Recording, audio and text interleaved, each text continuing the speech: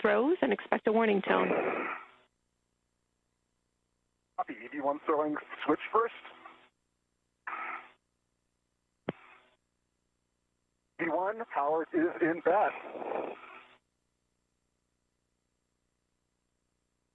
Power to that.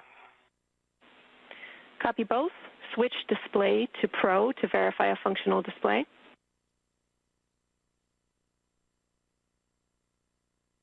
EV1, display functional. E2, display functional. Copy. Jess, on the UIA, switch power EV1 and 2 to off, OFF, and then check all 4 LEDs off.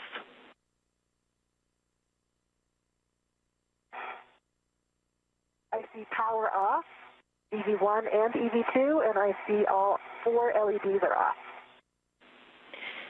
Disconnect your SCUs from your DCMs. Install your DCM covers and stow your SCUs in their pouches. EV1 copies and work.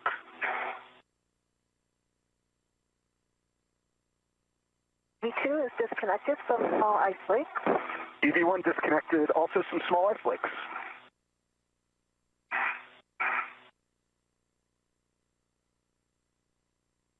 Copy. Expected suit P high message for EV2. Yep, EV1 also has suit T high. Expected. EV2 SCU is in the pouch, and the DCM is also covered. Copy for EV2, and we copy your messages. No action.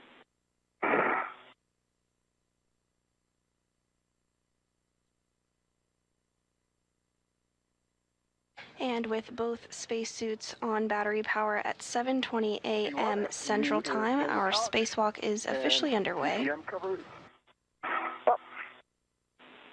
Good config. You can check the depress pump manual isolation valve is closed. Press pump manual isolation valve is closed. Set your temperature control valve to max hot.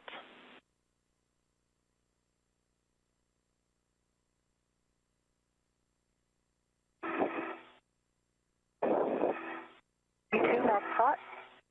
EV1 max hot. Copy both. Switch water on. EV1 water on. EV2 water on. Check DCM blank and bite off, OFF. EV1 DCM blank bite off. EV2 off, blank. Your go to set your TCV as desired and report it to us. We will take all subsequent TCV changes. EV1 and work.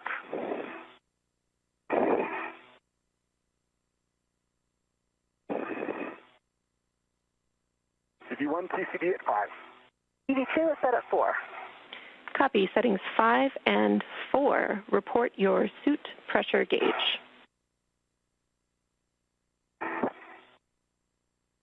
EV1 suit P gauge 4.2.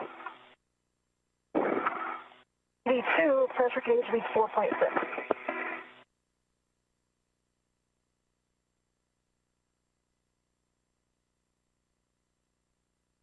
It'll be higher than norm. Copy 4.2 and 4.6.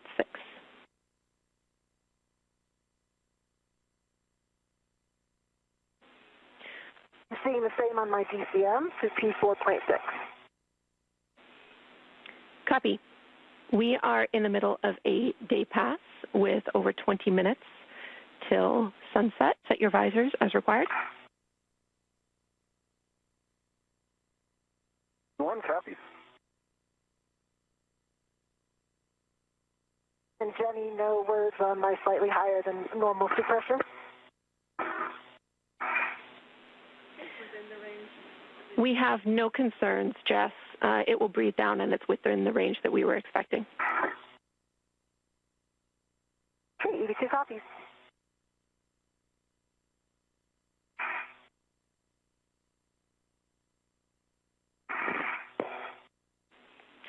Okay, and Houston has checked your suit parameters. We are good to go. So with that, Chris, you can open the hatch thermal cover. You can release the hook from the magnetic plate D-ring and attach it to the stowage tether point. EV1, in work.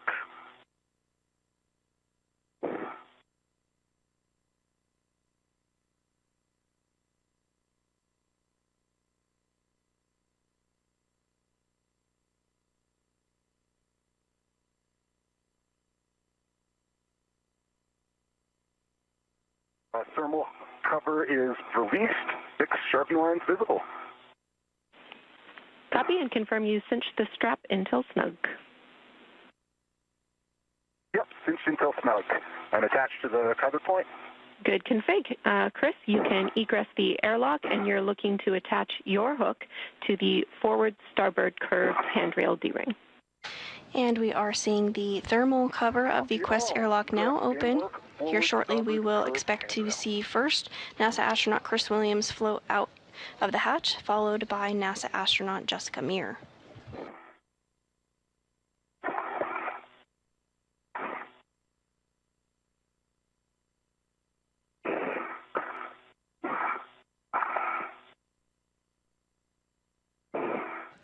And there you can see NASA astronaut Chris Williams exiting the airlock. This is his second spacewalk.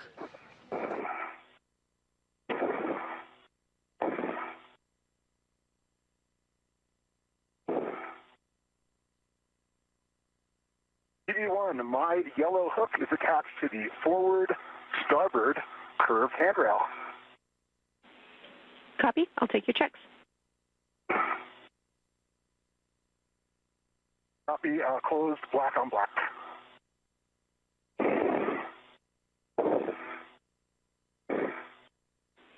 For my safety, my red reel, and my red reel is unlocked. Okay, those are good checks, Chris. You can attach Jess's hook to the airlock handrail 0554 port stanchion. We'll also take checks. Copy, 0554 port stanchion and work. Good readback.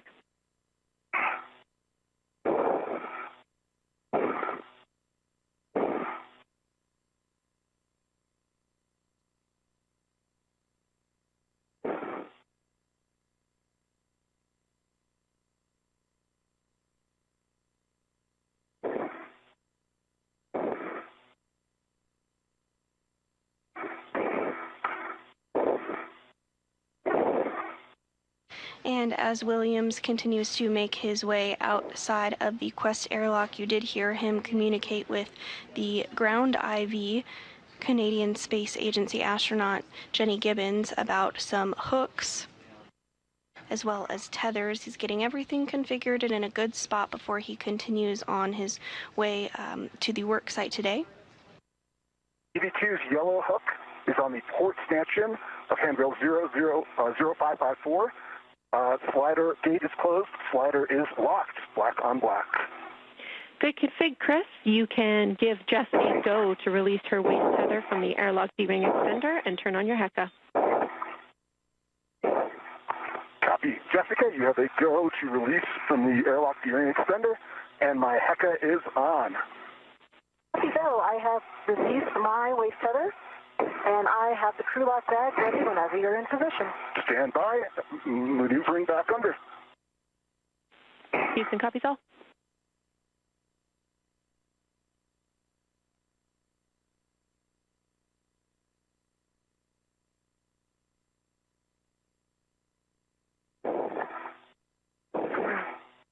Stand by on. Let me just move my waist tether on the other side of your safety tether.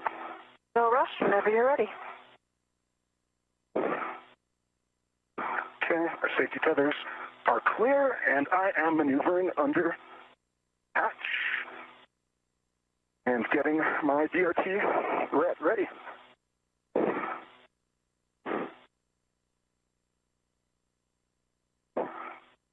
And I see your tether just behind your helmet. Copy.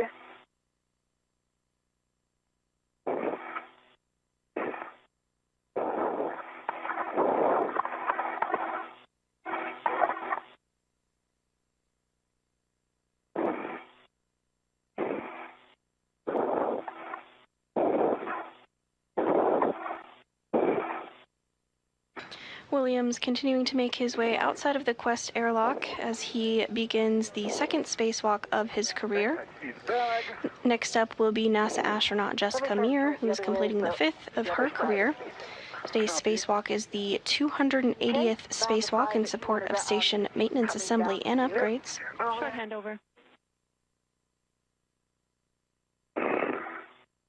Okay, I have the handrail of the bag.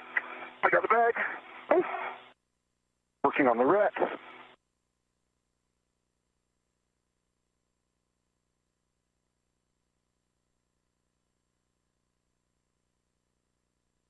The goal of today's spacewalk is to replace a malfunctioning joint on the Canadarm that observed a elevated motor current on May 27th and did not move as expected. NASA worked alongside the Canadian Space Agency to understand the issue and determined today's spacewalk was required to replace the joint using a spare already on board the space station. Gonna clear this bag from my 50 tether and get it secured. Jenny, the crew box bag wrecked from the airlock. The small hook is now on the UIA. Houston copies. We're back with you after the handover. Chris, when you're ready, you can give Jess a go to egress the airlock. Copy, Jess. You have a go to egress. I am on the forward side. Copy.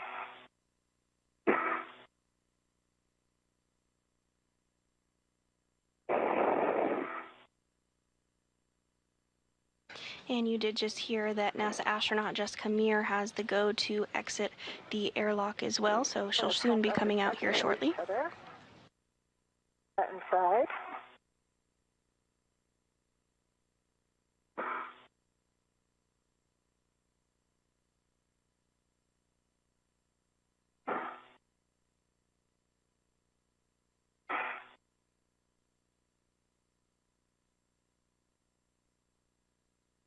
You also heard that Williams got the go to turn on his HECA or helmet camera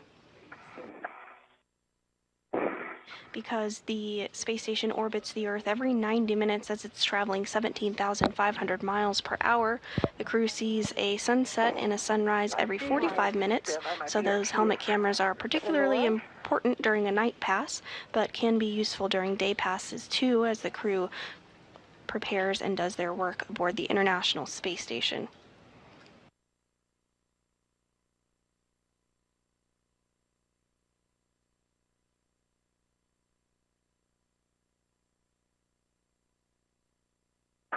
Okay, so you coming out.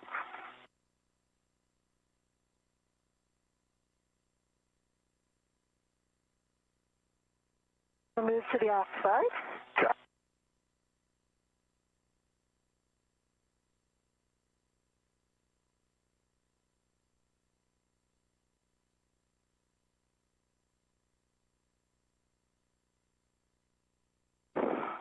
And Jody, I'm out of the airlock and I've got a waist tether down. Houston copies. You can turn on your HECA and work together for buddy checks.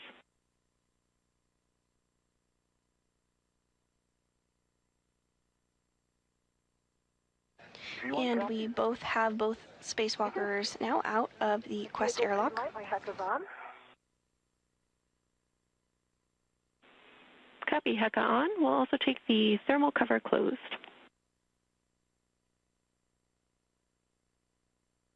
V1 in work.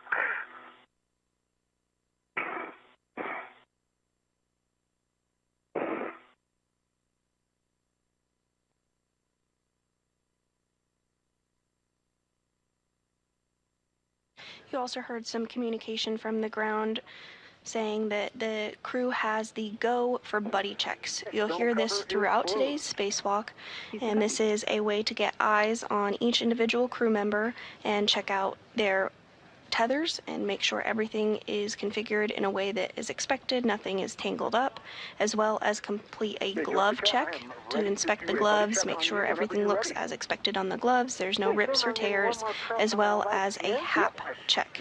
The HAP is the helmet absorption pad and is installed inside the spacesuit's helmet as a precautionary measure in case there were to be any water or liquid that would leak out inside of the helmet. So the crew does a check to make sure that that HAP is dry from time to time. All right, I see both lights on all. Okay, I'm looking at your HECA, and I see a good green light. I see both your helmet lights are on and your visor is down. I see 1, 2, 3 tabs up. I see your left safer handle is up, UP, the man ISO valve handle. See? A little further back. There it is. Got it down. Okay, yep, I see it down. And I see your safer HCM deploy is down.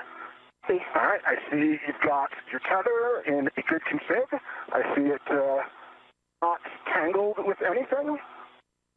And I see your BRT is good. You look like you're in a good config. Okay, copy, and I can report that my HAP is dry, and I have a knob. Copy that. And I also have a dry HAP.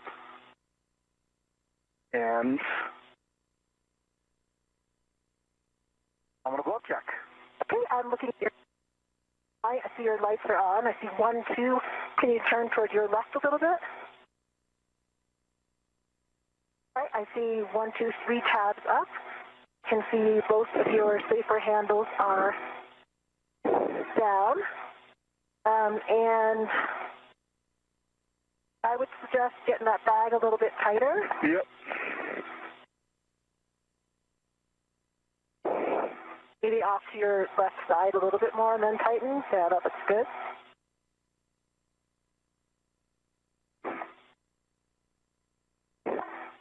Copy. All right, I see your tether looks like it's in a good config. And I think that completes a good buddy check for you. Copy, good buddy check. Houston copies good buddy checks. Great job, you two. With that, we are ready to start our translations. So, Chris, you will be translating to the forward edge of ESP2 via the starboard side. And Jess, you are headed up to the port CETA cart.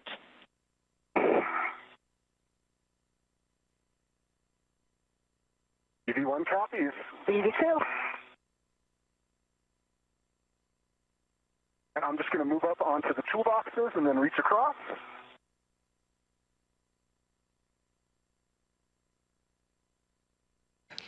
And with good buddy checks, the crew is now going to translate or begin to make their way to the work site for today. The work site is fairly close to the airlock, so they don't have too far to go. During today's spacewalk, you'll be able to tell our crew members apart by the stripes on their spacesuits. Across. So NASA astronaut Chris Williams will be wearing the suit with red stripes, and NASA astronaut Jess Kamir will be wearing the unmarked spacesuit. You are 10 minutes up. And Jess, a caution for you, avoid inadvertent contact with the deployed test cable.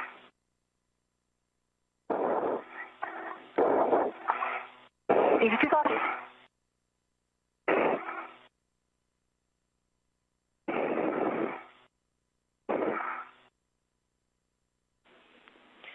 Chris, on this translation, we suggest that you weave your safety tether as required along the starboard side of ESP2. V1 copies.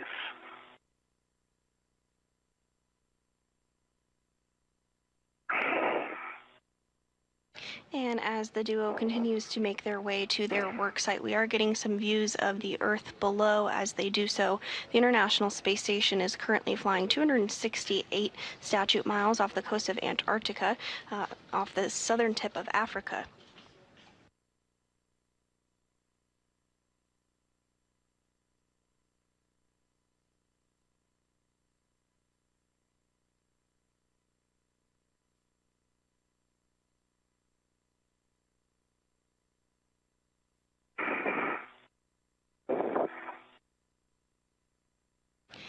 The International Space Station orbits the Earth every 90 minutes, and you can actually view it fly overhead. If you're interested in seeing where the International Space Station flies overhead near you, you can check out nasa.gov/spot-the-station or check out our app. You can see when the space station will be flying overhead and go outside and take a look for yourself.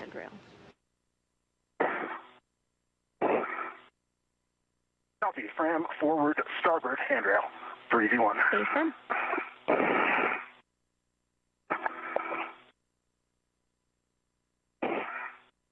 Jenny, I'm at the port Utica. I see my APFR. Excellent. We see you there. That's the APFR in WIF 3. We'll have you retrieve it, stow it on your BRT.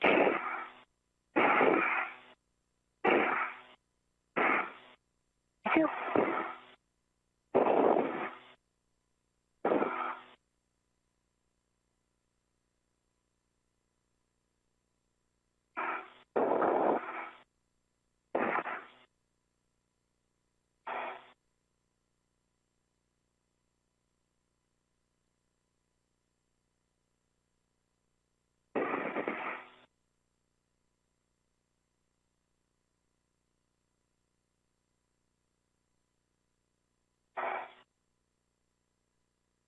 EV1 has attached the arch hook of the AET external to that crew lock bag to the forward starboard Fram handrail.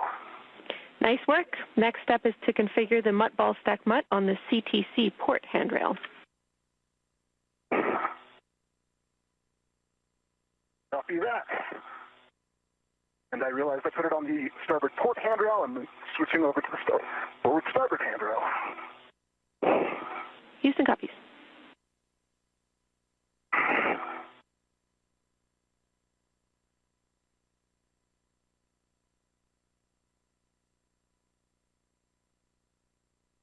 And here you're seeing a split screen view of our two spacewalkers today. On the left, NASA astronaut Chris Williams' helmet camera.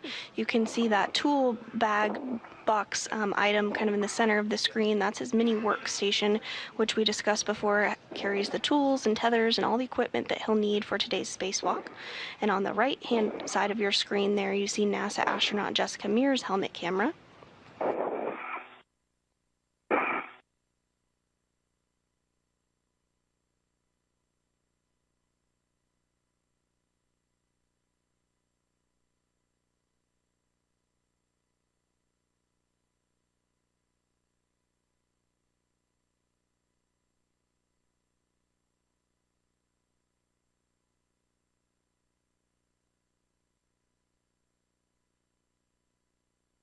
I've got the APFR on my BRT.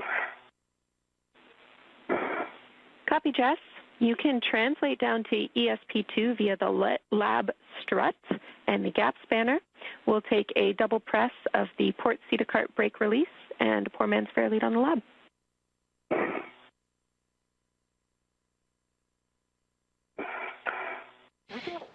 And those communications confirming that NASA astronaut Jessica Meir retrieved the APFR. This is the Articulating Portable Foot Restraint, and is essentially a foot restraint that the crew members get into to be able to secure their legs in the microgravity environment of space and work during a spacewalk. E1 is ready to the ball stack mutt and is releasing from crew lock bag, and I'm going to put it on the CTC. That's a good readback, Chris. You will configure it such that the mutt is facing zenith and port to receive the spare joint later. Copy, mutt, zenith, and port. Good readback.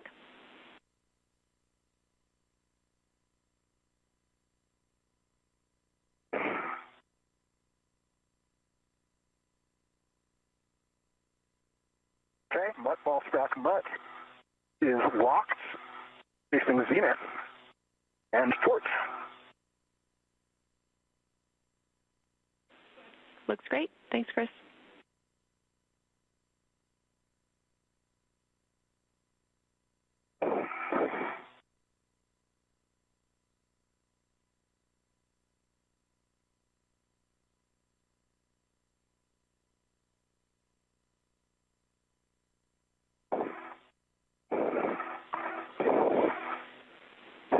Chris, with the speedy work you made of the mutt ball stack mutt, we will have you get a head start on attaching the mutt ball stack mutt ret to the spare joint MLI and getting a head start on releasing the MLI from the spare joint. Copy that. We'll start getting attached to the spare joint MLI. Good read back. And I'm on the lab, Jenny. I'll do my four-man fair lead. Copy. And this view of NASA astronaut Chris Williams in the center of your screen. Again, he's going to be wearing the spacesuit with the red stripes today. He's EV1. He's been given the go from the ground to begin to remove MLI. MLI is multi-layer insulation and is used outside the International Space Station to protect a lot of items that are going to be exposed to vacuum for a longer period of time. So he's going to work to remove that MLI from the spare joint that is already outside the International Space Station, staged and ready to go. This spare joint will be installed on the Canadarm2 today as part of the Spacewalk.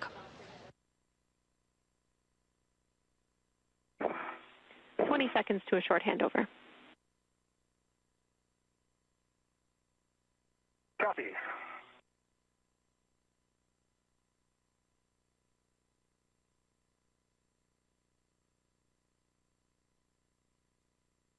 As you can see on your screen, it's beginning to get a little bit darker for our crew members. Again, the International Space Station orbits the Earth every 90 minutes, so the crew sees a sunrise and a sunset every 45 minutes. We're in a brief handover between our satellites, but you are looking at a view inside Mission Control Houston at the Johnson Space Center in Houston, Texas. The team of flight controllers here on the ground is being led by NASA Flight Director Fiona Ankoviak. And today's ground IV, which is the prime voice that you hear communicating to our spacewalkers, is Canadian Space Agency astronaut Jenny Gibbons. To her right is our Capcom, or capsule communicator, JAXA astronaut Aki Hoshide, who will be communicating with the crew that is back on board this space station. Some warnings and cautions for you both. V1 copies and ready to copy.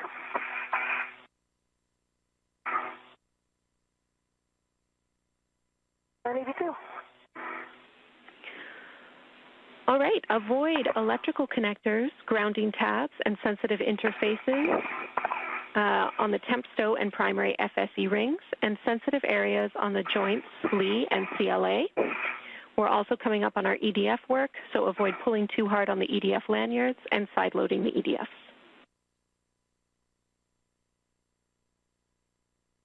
V1 copies. V2. For EV1, quick question on our RET choreography here. Right now, I still have a RET going from the crew lock bag to the mutt ball stack mutt. Is that one eventually coming down to the FSE?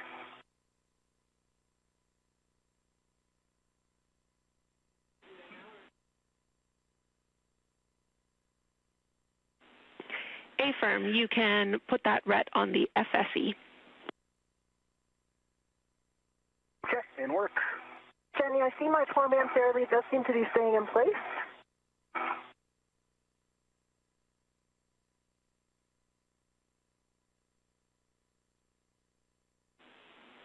Copy.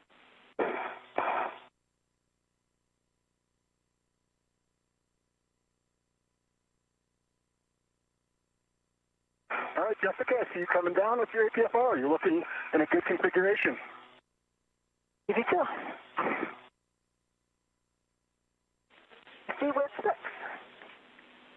And Jess, can I verify, is your four-man fair lead staying in place, or did you report that it's not staying in place? I reported that I saw that it was. Okay, good news. Thanks, Jess. And while I have you, can you just confirm that you did the seat-a-cart brake release? Actually, no, I did not. I guess I needed another reminder there. I did not do that brake release, so we'll keep that in mind for the way back. That's fine. It was precautionary. We'll catch it on the backside. We'd like you to continue getting to the work site and getting the APFR ready. See.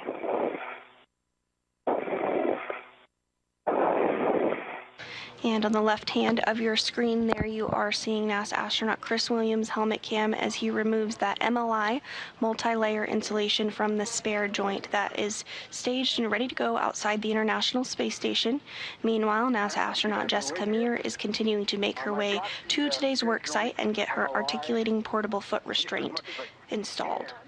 I think I might need to go around to the other side to get the Velcro on the back of it. Okay, copy. It is attached to, you have a ret going to the D-ring out and adjustable from the ball stack mutt. One end of that adjustable is attached to the tether point on that. Copy. And Jenny, I'm going to put this at a clocking of 3. Affirm, clocking of 3. Would you like your additional settings? Not quite yet. Okay, copy. I can confirm clocking of 3. And nice work, Chris. You can translate around ESP2 to the aft side of the spare joint.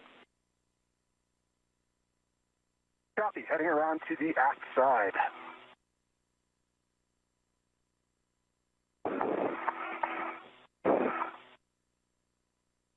And if you're just joining us this morning, we are now 31 minutes into the 280th spacewalk outside the International Space Station.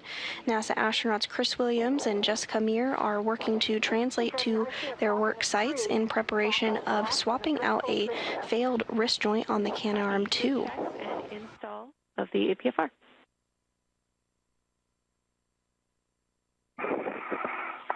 Jess, your next task is to continue with the stowage of the MLI on the ball stack mutt. Sounds like Chris got it tethered for you and potentially released the quarter-turn fasteners. Once he can release on the aft side, you can bundle the MLI using the adjustable.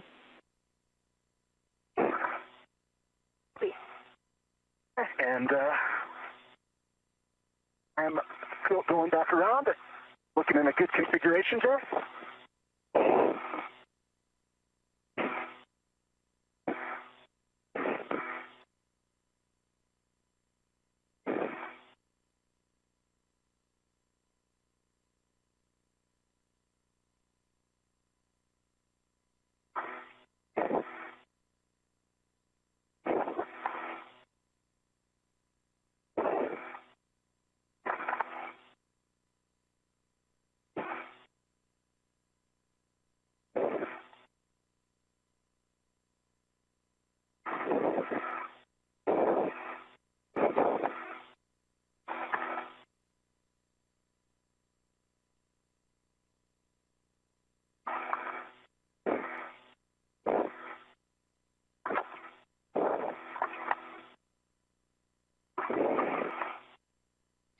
At this time, the work site is successfully set up and prepared for today's spacewalk. Williams did remove that MLI or multi-layer insulation from the spare joint.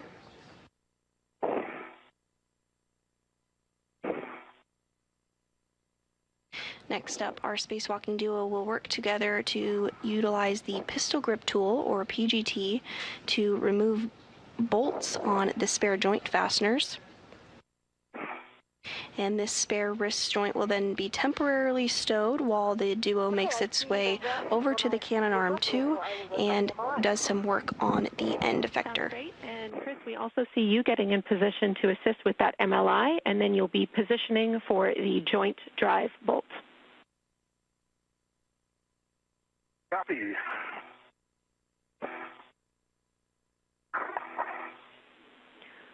You guys are doing great, making up good time. Just a reminder, our workspace is really tight today, so we're keeping a close eye and also want you to be wary of any sort of helmet or visor bumps in your workspace today. Me too.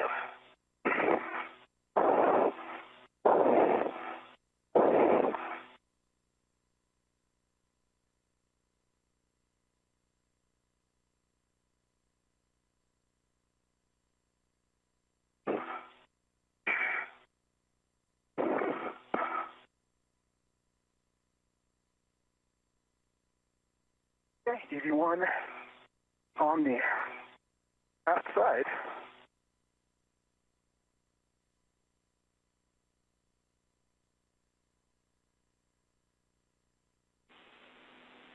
Copy.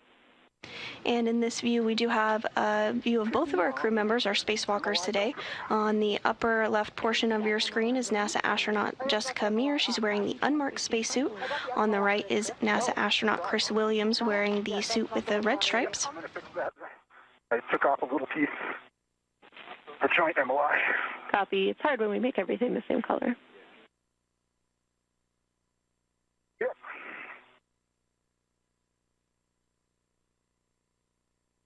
Okay, that MOI that I unvelcroed is velcroed back down. Copy. And again, you're looking for that joint drive bolt, and your first action will be to press the button and move the drive handle to EVA. Okay, stand by. I'm going to get into a gear body position here. Sounds great. And Jessica Meir does have that MLI, that multi-layer insulation that was removed by Williams, now tethered to her. Williams is going to get the pistol grip tool configured to be able to release bolts from the spare wrist joint there that you see in the center of your screen. Eventually, this will be installed on the Cannon Arm 2 as part of today's spacewalk. Copy, working on my BRT.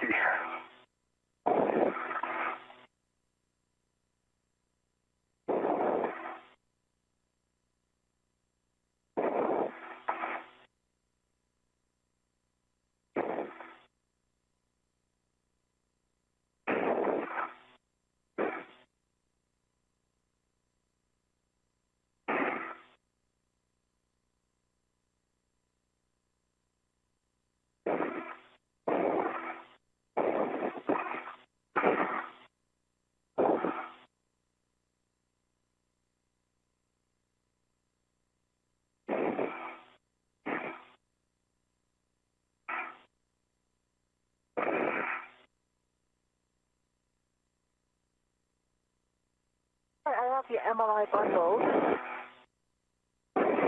Nice work. That looks great to us, Jess. You can tend it above the CTC and take the square scoop from the mutt ball stack mutt. You'll be installing that on the spare joint, handle pointed aft, and you can leave the mutt jaws open. Copy. That's not bundled quite as well as I would like, but I think it is out of the way. I think we can leave it where it is for now.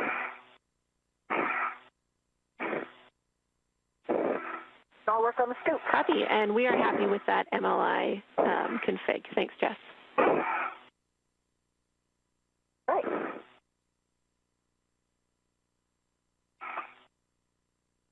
I've got a BRT down and rigidized, and I'm working my PGT. Copy. Let me know when you're ready for settings. Go.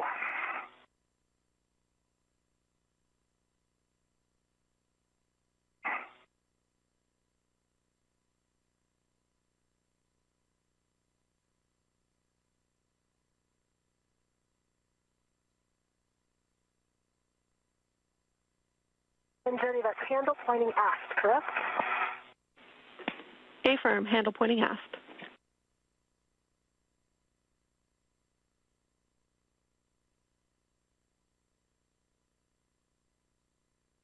You may have heard the acronym BRT. That stands for Body Restraint Tether, and that is a way in which the crew members attach themselves to the International Space Station. The crew have a variety of different hooks and fasteners and tethers that they use to make sure that they are always securely attached to the space station or equipment aboard it. And display is reset.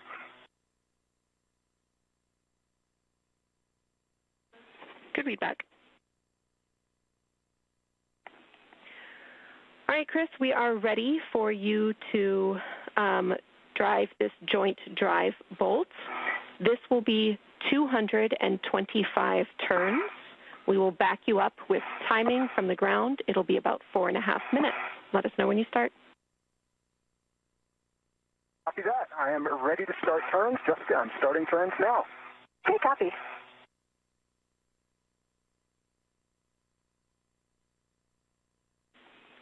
And Jess, when you are able, we will take a visual check on the direction of the joint drive. We're looking for counterclockwise from your perspective. And this view from NASA astronaut Chris Williams' helmet cam as he utilizes the pistol grip tool to release those bolts on the spare joint on the International Space Station that will be installed on the Canadarm2.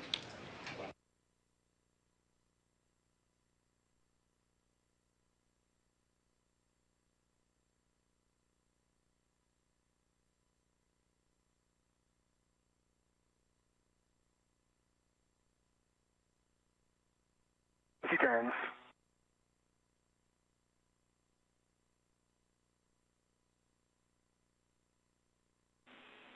And from our external cameras, we are actually able to verify good motion. So Jess, we no longer need that check from you, and we are comfortable waiting for the scoop install until after the bolt if needed. Okay, yeah, I can confirm that motion right now as well, moving counterclockwise from my perspective. Excellent. I am going to pause with the scoop because I don't have anywhere to put my right hand, and my right hand would be near the mechanism that's turning. So I'm going to wait with the scoop. That sounds great to us, Jess. We're learning a lot about this work site today, so no problem.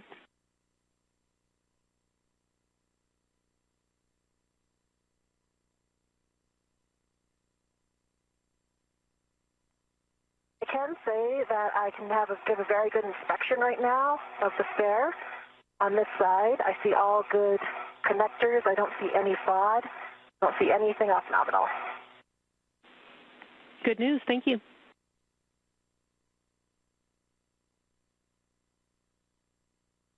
Turning much more slowly than I anticipated.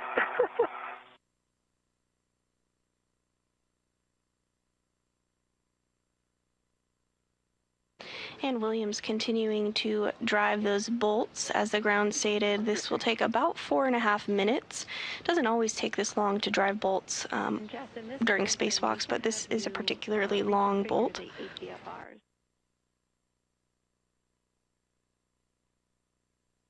I have a scoop in my hand.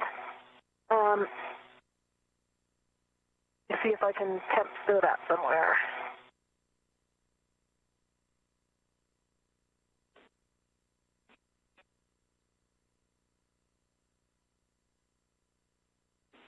Yeah, and we can have you wait too, Jess. That's totally fine. We're over halfway through this bolt.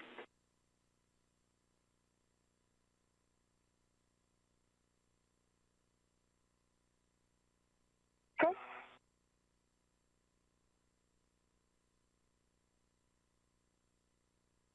$200.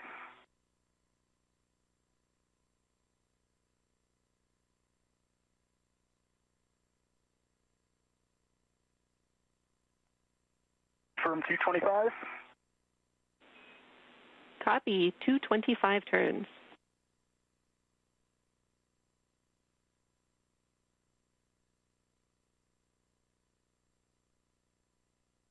All right, we got 225 turns. Copy. Good turn count. Thanks so much, Chris. You can stow the PGT. And I can read it. I can see, wow, Chris.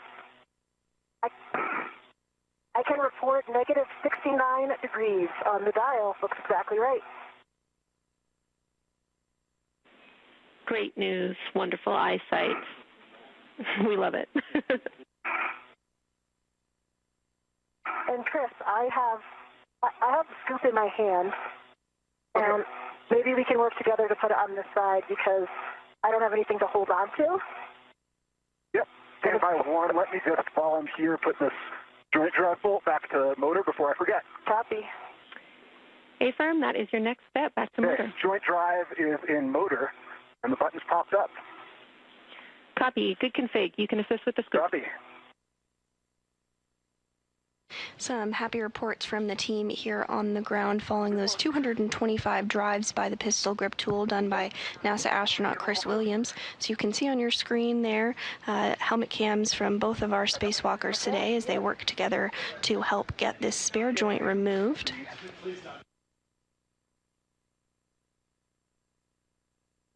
I think it should be a lot easier from that side. That's the correct orientation. And I will start looking at the ATFR. So Jenny, first I'm going to move Chris's from 5 to 4. Affirm, but we do have a step to move the scoop ret to the starboard fram handrail. I want to make sure that you can do that as well.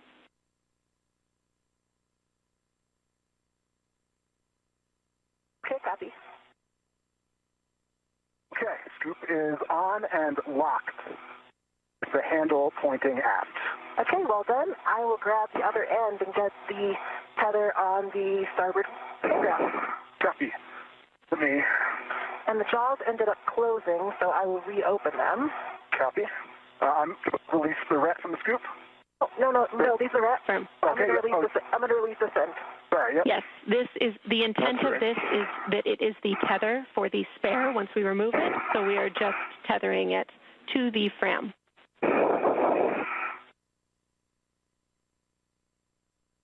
Copy. Yep.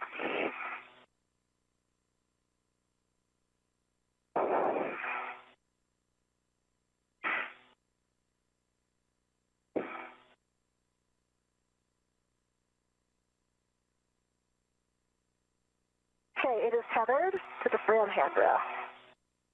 I think one of the things we might want to consider is, well, I guess the crew lock bag will be gone. Having the crew lock bag right here has made it a little bit more difficult. Yeah. But I think it'll be gone when we're back here. I concur with that. It is kind of in the way, but yeah. All right, Houston copies all. We concur it should be out of the way soon. I'm going to check on this mutt because...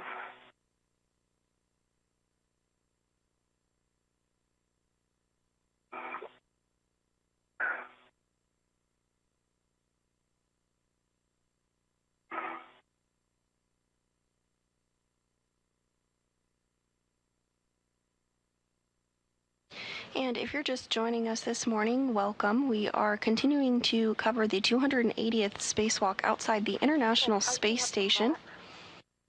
We're 47 minutes into today's spacewalk. Today's spacewalk is expected to last about 6 hours and 40 minutes. Our spacewalkers today are 2 NASA astronauts, Chris Williams, who's completing the 2nd spacewalk of his career, and Jessica Meir, who is completing her 5th. Bravo 7. And I'm looking at the access to the mutts. I think I can get...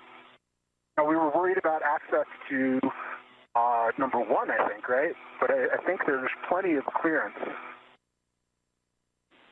That's a great report. Thank you. And yes, we were concerned with the wobble. Can you verify with the orientation of the scoop right now?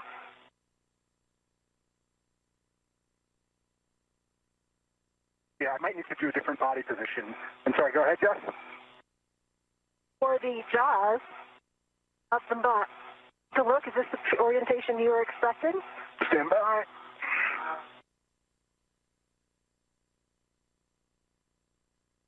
Oh, sorry, I can't quite see. Yeah, I think this makes sense for how the scoop is. This is going to be able to attach to the scoop handle. The only problem is you might want to put the ret on the other side of the scoop. So take a look. Jaws are going to close around the starboard side, and I see what you mean.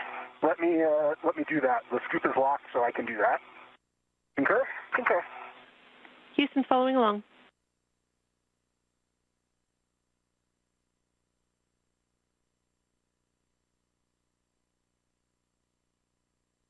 Right, this MDSU is rather inconvenient.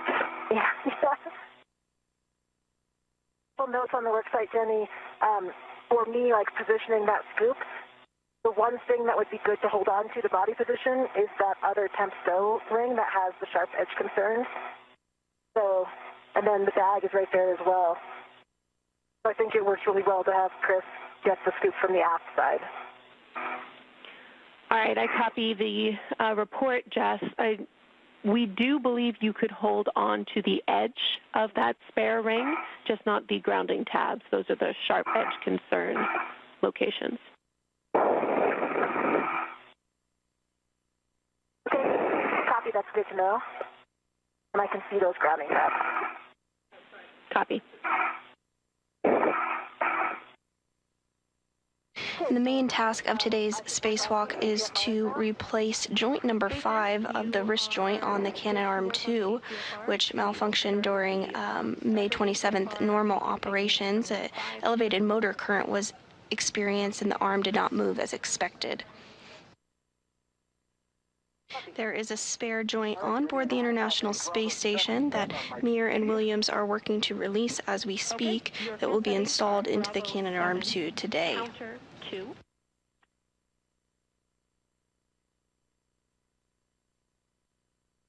Bravo 7, counter 2 is set. Good readback. You can start releasing EDFs. We suggest you start with EDF 5. This will be 5.5 turns.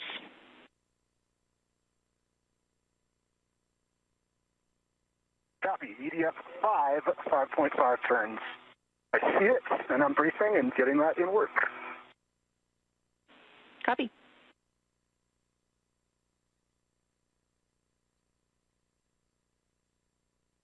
Have a ret on the APSR. Copy. And a reminder, this is the potential sticky locking collar APFR. We're well equipped to handle that should it come up. And Williams now going to use the pistol grip tool in order to further release the spare joint on board the space station. Great news. Thanks, Jess. I am starting turns on EDF 5. Copy.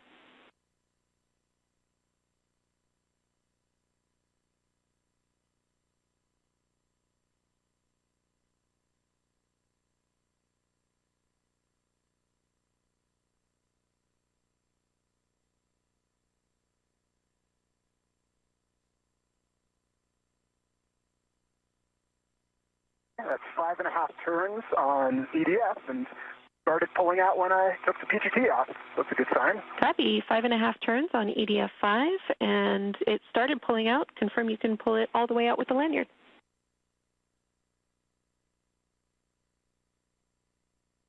Gonna work. Lanyard's a little bit twisted. Let me see if I can get my hand in there. EDF 5 is fully extracted. All of the retaining tethers are good. Looks like the bolt at the top did come a little bit loose, though. Okay, we copy, and it does look like it's popped out to us, so that's a good config. Yep.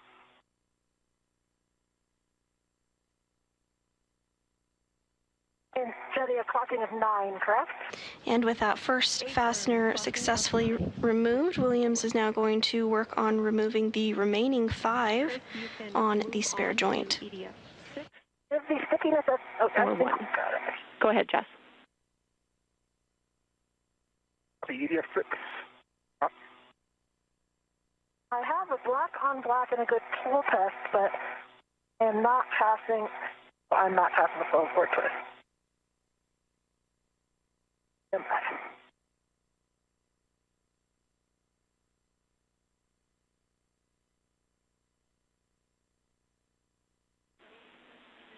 Copy.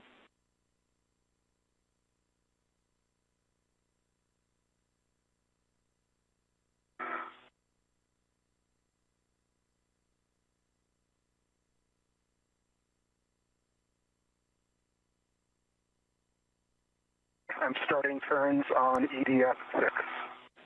Houston copies. This sticky locking collar, I can see that I'm in...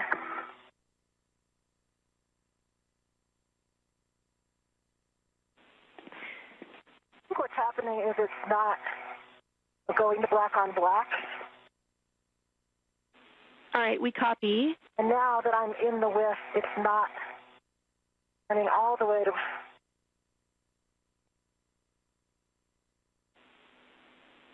And Jess, we just want to make sure that there's no interference as you're installing this with structure. Okay, it may have So done it. potentially you could deploy the ingress aid. We think that that might have been preventing a good install. The locking collar might be a separate issue.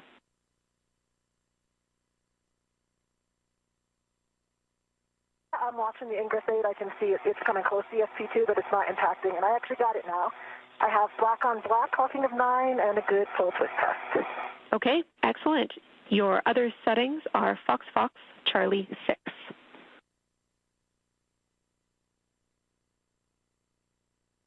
Fox Fox Charlie 6. Good readback.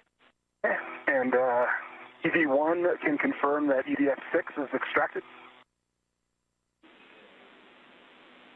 Copy, EDF6. And same thing on EDF6. It does look like that nut at the end.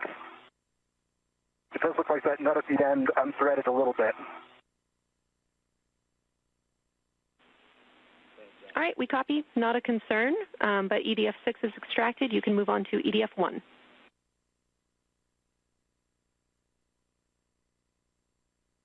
Copy, EDF1 in work.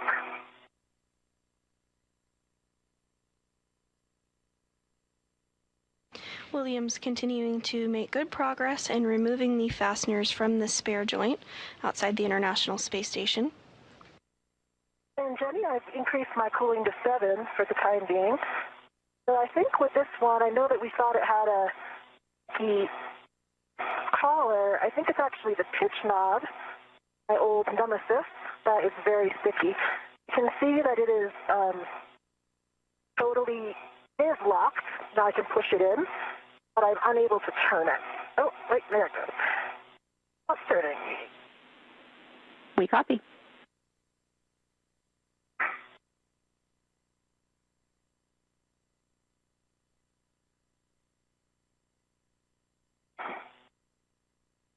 And meanwhile, Jessica Meir is working to remove the articulating portable foot restraint from the worksite interface structure on board the International Space Station and get that installed, where she will be utilizing it today.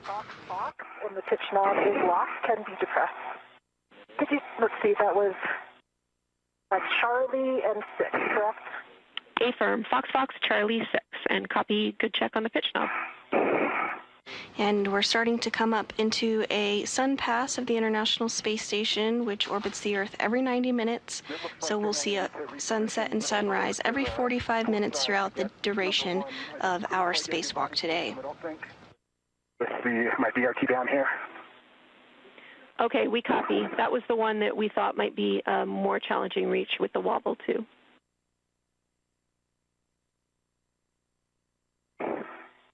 Yeah, if you had the shorter one, I think it would have been doable.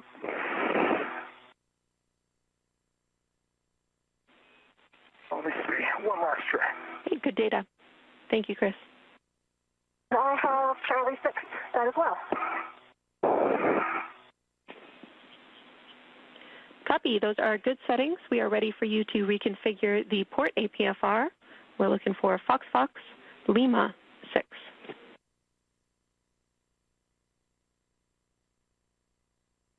Copy.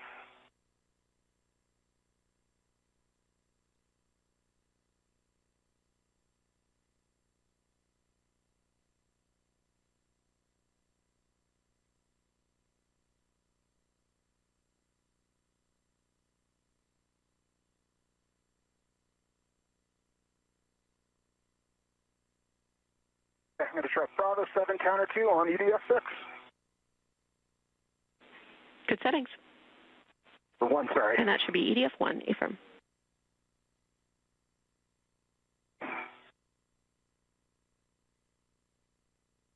Five and a half turns. Copy 5. Johnny, I see that this handrail that I was planning on using for a lot of action, which is just on the front face of ESP2, just starboard of my APFR, does have a handrail clamp on it. So does that mean I cannot waist tether to it?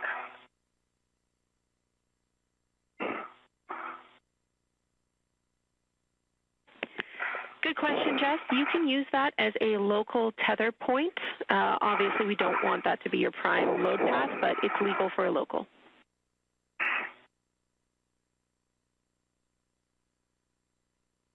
I copy, legal for a local. And also for BIP. Affirm.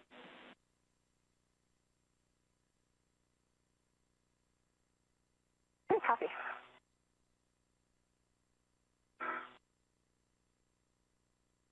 Okay, Jenny, I've got those 3 EDFs, 6, 5, and 1 released and pulled out. Copy. 6, 5, and 1 released and pulled out.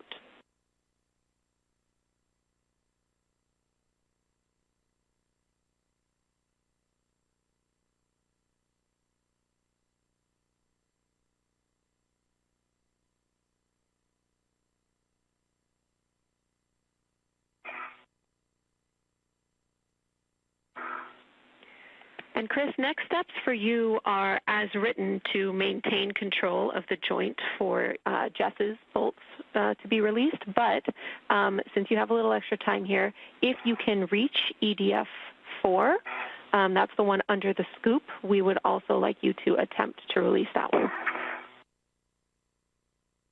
And we are getting some really great views of our spacewalkers today now that we are back in a day pass. NASA astronaut Chris Williams is wearing that spacesuit with the red stripes on the top of your screen, and NASA astronaut Jessica Meir is on the bottom left of your screen. You can just see her legs and feet there, but she is wearing the unmarked spacesuit today. In the center of your screen is the spare joint that our duo is working to remove from its temporary stowage location and get it in a configuration to eventually be able to install later today on the Canadarm2.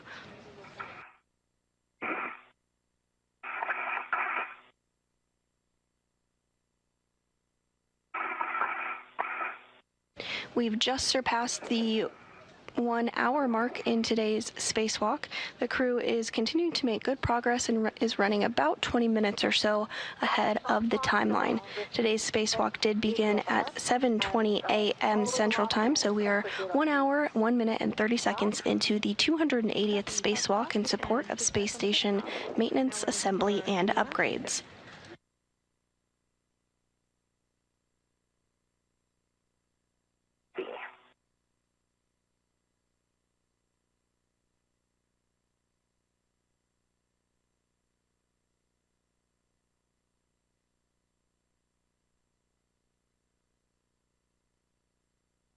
Five and a half turns on DF4.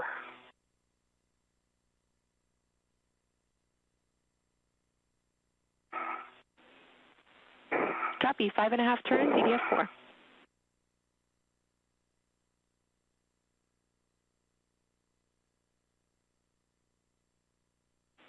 I see you stowing your PGT, Chris. We'll also take a confirmation that the lanyard can be pulled out.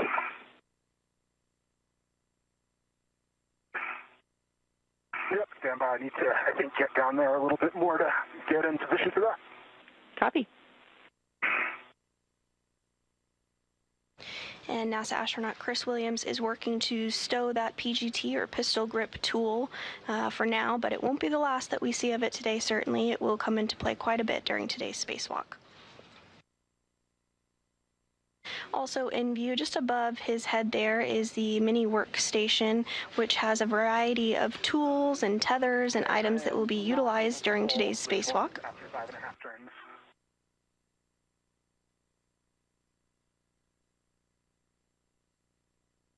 Came out a little bit, but not the whole way.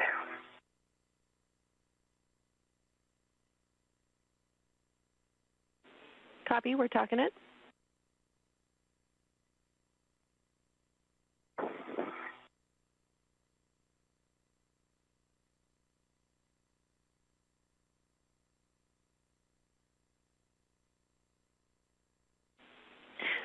Chris, we would like you to try jiggling this EDF as you're pulling it out. If that does not work, we will move to doing an additional 2 turns.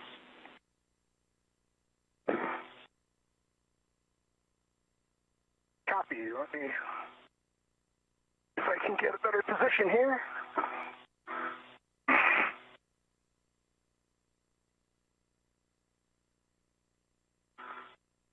And Williams continuing to work through steps to release that spare wrist joint. Yeah, the scoop is kind of in the way for me to get a good hand on it. Mm-hmm. All right, my APFR is set in Lima 6. Copy. Good APFR settings. Thanks, you two. Now we will get Jess to reposition for releasing EDF 2, and the last EDF we'd planned for is EDF 3. So after EDF 2, let's just take a pause and make sure that Chris can maintain control of the spare joints. And I have consumables updates when you're ready.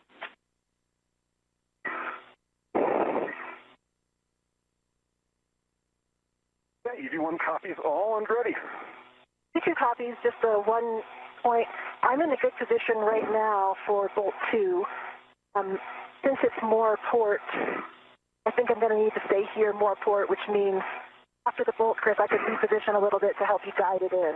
Copy. That make sense to you? Does. I can, yeah.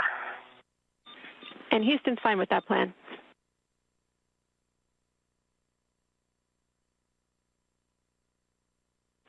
And if you've been following along, Williams has released several of the fasteners that are securing the spare joint to the structure outside the space station. And now Jessica Meir is going to work to release the remaining fasteners. You're both doing a great job. The limiting consumable is EV1 MEDOX at 7 hours, and you're around 20 minutes ahead of the timeline. But I think a lot of the dev you guys have done in the past hour will really pay dividends for the rest of the EVA. Great work.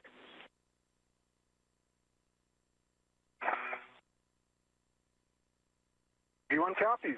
EV2.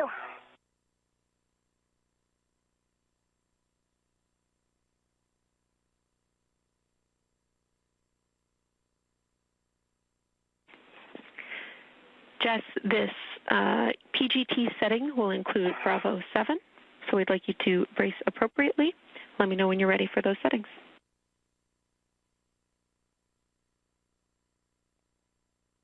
Okay, and I'll give you a cow first.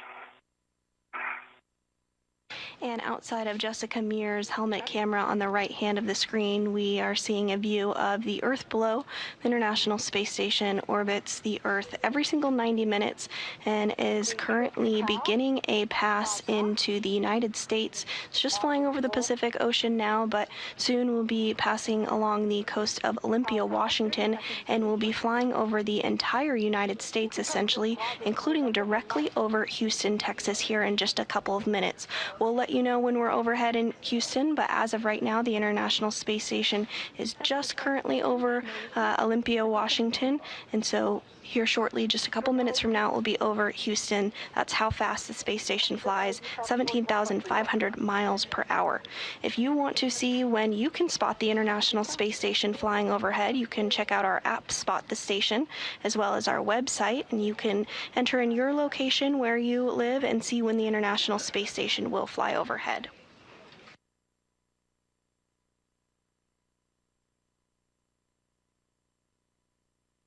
And this view from inside the International Space Station Flight Control Room, where the Orbit 2 team is being led by NASA Flight Director Fiona Enkoviak. Here in Mission Control Houston, there are a variety of console positions that are staffed to maintain the International Space Station and its systems, including during today's spacewalk. Today's spacewalk is the 280th in support of space station maintenance, assembly, and upgrades. After the handover, and we can confirm Bravo 7, counter 2. Bravo 7, counter 2 is set, and I'm looking for 5.5 turns. Affirm, and we have it down that this is EDF 2. I am on EDF 2. Copy. I'm starting turn. And as we regain some views and communications with the crew on board the space station, or outside the space station, rather, as they complete today's spacewalk, NASA astronaut Jessica Meir is completing the 5th spacewalk of her career, and she is currently working to remove some fasteners holding the spare joint for the Canadarm2 to the International Space Station that will be installed later on during today's spacewalk.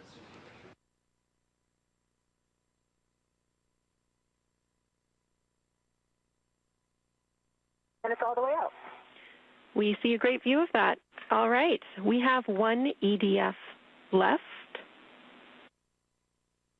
We are tracking that is EDF 3.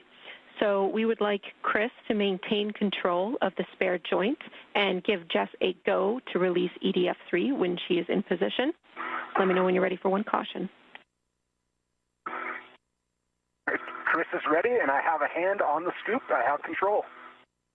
So I'm going to switch to the other handrail for this. Copy. Houston copies. And this view of NASA astronaut Jess Camere in the unmarked spacesuit on the lower portion of your screen as she works to remove that final fastener securing the spare joint to the space station. Above her is NASA astronaut Chris Williams in the spacesuit with the red stripes. He's serving as EV1, or extravehicular member 1, and Jess Camere is serving as EV2 during today's spacewalk. Yeah, exactly. That's my thinking. Yep, I love it.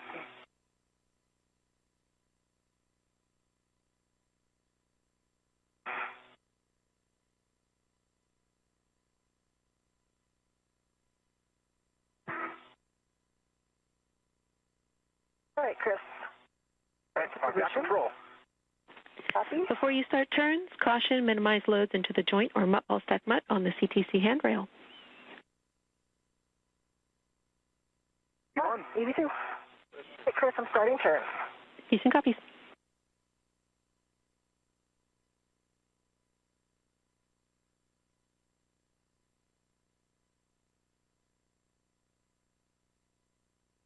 .5 turns. It looks as if it's loose.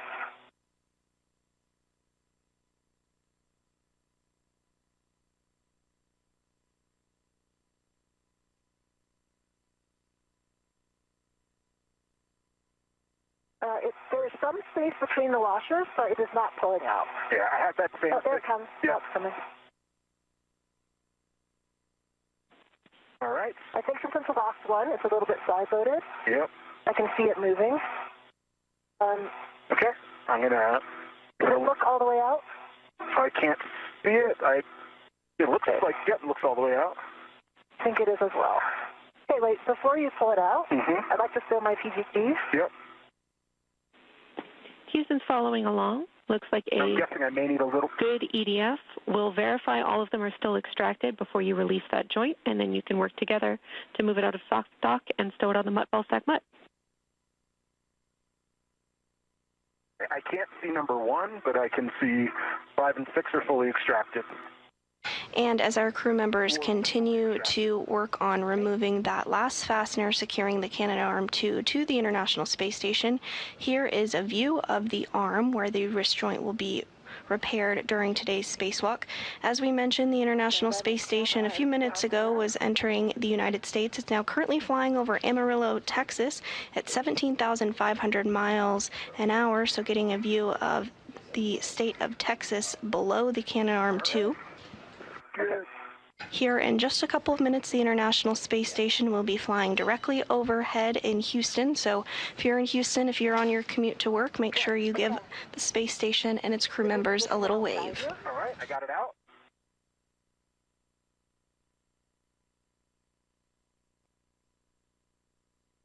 Okay, this red is kind of in the way. Yeah. No matter what side it's on, it's kind of in the way there. Okay, come on. You can move it a little bit in any direction if you like. Yeah, can you pitch it? So right now it's angled a little bit too far down. Okay. Can you pitch that? Yep, keep going a little bit more. Trying to get it flush in the mutt jaws. And back up. And on your screen here, we can see the spare joint is making its way loose. The crew members are making sure to keep it nice and secure as they do so.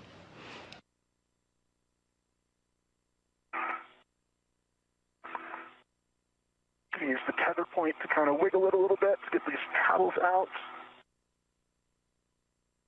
Yeah, I can't hold on to anything except for like the edge of the front face here. So. Okay. Yeah, I think these paddles are not popping out. You just make sure. Okay. We got jaws closed, paddles out, and nope, not quite. Yeah, those There are... we go. Ball's closed, paddles out, and locked. Yeah, I see it. Copy. That is a great config. Good work, you two. The joint now should be tethered to ESP2. We will have you reposition the ball stack so that the joint is facing forward. This is for reach once you are ingress to the APFR, Chris. Copy. Copy, Chris, and I'm going to keep a hand on it to keep it away from me. Just obviously you can see for us to be watching are the two reps. Yep, I see them. They could easily get caught, like in the EDF and that kind of thing. Yeah, I kind of see one of them. I don't know if you can see that closer one. It looks like it's underneath the MOI. I think it's okay where it is. Okay. Just to watch, when we get it off. Okay. I think that's a good position. It's about as far forward as I can get it. I think that looks like a good position to me. Okay. Let me try to see a little bit more. I want to get as much reach as I can. I think that's about what we got. Vectors all look good from here. I got a great view of them. All right, nice work, you two. We agree that is a good config and a good position of the spare joint. I will take a glove inspection and HAP check from you both while we prepare to ingress the APFRs.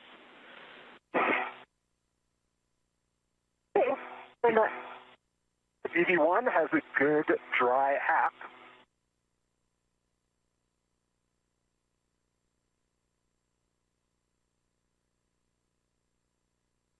And we do have confirmation that that spare joint was removed and stowed as expected temporarily while the crew continues the procedures in order to remove the old joint and eventually swap it with the spare joint. At this time, the crew is completing those buddy checks, the glove and HAP checks, ensuring that their HAP is dry, their gloves are looking good, all their tethers are as they should be, and their mini workstations have the items that they're tracking in them. Following this, the crew will get into their APFR, or Articulating Portable Foot Restraint, one of which NASA astronaut Jessica Meir removed from another location and brought over to be utilized during the next portion of the spacewalk. The APFR is utilized quite often during spacewalks as it helps provide some traction and hold for the spacewalkers for their legs. Of course, in the microgravity environment of the International Space Station and the surrounding vicinity, things float, so it helps to have your feet secured to give you a little bit of traction to be able to complete your work, especially during a spacewalk.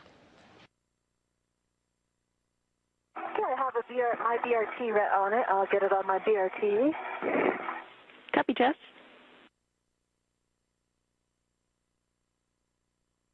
Okay, I'm getting back to the forward side, picking up my local. Copy. I have cautions for both of you. Let me know when ready. And a great view now of our spacewalking duo and the Canada Arm 2, which will have that spare rejoint swapped out on it today. So one at a time with ingress aids only. No impulse or cyclic loading into the arm, please, and confirm that there is no motion before you do load the arm. The International Space Station is currently flying 260 statute miles over the Caribbean Sea.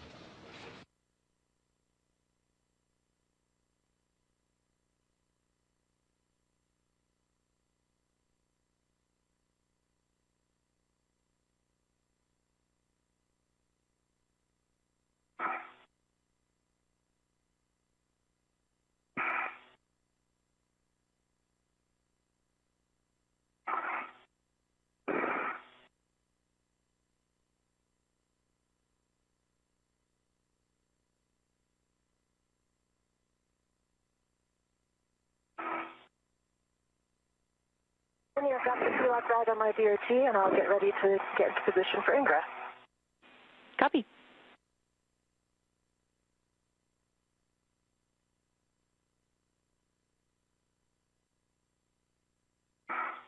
Next up for our spacewalkers is some preparation for the Lee cluster remover. The Lee is the latching end effector and is similar to the hands of the Canadarm2, and that Lee cluster does need to be removed in order to get access to the area where the joint is going to be replaced.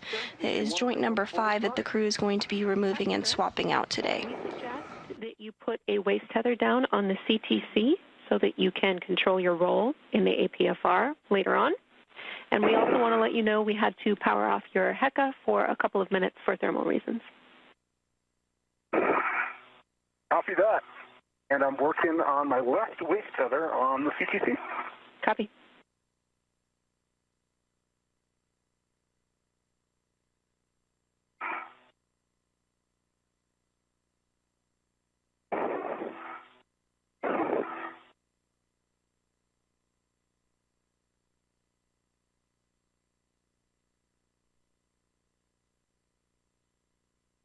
Interesting journey. I didn't expect the pump module to be sticking out so far.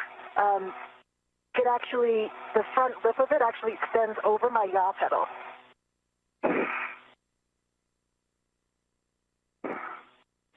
Copy.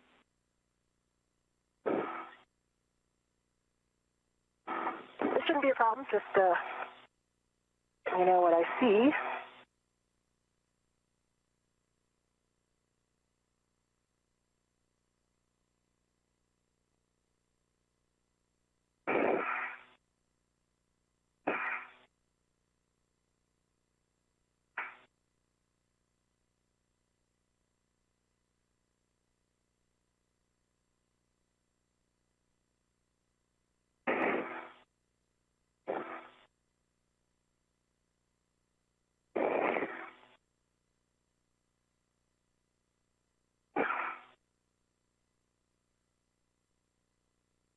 And Chris, I'm going to start ingressing. Copy, starting to ingress.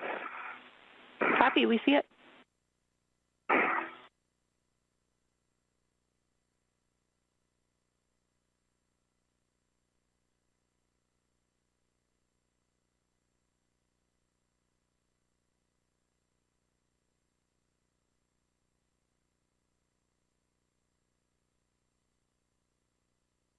Okay. All right, so it's in, heels locked.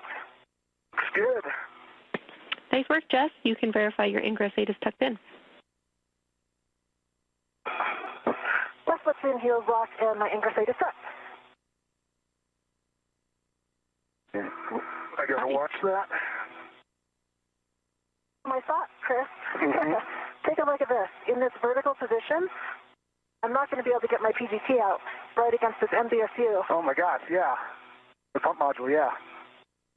Sorry, the pump module. Yeah, I think you need to take that out first. Yeah, I will get my right, I'm going to take my right foot out and see if I can lean over enough. Because I can't, I have nothing to roll against either right now. Yeah, you might be able to yaw your way, like if you yaw to your right. Copy. You might be able to make space. You think I can reach my yaw pedal? It's under the lip of the, that's also under the lip of the pump module. You see that? Yeah, I think you could. Yeah, you're like right up against that pump module. That's not what I do. Yep, you're on the yaw pedal right now. If you push your... I'm going to actually just try to do this. Yep, you're clear of it. You're clear. Yep. It's out. It's forward. Okay. All right, I'm going to ingress. Houston's following along. Great problem solving, you two. With the PGT out, Jess, you will be stowing that on the crew lock bag and also performing a socket swap. So putting the rigid socket from the PGT to the ERAD from the crew lock bag with a pull twist.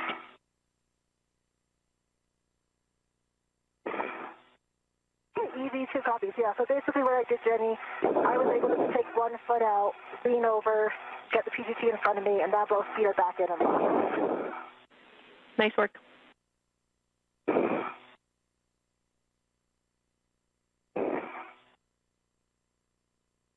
And we said, and we're going to start working on the ERAD, correct?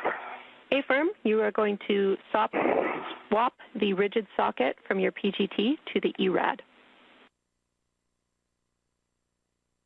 Okay. if you can give me a double check, Jess, I think I'm in. You're looking. I can't quite see your heels. Got my heel in. Looks like they're in, yep. All right, I'm in. Good job. Looks great, Chris. Check the ingress aid is Ingress tucked aid in. is tucked. We got the check. Thank you. Ingress aid tucked for EV1. Okay. You can verify your reach to the spare joint.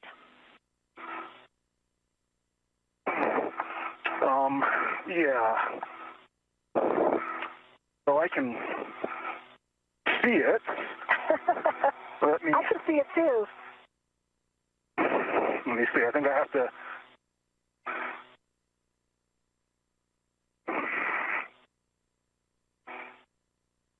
I can definitely feel the SC2 moving when you move. Yeah, I just need to take a foot out, I think. So if I take a foot out, I can get a finger on the tether point of it. Did I put a hook on that tether point?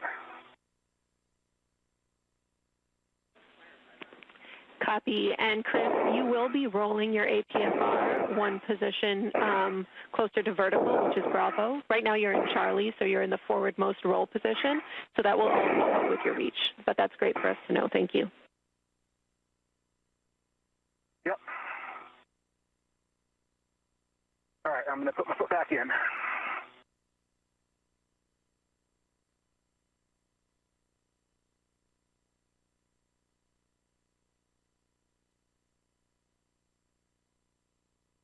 All right, I'm back in and tucked.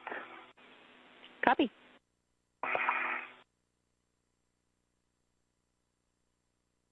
Yeah, I have the 2-inch on my PGT on my tip pin. I'm gonna, before I fully remove it, I'm gonna get the ERAD out. Copy.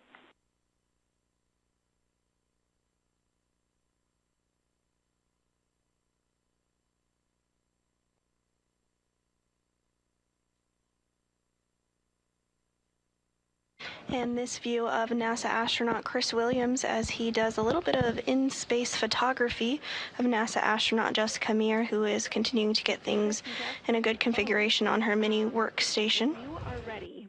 You can give your robo support today. So Jack and Sophie, a go for the R&R position. No issue if you want to wait until the socket swap and bag ops are complete for Jess. Do you think, Jeff? I think it might be better to wait because see how where I have the crew lock bag. I concur. I think it's kind of could flop out, and the arm's going to be pretty close to us. Sounds great to us. AM1 copies. We are standing by. And in this view, you can see that Williams is in that APFR, that articulating portable foot restraint that we referenced earlier that gives him a little leverage and gets his feet in a good spot for him to be able to do the next portion of the spacewalk, which will include a little help from inside the International Space Station, where European Space Agency astronaut Sophie Adeneau will be primed to move the Canadarm to a bit closer to Williams and Meir so that they have good access to it for the removal of the joint that they are replacing today and the eventual swap out of that.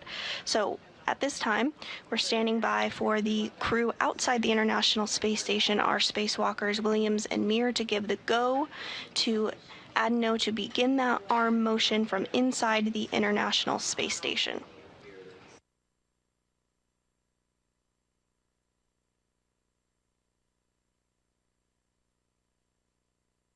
A second of downtime for our crew while they make sure they're in a good config for that. The International Space Station currently flying 260 miles over Brazil.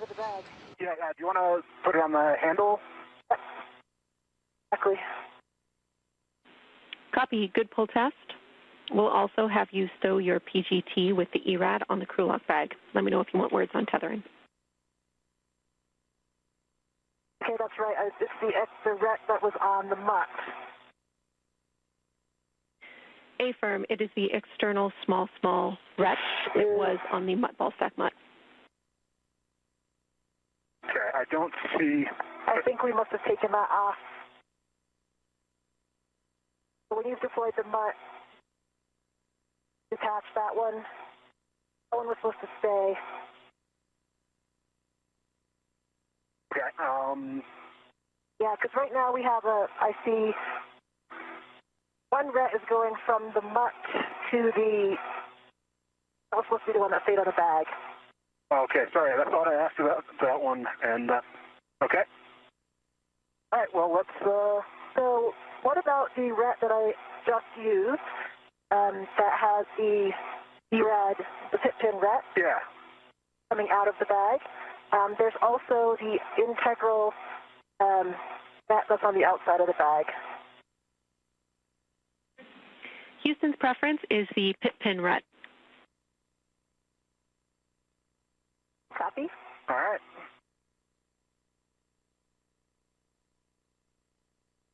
And if you're just joining us this morning, we're continuing to bring you live coverage of the 280th Spacewalk outside the International Space Station.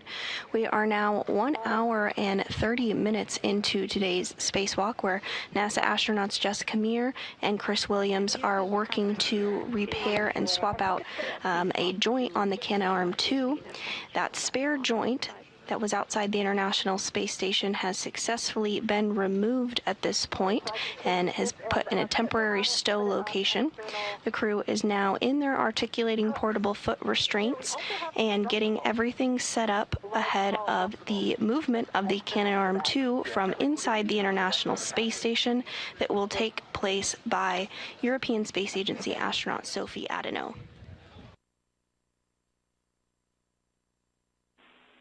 Yeah, and A-firm, we do want it on a ret so that it reaches between you two when you're doing your operations at the arm, but you can, of course, put the tethered end of that ret on the adjustable D-ring if you want. Okay, that makes sense. Right now I have, Chris, I have the tethered, and so I have it on the handrail, pit pin side, so I'm going to detach the other side, and I'm going to use the other side on my PG. Hit and copy and concur. And conveniently, it looks like it's one of the ones that's really close to the top, so this won't be too bad. Sounds like we're headed to a good config.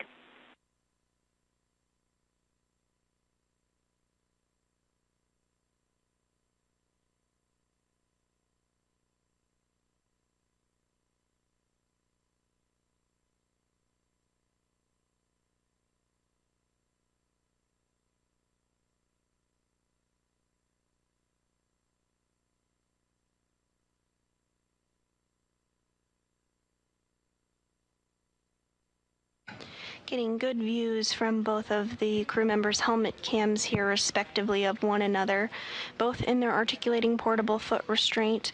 Williams is wearing the spacesuit with the red stripes. You can see him there on the left of your screen, and Jessica Meir is wearing the unmarked spacesuit on the right-hand side of your screen.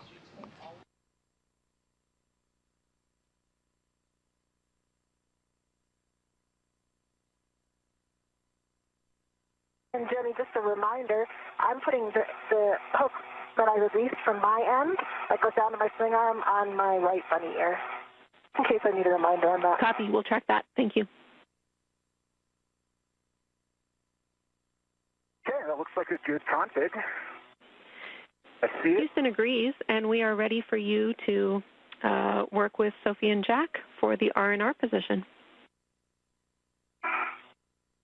Okay, Jessica, you ready? I'm ready. All right, Sophie and Jack, this is your EV team. We are ready for you to GCA the arm into position. Our ingress aids are clear, and our tethers and tools are tucked in and clear. EV from M1, we copy. Give us a minute to prepare the maneuver. He copies. And with that, we did get the confirmation that everything is looking good from the outside of the International Space Station to begin that arm movement by the Canadarm2. This will help get the arm in a place where both of the crew members can access it a little more easily. As you can see, they're in their APFR, those articulating portable foot restraints, so a bit easier to bring the arm to them so that they can have that nice grip. And as you can see here, no bad days when you're outside the International Space Station doing a spacewalk. Williams getting some great photography in while they have a bit of a down moment awaiting this arm movement.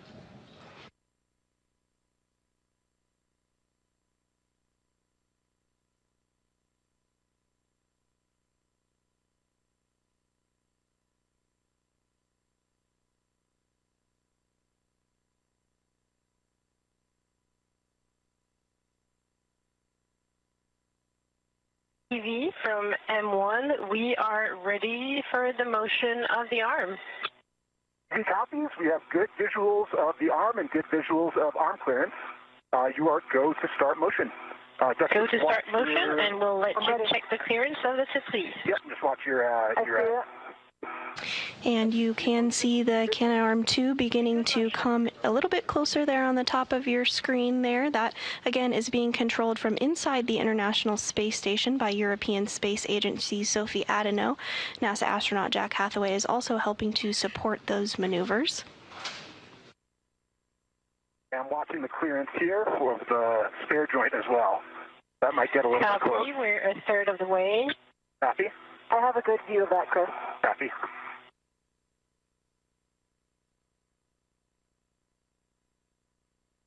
The arm continuing to be inched in slowly but surely by Adeneau.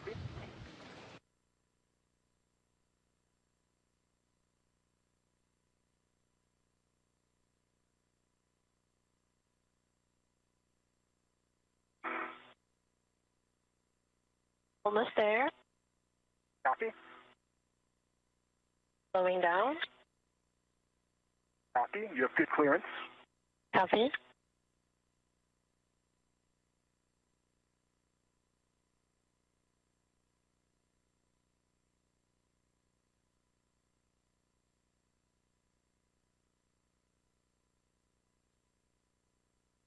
TV from M1, we are at the published R&R position. Brakes are on. You are go to verify and assess the reach. The copies, brakes are on, and we are going to do a reach assessment. 82 copies. I can tell you that this is well out of my work envelope for reaching the joint on scoop 7. It's like several feet above my head. Yeah. I can reach the scoop on joint 6, and I actually think I could reach all of the EDFs on joint 6 from this position, and possibly the mate-demate with the ERAD, but I'll have to put a bolt on there to actually see because I can't see it. Copy that. Yeah, I have a good access to the scoops on 5 and 6. 7 I will need to roll to reach. That's a little bit out of my envelope. I might be able to if I stick a foot out. I think the EDF number 3 on joint 6 is going to be hard for me to get with the 6-inch, so I might need the ERAD for that. I think the other ones, I can get all of them from this position. Okay, so... And following some excellent maneuvering of the Canadarm2 by Adeneau, we now see the arm is positioned perfectly between our two spacewalkers, NASA astronauts Chris Williams and Jessica Meir, to gain access to that joint in order to swap it out with the spare joint they've since removed from the International Space Station, now 1 hour and 37 minutes into the 280th spacewalk in support of space station maintenance, assembly, and upgrades. You know how the arm is like canted towards you? Towards me, yeah. Yeah. So that's what's going to make it difficult reach because I'll be getting close, you know, like Jenny had said, to joint 6. Yeah. I can lower my workstation so that that's not in the way. But I mean, if you can, I can show you where the scoop is. Look at where. Can you see where my ERAD is? Your ERAD, yeah, I can see that. It's at the tip of my ERAD up here. The other thing we can do that might be helpful, this will make it harder for me to reach ERAD, or sorry, number 5 on joint 6, but we can come a little bit towards you also. I don't think you can come toward me very much because of joint 6, because of that angle. Like I'm actually only a foot away from joint 6 right now. Okay, copy. Because it's canted again, you know, toward me and away from you. All right. Well, why don't we bring it down 30 centimeters and see where that puts us? Do you think we need to do significantly more? Let's start with that, and we can assess. Okay. Zach and Sophie from ED, we are going to go for a GCA. We're going to be looking for 30 centimeters station nadir. And as we look at this view here, on the left of your screen, we have NASA astronaut Chris Williams. Just below him, on the lower right of your screen, is NASA astronaut Jessica Meir. almost dead center in the screen from this view is joint number 5, which is the joint that is going to be swapped out by our spacewalkers today. So the duo is working alongside the ground team to ensure that they have the best possible positioning to access this joint in order to remove it and swap it out with the replacement joint, which you can see floating just behind Williams there, behind his arm, slightly to the left of the joint number 5.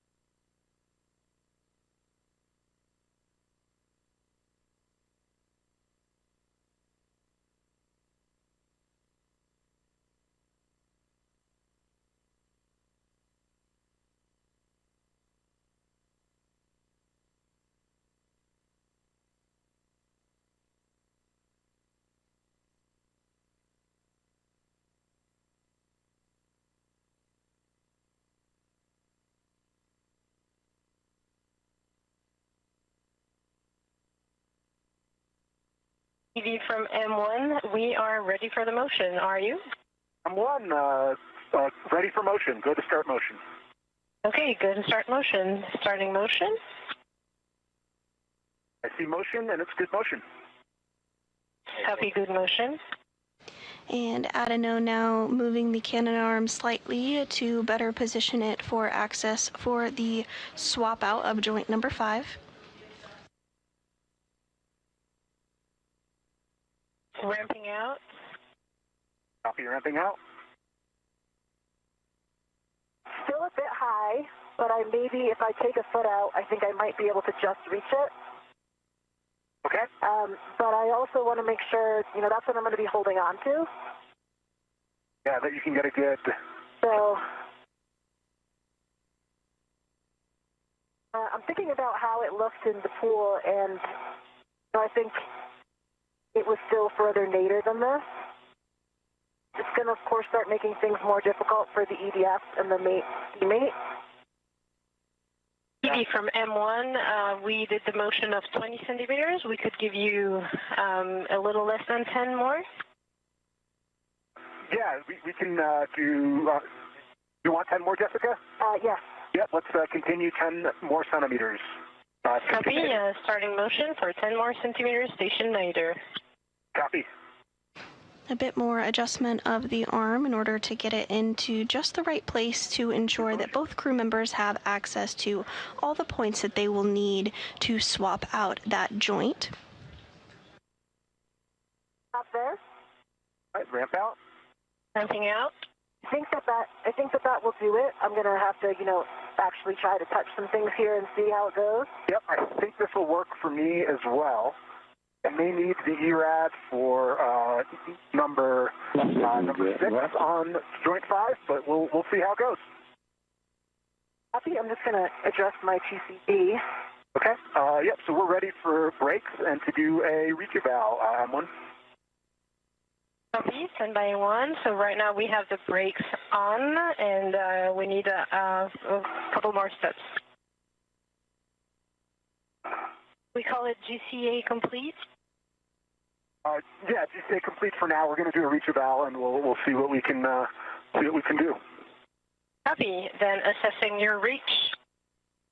Houston, EV2 is at a TCD setting of 2.5. Houston copies. And Houston, EV1, TCD of 3. Houston copies. And before the cannon arm 2 is powered down for the swap out of the wrist joint, Williams and Mir are going to go ahead and make sure that from every angle that they need to access, that they have the proper reach in order to do so for that swap out. I just want to remind you about the scoop install. Hopefully the new positioning of the arm, a little more nadir, helps you access that joint 7 micro square while keeping the 6 EDFs in your reach chest. But we are ready for the scoop install as you're doing this assessment or after.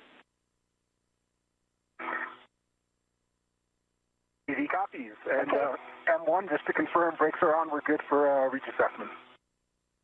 Yeah, confirmed. Brakes are on, but the arm is not saved. But for the initial assessment of your reach, yes, you are go. Brakes are on. EV copies. Do you want to go ahead first, Jessica, and get some hands-on? Yeah, I can touch EDF1. On joint 6, I'm talking now. I can touch EDF1 and EDF2, and also EDF6. Definitely the limit of my EDF. Okay. And I can get, I can touch the EDFs 5, 4, and 3 on joint 6. And I can touch 2, 1, and 6 on joint 5. And I have a good reach to all of my microsquares. Copy. The joint 7 microsquare is still a little bit out of my reach, but I think I'm going to be able to get to it, especially if I take a foot out. Okay. And mate, demate, I cannot. Can you see it? Yeah, I can not. But if I took a foot out, I might be able to.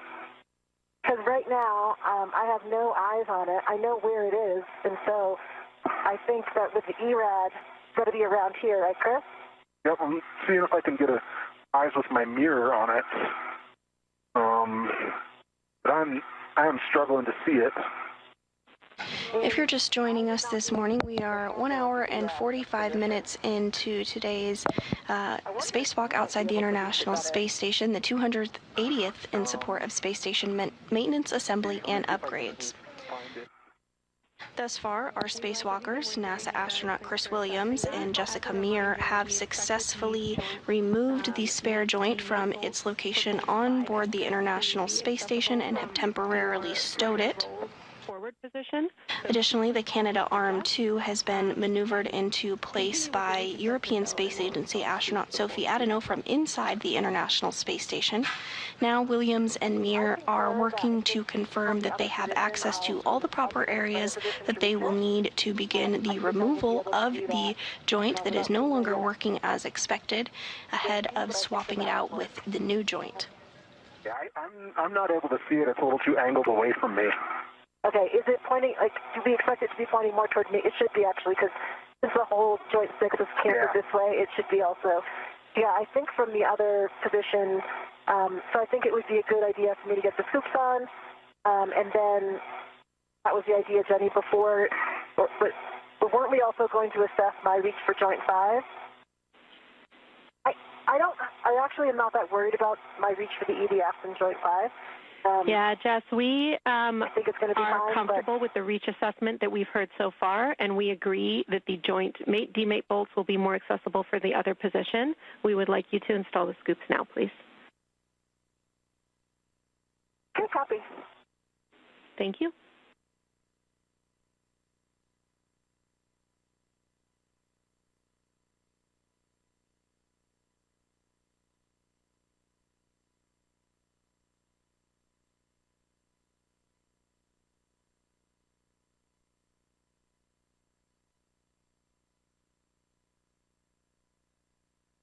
Unfortunately, the angle of the joint, Jess, is just such that I can't even get eyes on the mate-demate with my mirror.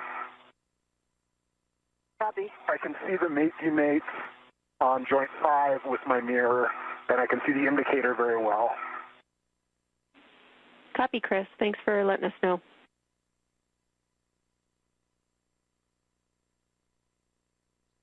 Hey, Tony, I know that we talked about the scoop on joint 7. It's going to be handle nadir. Affirm. And as the International Space Station begins to start into a night pass, you can see behind NASA astronaut Chris Williams there, the separation from light to dark. We call that the Terminator line. And just behind him is a little bit of the full moon. Scooped out, they're still redded. Copy.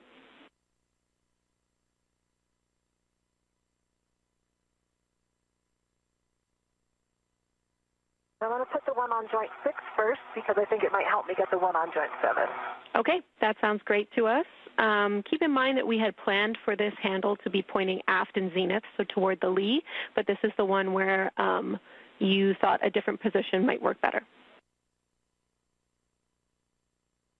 Yeah, I don't actually, I was going to try off Venus first, but I think that the bayonet fitting interferes with the box. It's not going to let me do that, I don't think.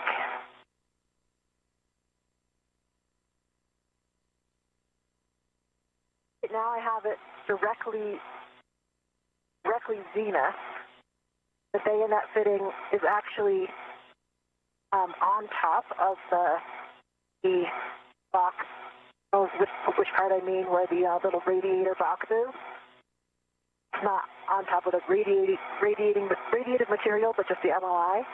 I'm not sure it's going to fully install in this position. Okay, we copy. Yeah, I think I might have the same issue on mine.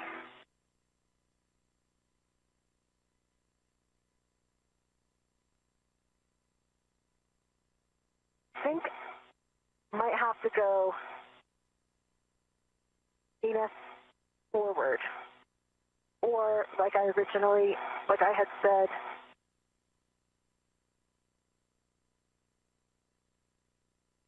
get it back and capture.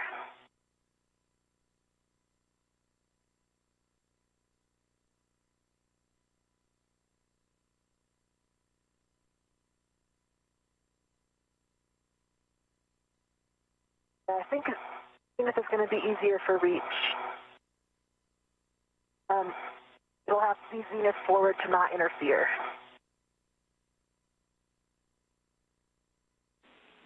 We copy.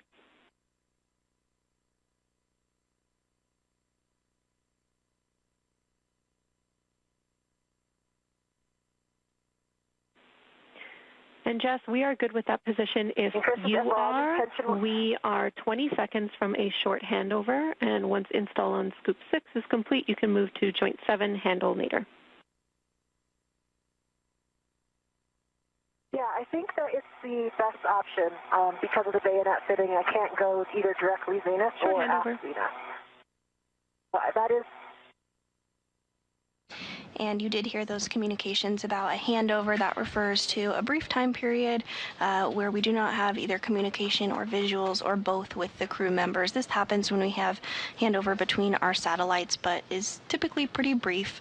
Here inside the International Space Station Flight Control Room, the team of Orbit 2 flight directors is being led by NASA Flight Director Fiona Ankoviak. Out a little bit purposely because it keeps getting stuck under my T-bar. Me too. I've been having the same issue, so I'm doing the same thing. The finger say it's slightly out.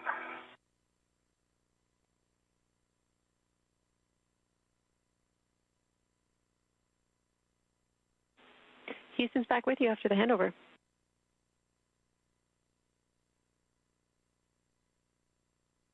He copies. And there in the center of your screen, there is our ground IV, who is the lead for communicating with our spacewalkers today. You may recognize her voice from the Artemis 2 mission. That is Canadian Space Agency astronaut Jenny Gibbons, who played a key role during the Artemis 2 mission and is playing a key role again today during today's spacewalk, the 280th in support of space station maintenance, assembly, and upgrades. We're approaching the 2-hour mark into today's spacewalk. This is the second spacewalk for Williams and the 5th for Mir. That is on there and locked. Let's get both scoops on. And remind me of the rep plan. These scoops, Jenny. The RET plan is you can leave the AET tethered to the scoops.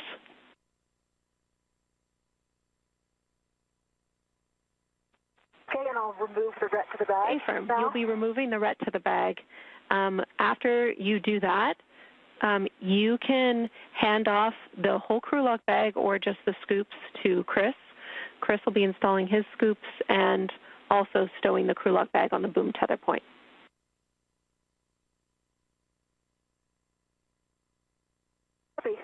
And Chris, do we want to leave these out on the handle as well? That's a great idea. Yeah, let's do that. Okay. All right. So let me check this. Rep to the PGT is not, it's blocked out right now, so let's get this in a better config for you. You think under or over is better pass? Stand back. I think over. Yep. Okay. So right now I have my BRT right on it, and it's on this end of the handrail. Copy that. And get it off my BRT.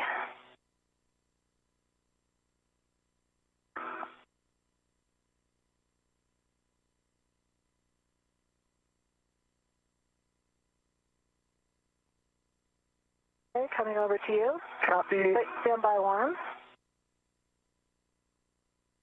I still don't have a hand up. Okay, don't pull yet because I have one more hook to remove. Copy.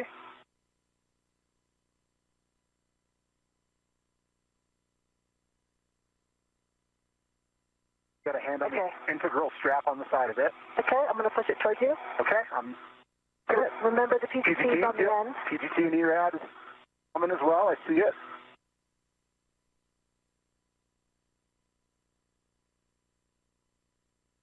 And we just had a good view of NASA astronaut Jess Camere handing over the mini workstation as well as that pistol grip tool that has been utilized throughout today's spacewalk over to NASA astronaut Chris Williams. Okay, it's on the tether point. I'm going to release your BRT rep. Copy. I'm ready for it. Nice work, you two. Okay, there it is. Please Coming hit back. that. Oh, it's not locked. I mean, it's not unlocked. There it is. Not going to retract. Jess, we see you with that ret back. Once you're all cleaned up, you will be rolling 2 clicks station forward to Juliet for a continued reach assessment.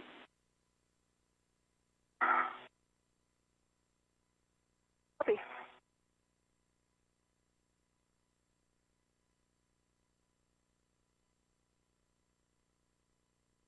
Okay, that's in work.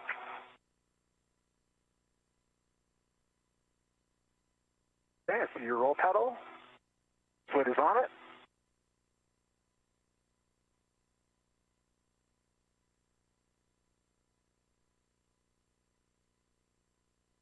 Okay, I think you need to push the pedal a little bit more down. There you go. Just rolled 1 click. Okay. Feel it? Yep. You're 1 click over from where you were.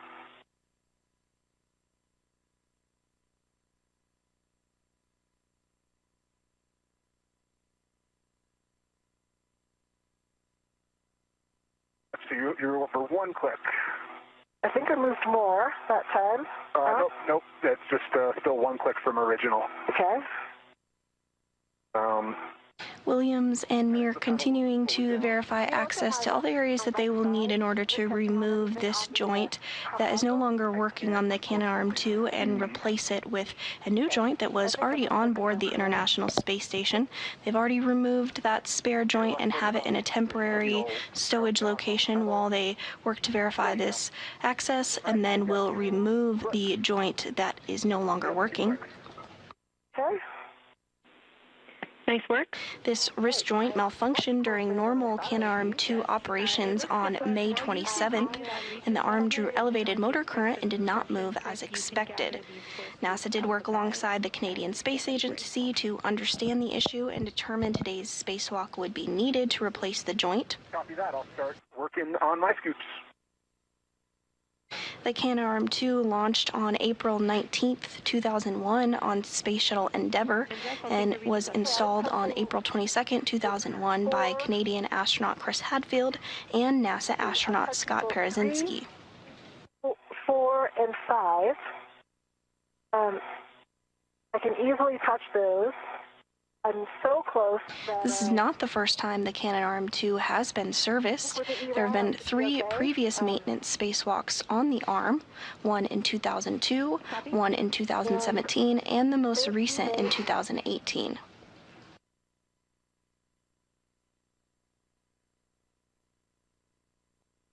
Repairs to robotics like the Canadarm2 are normal and expected after more than 25 years of continuous operations, and the system was designed with replaceable components and planned maintenance in mind. Copy that. Keeping that ERAD in position. And then the only another option for me would be to roll one more click to my left. Then I think I would be able to see that even more easily. That is not a bad idea. I was thinking the same thing for those if we really are struggling that we could go one more roll. I see where the teammates are. I think I'm touching them right now on joint 6. But given the angle, I can't actually see the bolt itself.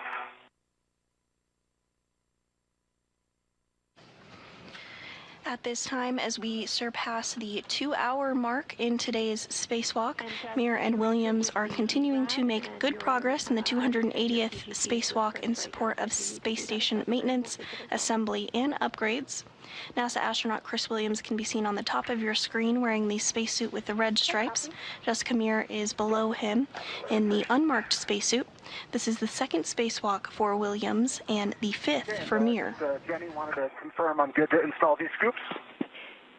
Affirm. We want scoop 7 with the handle Nadir and scoop 6 handle Venus.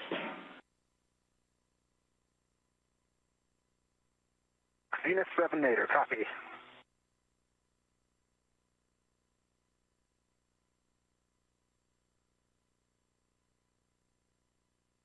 And Chris, if you can push the PGT over here, I can do some reach assessments with it. Copy. Stand by 1 sec, and I will be right there. Okay.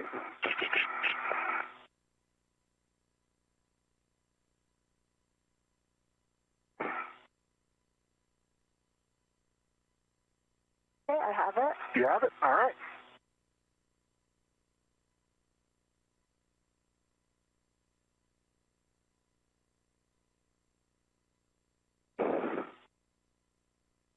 Okay, I've got my joint 6 scoop locked. Working on joint 7 scoop. Copy.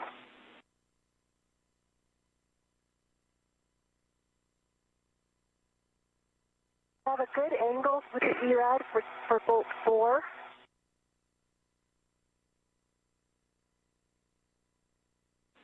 Houston copies.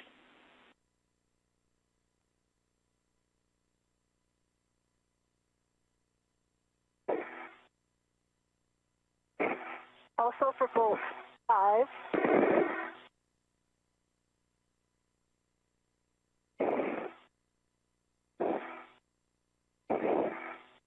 And for bolt 3. Copy. We'll take a test for the mate-demate bolts.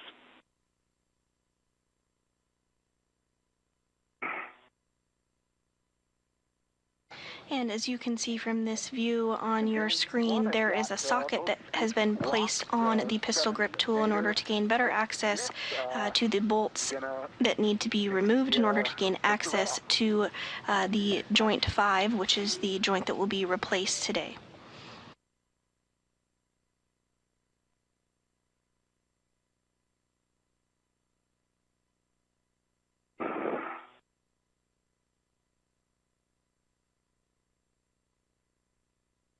I think I'm in the area of the mate-demate bolt right now.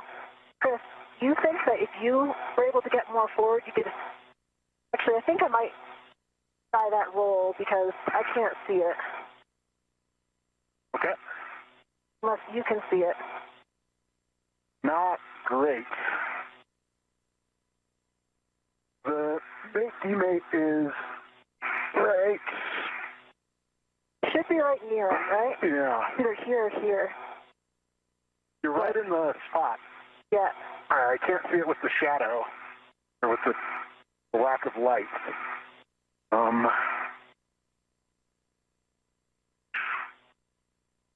me see if I take a foot out, if I can.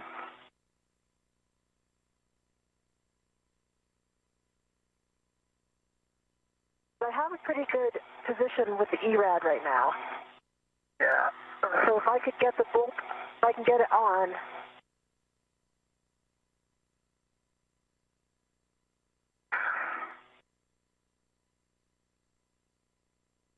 I mean, mean, I might be able to roll over one. All right, let me take my foot out and see if I can lean over and see it. Yeah. The foot I can get a lot closer, but I still can't. Kind of in a shadow right now. Okay, I see it. Williams and me are working together to make sure that they have good visuals on the joint before working to remove that. It's all the way flush. Okay, yeah. This is the bolt. I'm on it. There are a series of bolts that they want to have good eyes on in order to properly release that joint. I think if I roll one more, it might be easier. See about 0.6. Can you pull the bag over to you a little bit? It's in my... Yep. Stand by. Pulling the bag. Got it.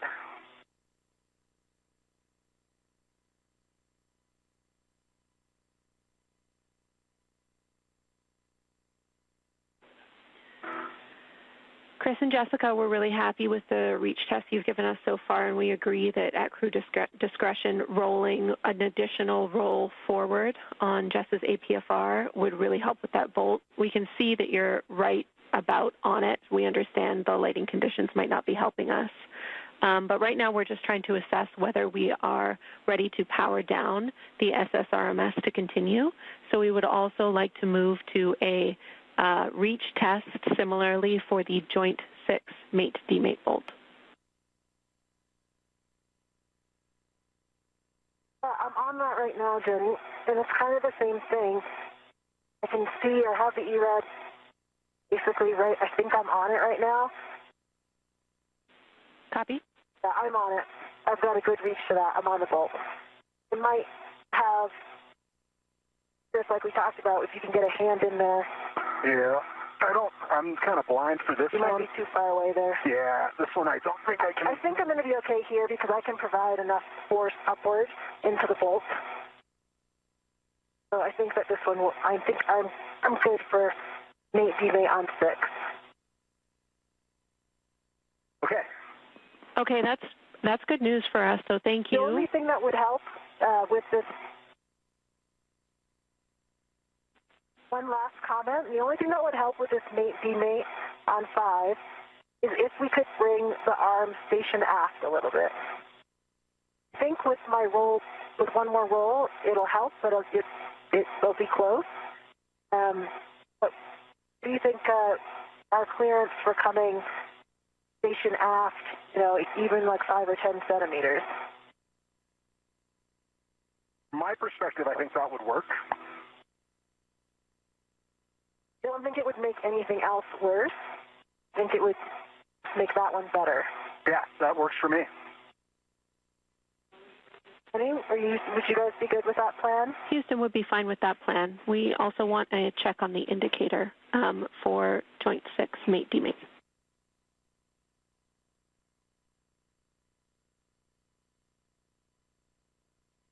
NASA astronauts Chris Williams and Jessica Meir are continuing to evaluate their visuals and reach in order to begin the next portion of today's spacewalk, which will be to release the joint 5 from the Canadarm2 and swap it out with the spare joint that they have already grabbed from an area of the International Space Station.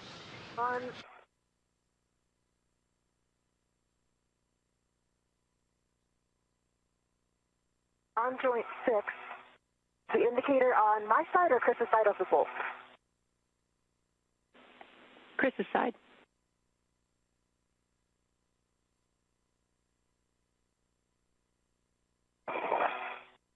Okay.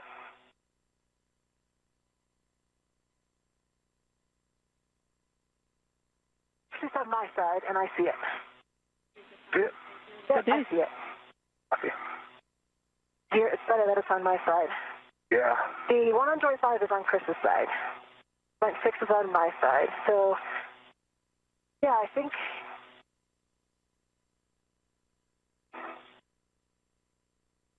EV from M1, we are following along, and it seems to go as well on our side. Okay, so, Chris, I'm going to toss you back to PGT then, so it's not in between the arms. Copy that. Stand by. I got it. Okay. Yeah, I'm going to just hold it off to the side. I would suggest starting with 10 centimeters, and then I would call the stop early if I wanted to stop early. Okay, you have this GCA, Jess. Okay, copy. Stand by 1 and speak this.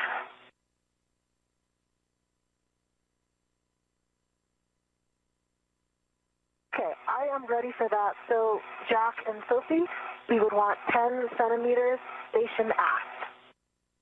I'll call your stop if early. Okay, and that sounds great. We're about ready to give that to you. We think there's plenty of room between the tip boom and your APFRs, and we don't see anything in front of the tip lead as it moves station aft. The shoulder joint looks clear, so all that stuff, all those clearances look good to you guys too, from your perspectives. Confirm. Yep, we do have the crew lock bag attached to the arm tether point with PGT, and I'll just make sure those don't restrict the motion or get caught on anything. M1 copies, so give us a minute to prepare the motion. Following further assessment of reach and visuals on the area that needs full access to today, Mir and Williams are now proceeding with letting ESA astronaut Sophie Adeno inside the International Space Station know they'd like a slight adjustment on the Canadarm to give them a little bit better visuals.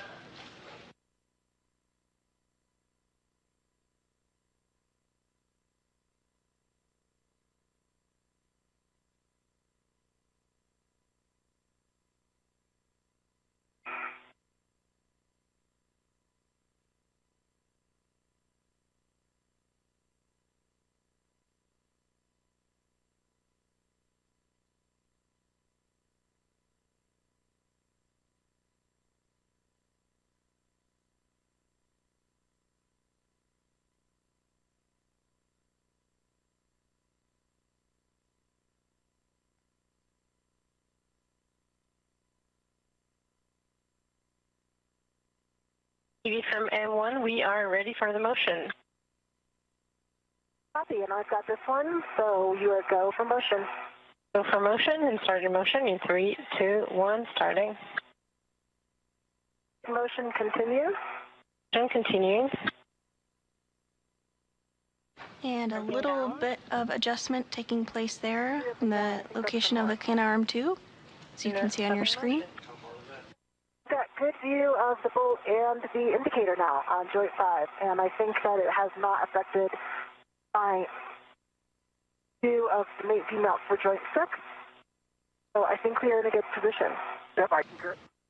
And hearing good call-outs from Mir that little adjustment might have done the trick, better views of the access point that they need. Feel free to continue your assessments. Brakes are on right now. Copy, brakes on. I'm going to pass you back the PGT. 1 second, I'm going to just make sure I can still touch all of these. I'm leaning over, I can see that well. The EDFs on point 6, I can almost touch them all. One easy little roll if I have to on one of them would be okay. Yep, I can touch. I feel good about this position, Chris. Yep, I concur. Yep, this will work. Okay, Houston's following along. Great work, you two. We want to double check with you that you are ready for SSRMS to power down.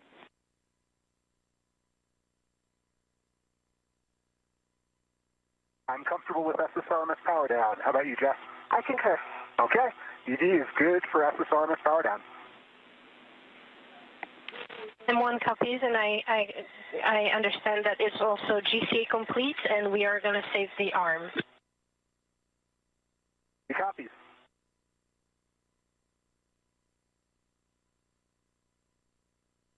The arm is saved. Copy, safe. Copy, the arm is saved. We will take the power down from the ground. We are going to wait for the joint 6 demate bolt until the power down is complete. But, Jess, you can ready the PGT with the ERAD. This will be the joint 6 demate bolt.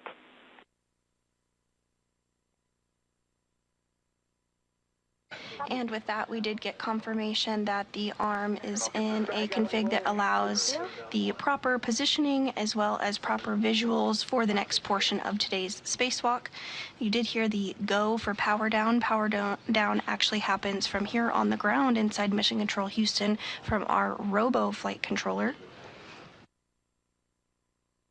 So they'll step through procedures to power down the arm. That will take about 5 minutes or so. Next action will also involve your PGT for the EDF on Joint 6.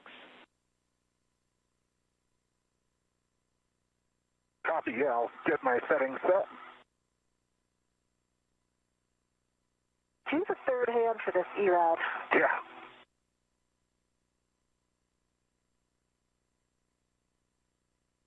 And the next set of tasks that our spacewalkers today will work towards will involve removing a set of joints and bolts in order to gain access to the failed joint, that is joint number 5 on the Canadarm2.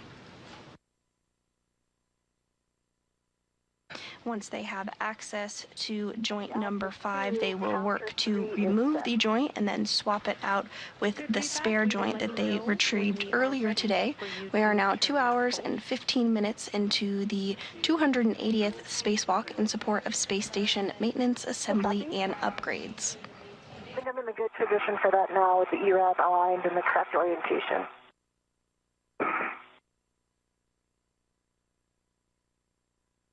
And Jenny, my PGT got inadvertently turned off, so I turned it back on. Good cow.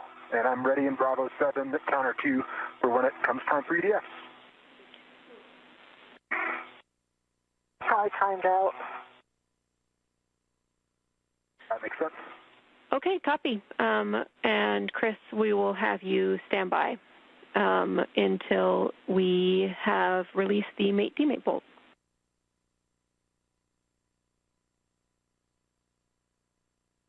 V1, copy all. Are you saying that's a go to release it, or are we still waiting? We are still waiting. Okay, copy.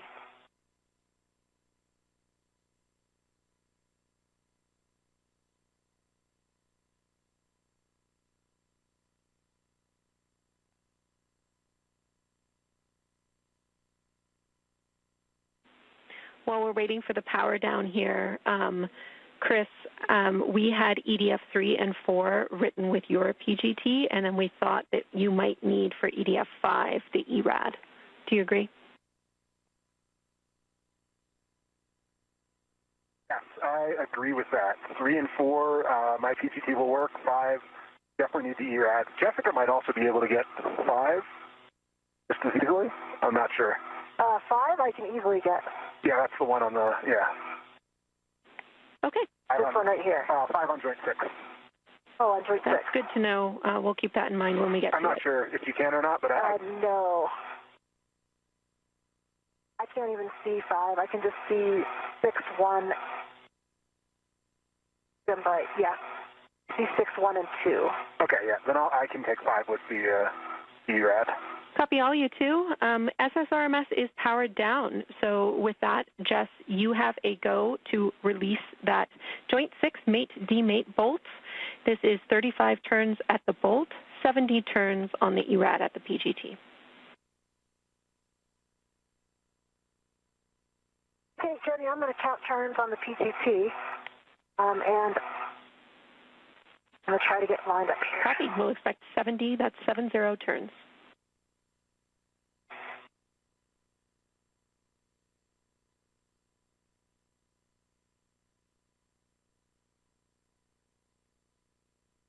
And with confirmation that the Canadarm2 has successfully been powered down from here on the ground in Houston, our spacewalkers are using the pistol grip tool, or the PGT, to help demate bolts on Joint 6.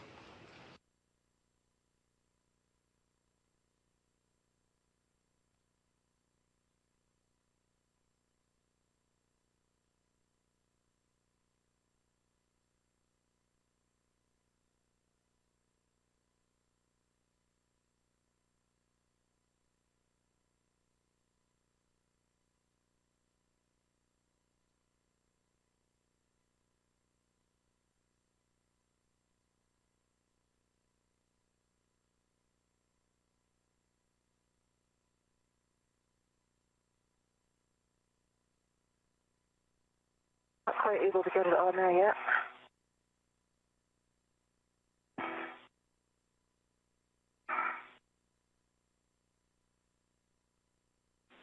Copy.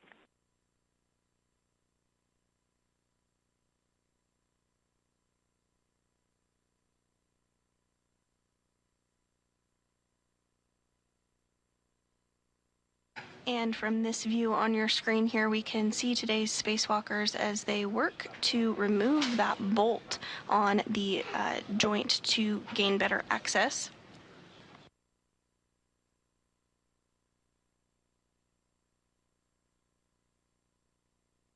The joint number 5 that will be swapped out today is in the center of your screen relative to our spacewalkers.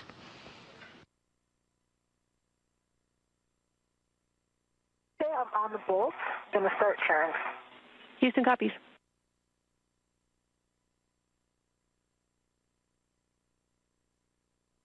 And my PGT turned off.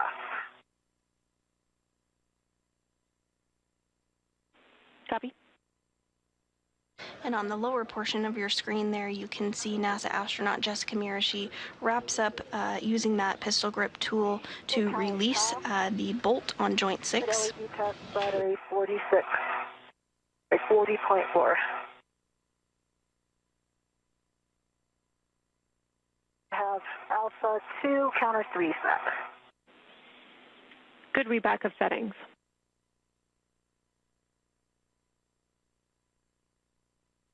I'm on the bolt, starting turn. Copy.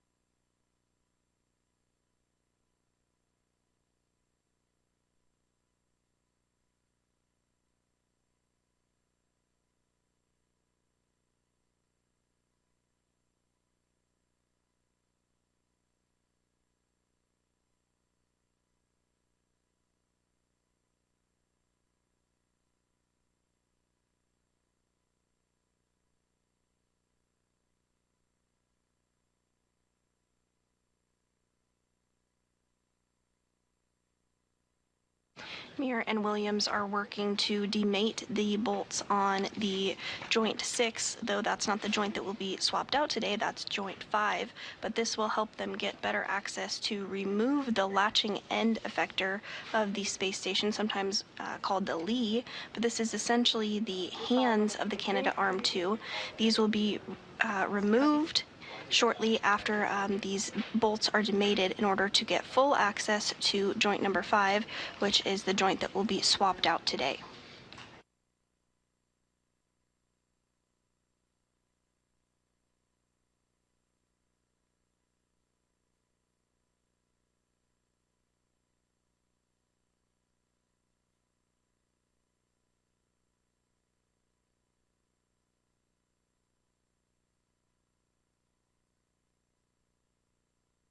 Came to a hard stop. I counted 69 turns. I see 70 turns on the VGT. Copy. Hard stop. 69 turns, 70 on the PGT. Let's check the indicator. I can see that the indicator is now protruded.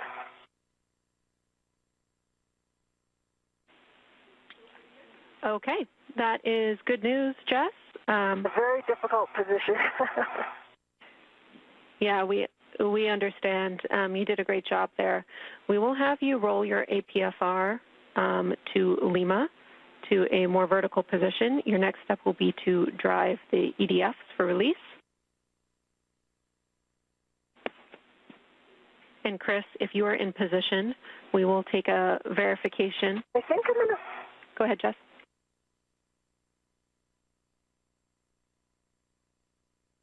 Yeah, I just wanted to give, I'm going to have to give Chris the PGT maybe briefly in order to roll.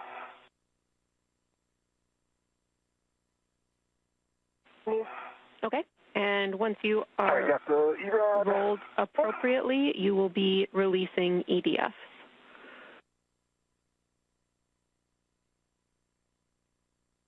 Okay, copy. Hold on, I think the rat for the PGT is caught on something. I think it's just caught itself. There's nothing back here. It's caught on the arm. Oh, there it is.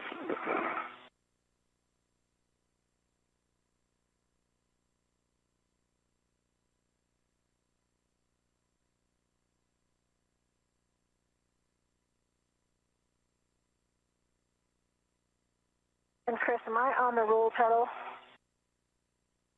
You are a little bit inboard. If you go a little bit wider out, you'll be there. There you are.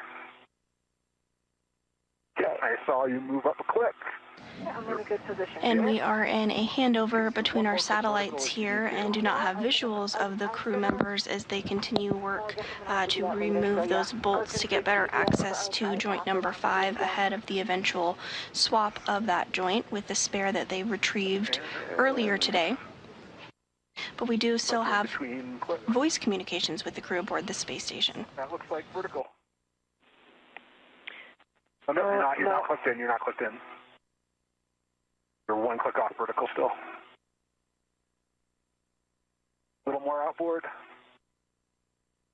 I'm hitting the pump module.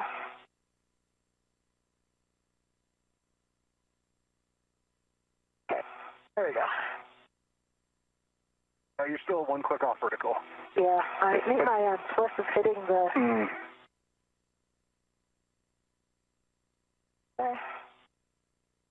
Hey, you look like you're on the pedal.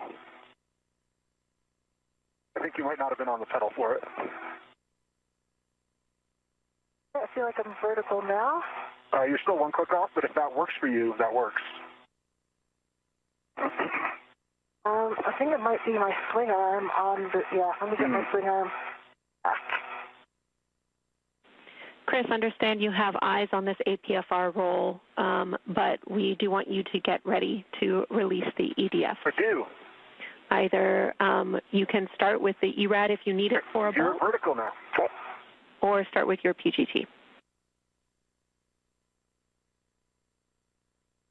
I can start on 5 with the ERAD if that makes sense now, or I can pass it back to Jessica.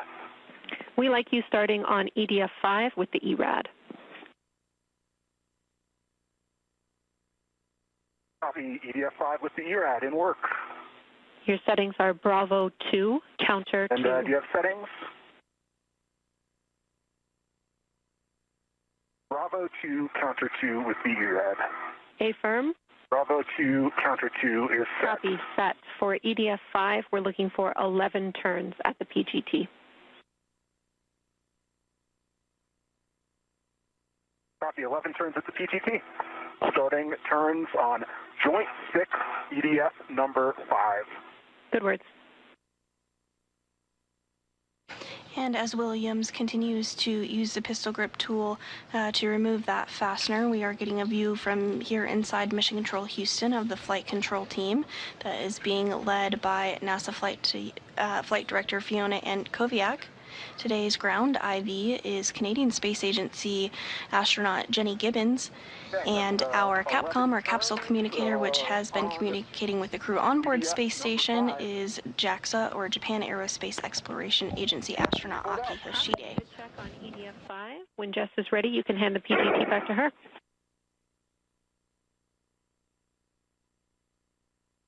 Copy, in work. Okay, I'm still not able to get fully vertical. I think that I'm hitting pump module. I'm going to have to try one more roll.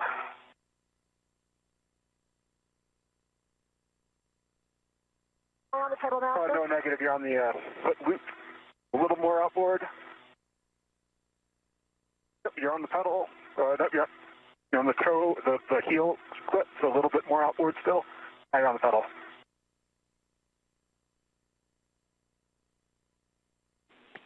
Chris and Jess, for awareness, we are about 1 minute away from an area of potentially ratty calm due to blockage. It'll last about 3 minutes long. Again, we're 1 minute away from that. Copy. You're still one click away from vertical, unfortunately.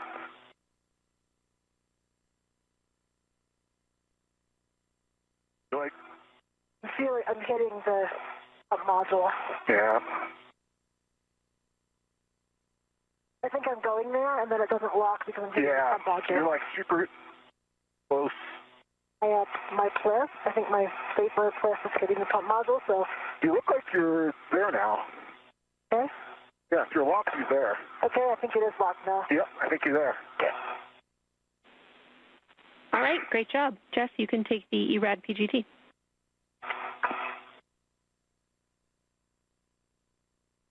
Okay, copy. Got it.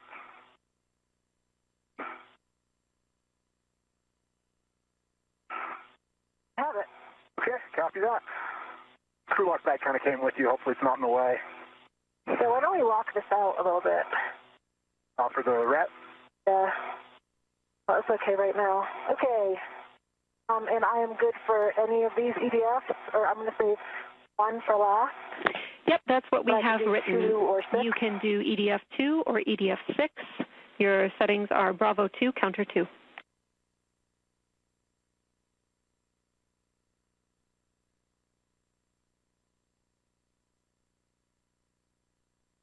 And Jenny, I am ready to work on 3 and 4, looking for settings. Bravo 7, counter 2, settings for Chris.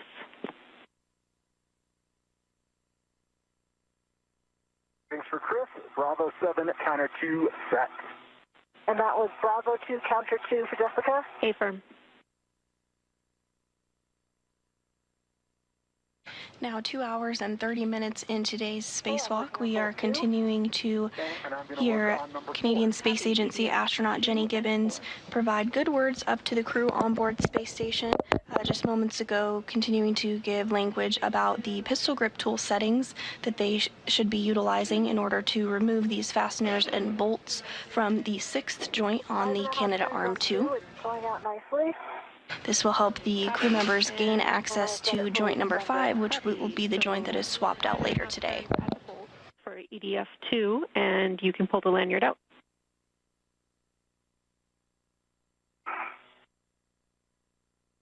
Actually, Jenny,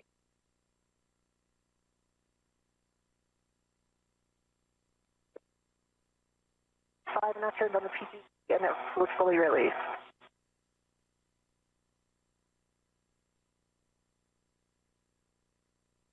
And it does look like we are in that expected period of communications where we don't have perfect communications. This happens from time to time when we have handover between our satellites, but we don't expect it to last long, just about 3 minutes or so. Then we'll have communications restored with the crew that is outside the International Space Station currently, as well as to the ground. We might hear intermittent communications between now and then as well. Released 5.5 turns and pulled out fully.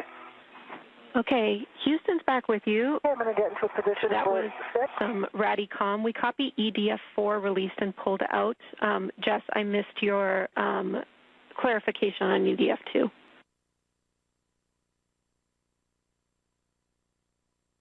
So EDF 2 release, was it released at 5.5 turns on the PGT, so half the number of turns is expected. Okay, we copy and understand you're moving on to EDF 6. Yep, and I'm working on EDF 3. Copy, that's the right bolt.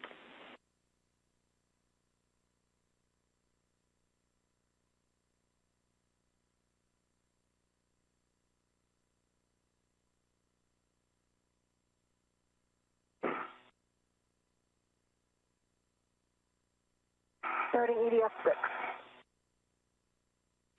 Copy.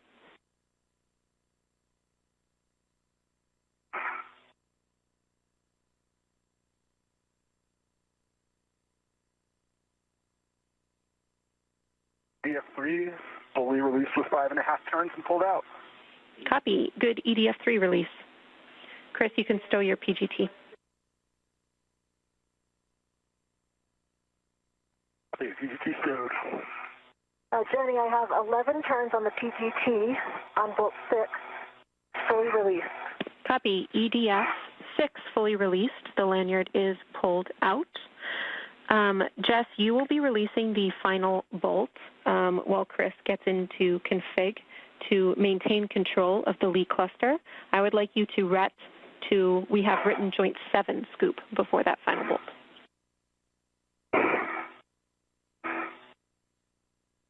Okay, copy, and that was just with a mini workstation rep. Affirm.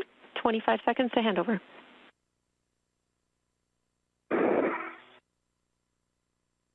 And can you confirm the position that I should be in, Jenny, for this? You should roll vertical to Bravo. Short handover.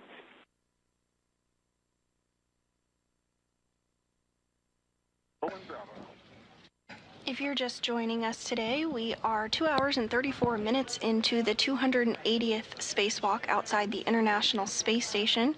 NASA astronauts Chris Williams and Jessica Meir exited the Quest airlock at 7:30 a.m. Central Time this morning and are working to replace a wrist joint that malfunctioned during normal Canadarm2 operations on May 27th. Copy.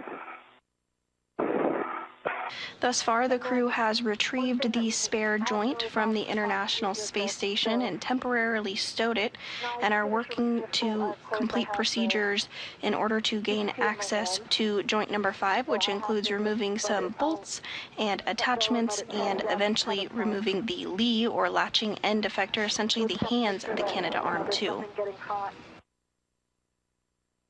Anywhere on the PDF or anything. Copy.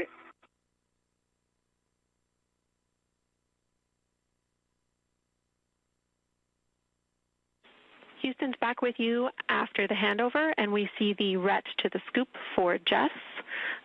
Before you release this bolt, we have a couple of things to talk through. Chris, let me know when your APFR is set, and I'll give you the words.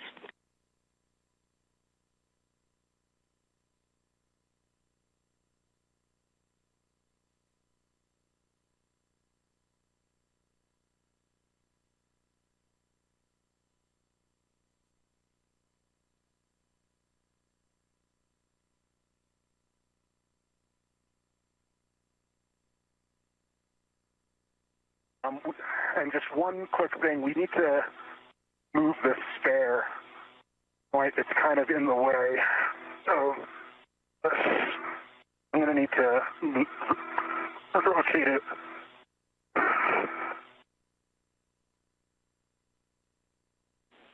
Copy, we see that.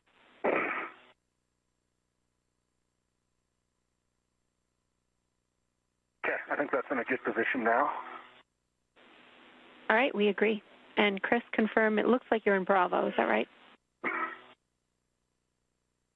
I can't see my flicks on my... I am more vertical than I was. But, you're not as vertical as me, so I think you're one vertical, you're not vertical, you're one forward. Mm-hmm. All right, and we think this is a sufficient position to release the last bolt and maintain control, is that right? Yep, I concur. I have a good hold on both scoops. Okay. I think I'm going to have to change my scoop on joint 6 because it's interfering. It is interfering, unfortunately, with the ERAD. I didn't think it would, but given the multiple angles here, it will. So I think I'm going to have to put it pointing forward later, but then I need to assess that reach.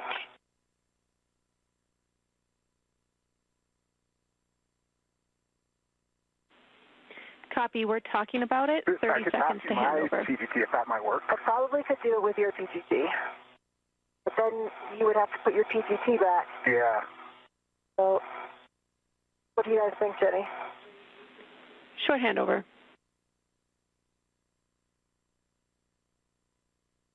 So see, I don't know if you can see, but yeah, and the handle is just like, it looks like it's going on.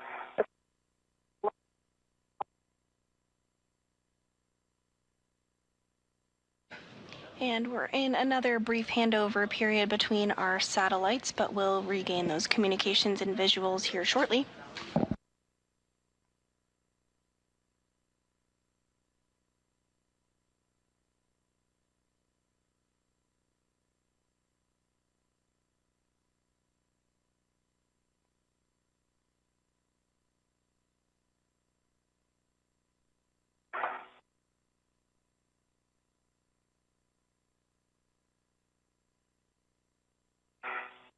Today's spacewalk is the third of the year, as well as the third of Expedition 74, which is the current increment aboard the International Space Station. We will not have eyes on you for the next 7 minutes or so.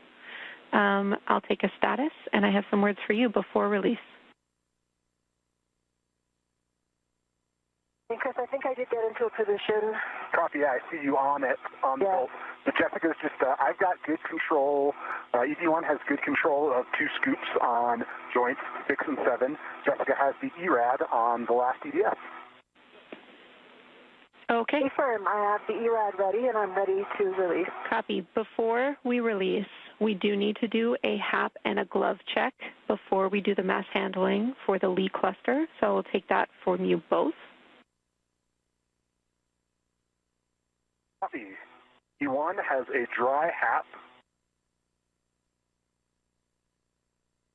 and no change to the gloves. V2, same. All right, that's a good config. We are 2 hours and 40 minutes into this 6-hour, 30-minute EVA, limiting consumable EV2 battery, 7 hours and 35 minutes.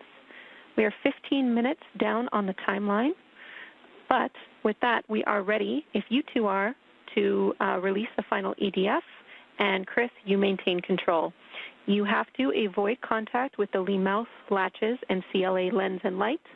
And Chris, once you pass control back to Jess, you will be getting out of your APFR and on the FSE first. We are go. Copy that and confirm you have a rep on the Jessica. I do. All right. Yep, I'm good. And your visor's in a good config. I just put mine down. Yep. Okay. Ready. If you give me a go, I'm going to start releasing. Yep, I'm go for you to release. Okay, copy, go.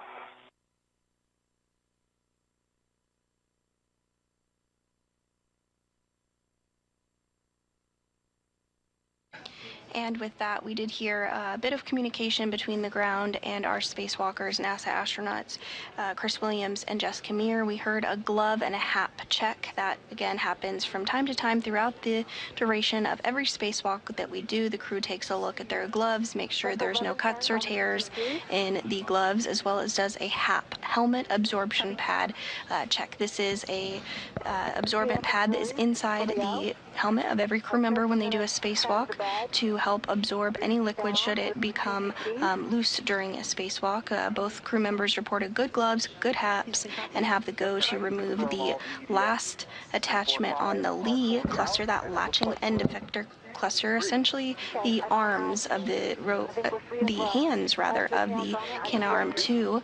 Once this is done, the crew will have much better access to the joint number 5 area of the Canal Arm 2, which is the joint that will be removed and replaced during today's spacewalk.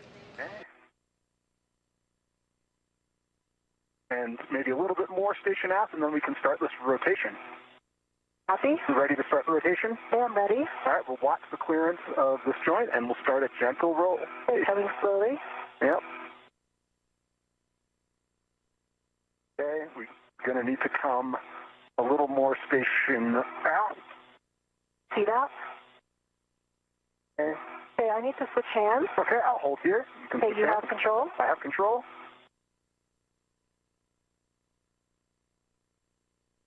Yeah, back on. Okay, if you're back on, I'm going to switch hands. Okay. All right, I'm switching hands. I have control. You have control. Okay, we're going to need to come more station aft. I'm back on. Okay.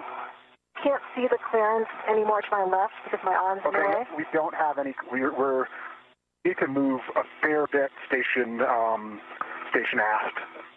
Can you take control with both hands? I need to get myself more vertical, I think.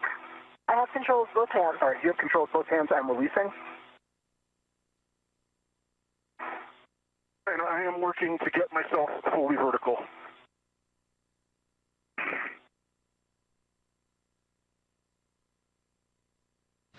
And we do have a couple minutes remaining in this handover where we will not have visualization of NASA astronauts Chris Williams and Jess Camere. Again, this does happen from time to time as we have handover between our satellites. We can continue to hear them during this handover period, though. You're getting a look from live inside Mission Control Houston here at the Johnson Space Center. The Orbit 2 team is on console supporting today's spacewalk.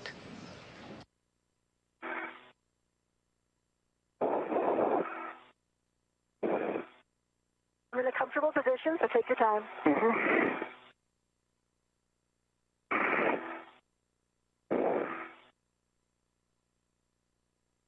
The flight director during this Orbit 2 shift is NASA Flight Director Fiona Ankoviak, who you can see on your screen there.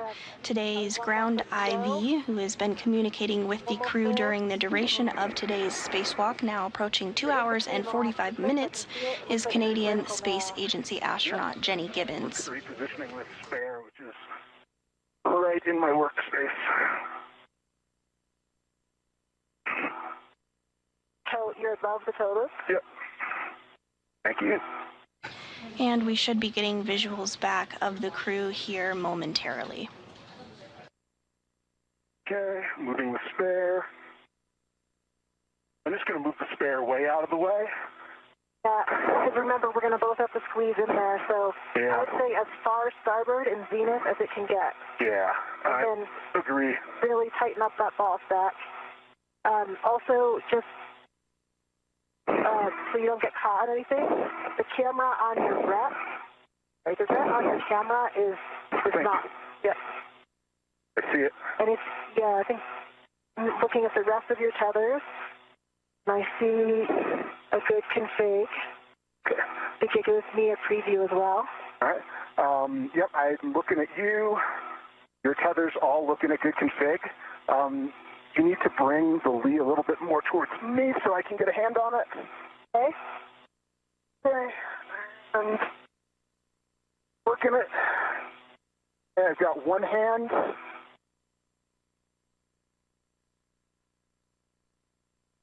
I still have two hands, and I got two hands. so we are touching the joint 5, which is okay. It's just the MLI is touching the MLI, but we can't come any more nadir. Yep, let's come station aft.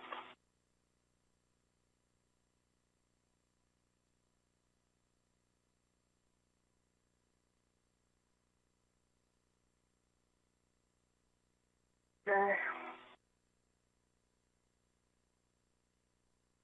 Okay, how are we? Let's see. I'm about as far aft as I can get with my hands. Yeah, same for me. Right now, I wish my scoop on joint 7 was pointed 180 out. Yeah. And as you can see on your screen here, now that we do have those visuals back, the Lee, or latching end effector, the hands of the Canadarm2 have successfully been removed by Williams and Mir. They're going to now work on temporarily stowing that Lee cluster, as they don't need it right this second. They'll next move towards replacing the joint number 5, but then once that is complete, they will need to reinstall this Lee that they just removed to ensure functionality of the arm has fully returned. Okay, so we need to come more aft.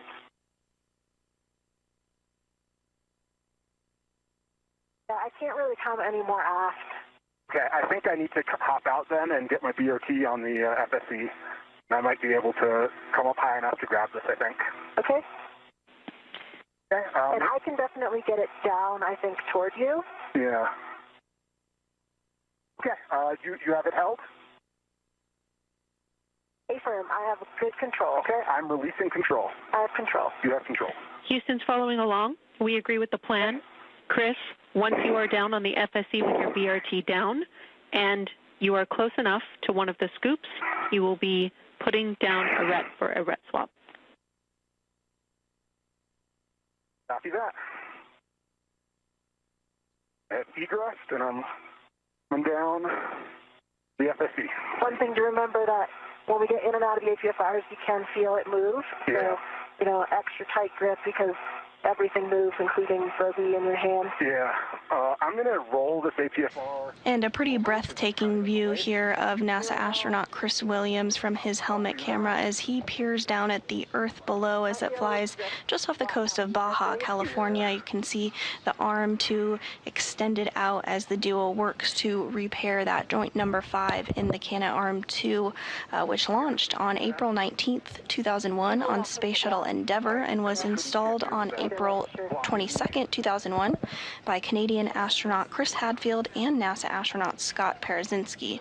The arm has been an absolute workhorse for the assembly and maintenance and upgrade of the International Space Station. It's played a key role during a number of spacewalks throughout the over 25 years of continuous human presence on board the space station, and also is utilized to move experiments around outside the external portion of the International Space Station, and is used to capture and berth the Cygnus cargo spacecraft.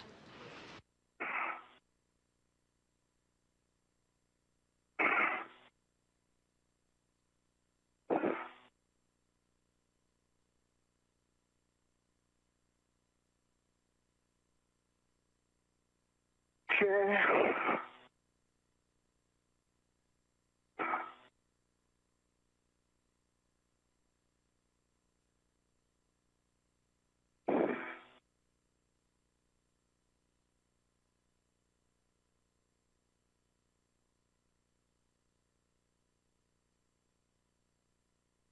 At this time, we are continuing to get those helmet views of NASA astronaut Chris Williams as he moves his way over to temporarily stow the latching end effector that Mir and Williams just removed. You are beginning to see a little bit of a view on his wrist there of his procedures.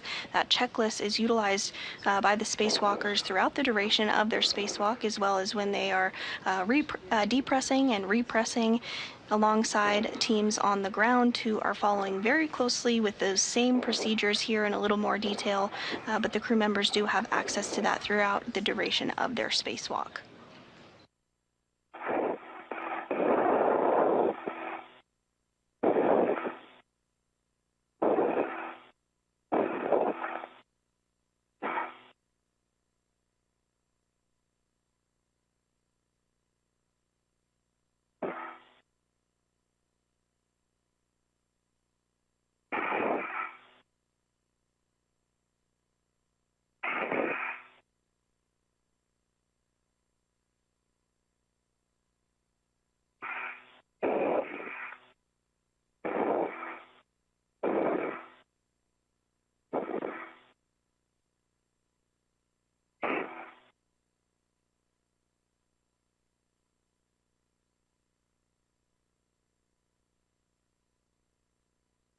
And as you can see there, as it moves slightly, as Jessica Mir continues to hold on to it, that latching end effector has successfully been removed as part of today's procedures, and that will help gain access to the joint number 5, which will be taken off and swapped out with the spare joint the duo removed from the outside of the International Space Station a short time ago. But first, that Lee needs to be temporarily stowed in a location just slightly out of the way to allow access to joint number 5. Just put your legs on the port side of your boot plate. Yeah, let's and have the APFR behind you might actually help stabilize you. Okay.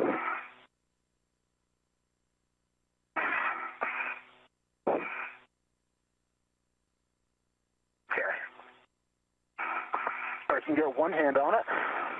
Okay, and is your BRT as tight as you want? As tight as I can get it. Okay.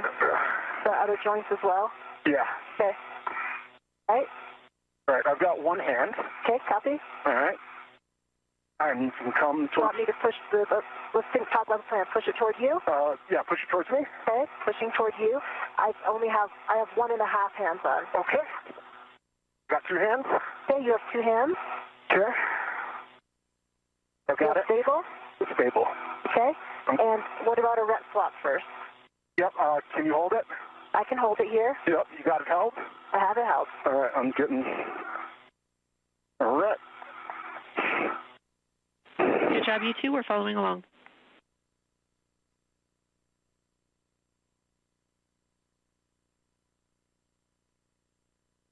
I've got it readied. Okay, copy. And I've got it held with 2 hands. Okay. You have 2 hands. I'm going to release my rep. Okay.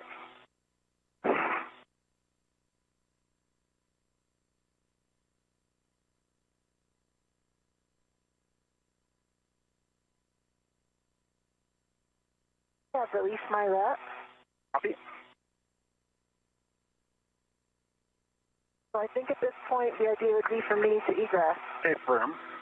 That's right, Jess. We have you repositioning to the forward port corner of the FSE. Okay, and I don't have a lot of clearance, just so you know, Chris. Like You want me to bring it a little towards me? Yeah, as close to you as you can, comfortably. All right, this is about as close as I got.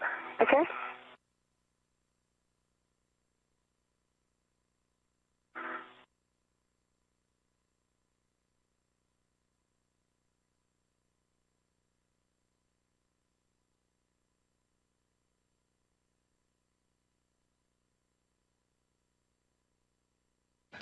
Now, NASA astronaut Jessica Meir, who is completing her 5th spacewalk, is working to egress or exit her APFR, that's the articulating portable foot restraint, which gives crew members traction and hold and gives them a secure spot to work from during spacewalks. So she's going to get out of that APFR and then help Williams, who is now holding on to the latching end effector that has since been released. She'll help him secure it to a temporary stowage location, enabling them to have good access to joint number 5, where they will remove it and replace it with the extra spare that it has been retrieved from outside the space station.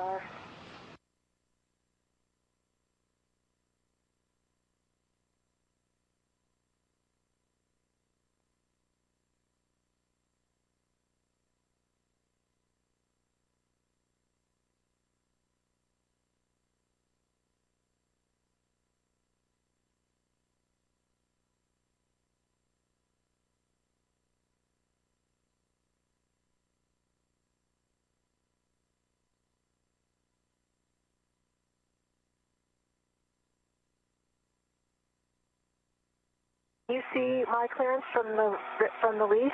I can see that you're clear. Okay. You're going to be close when you come up, but you're going to make it.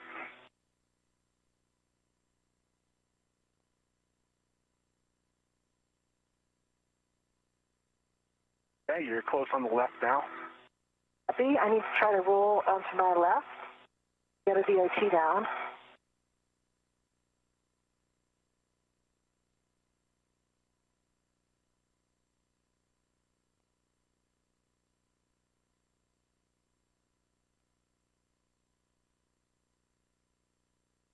And this view on your screen of NASA astronaut Jessica Meir on the lower portion of the screen as she continues to make her way around in order to help Chris Williams temporarily stow that Lee cluster.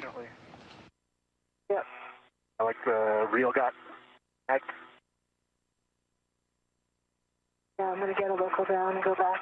Copy.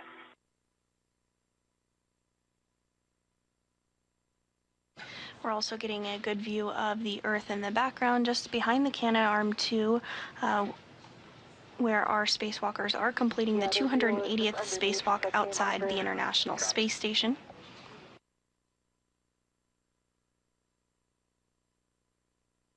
The space station does orbit the Earth every 90 minutes, which means they see a sunrise and a sunset every 45 minutes as they travel 17,500 miles per hour, about 250 to 260 miles above the Earth. As you come back up, you're close to the lee.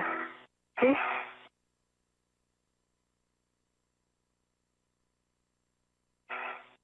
Earlier this morning, we had the pleasure of noticing the International Space Station flew right overhead here in Houston, Texas. But the International Space Station flies over other areas too. You can track where the International Space Station is flying over with our app Spot the Station or online. You can see when the International Space Station will be flying over your area.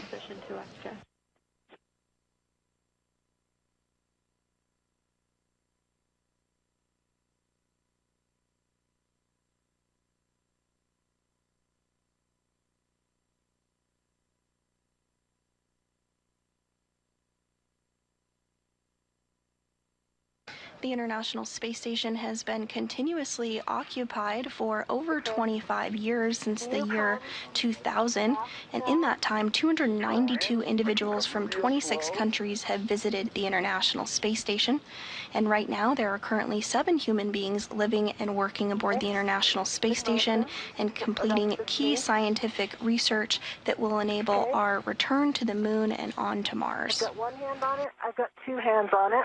Copy. Let me see if I'm stable. Yep, my BRT is getting bent a little bit. Okay, I feel stable, and I have a handrail that I can grab as well. Okay. If I need to let go of the scoop. Copy. So I need to do a ret swap. A firm, ret swap. A firm. Ret swap to human workstation ret. I have 2 hands still? I have 2 hands. I've got it controlled. Okay. And Jess, whatever is easiest for your ret swap, reminder, you will be removing joint 6 scoop later, so that would be more convenient if it's within reach.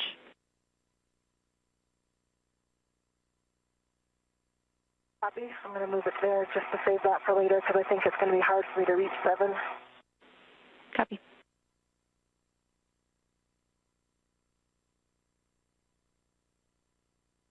Wait, that is 7. Had it on 6. Okay. And I've got it on the joint 6 scoop. Have a good rat, Chris. You can release your rat. Copy. I'm taking one hand off and releasing my rat. You have control. I have control. You have control. Houston's following along. Watch motion later. Yep.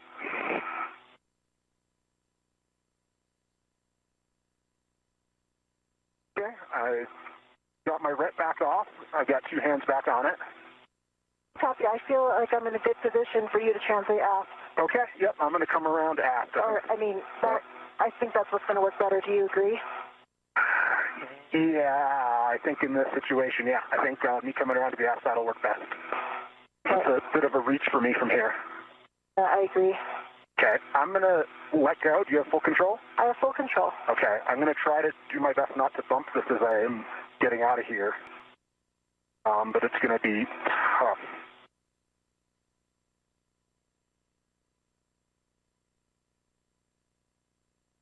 I have good control. It's also braced against my CRT a little bit.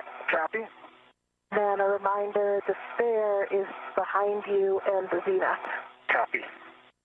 Yep. So stay low on ESP2. Yep, I just need to get my RT off, which...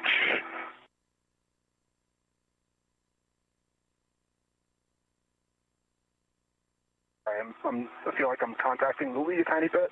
Yeah, it's pushing towards me, but that's okay. Okay.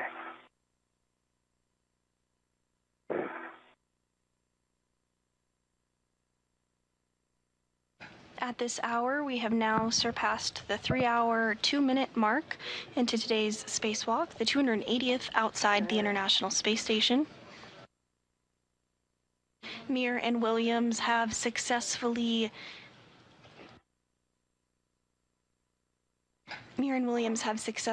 removed the spare joint from outside the International Space Station and temporarily stowed it.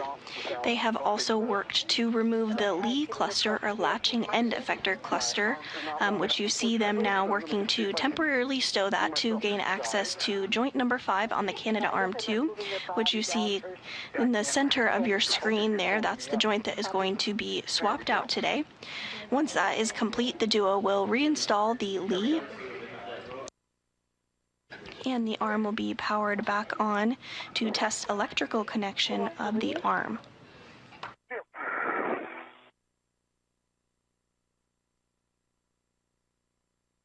Okay, and I am translating around aft. Okay, I have good control. You have good control. Nice work, Chris. We see you on the move.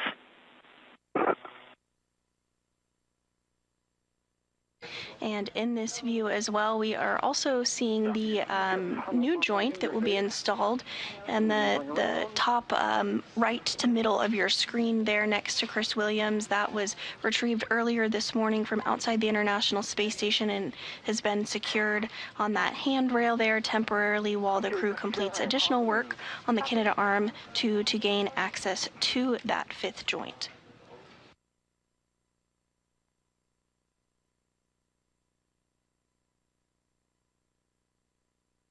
I've got some rats from the mutt caught on my helmet. Looks like they're on your left side. Yep.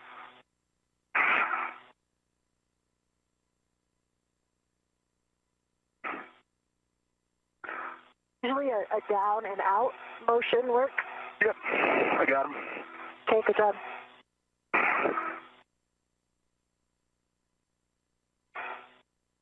I'm picking up. Moving.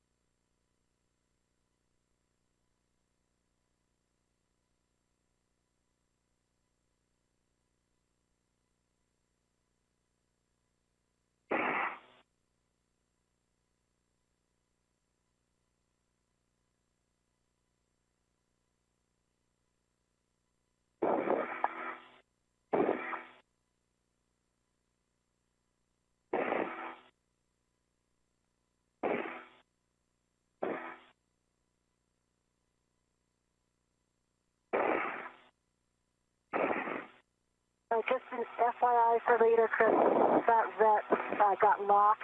Yeah. When we pick it up, it's okay. Just watch it so it doesn't get caught in something else. Copy that. And from this view, we can see NASA astronaut Chris Williams in the spacesuit with the red stripes as he continues to translate. And then NASA astronaut Jessica Meir, who's in kind of the upper middle portion of your screen there. She's wearing the unmarked spacesuit. This is the second spacewalk for Williams and the fifth for Meir.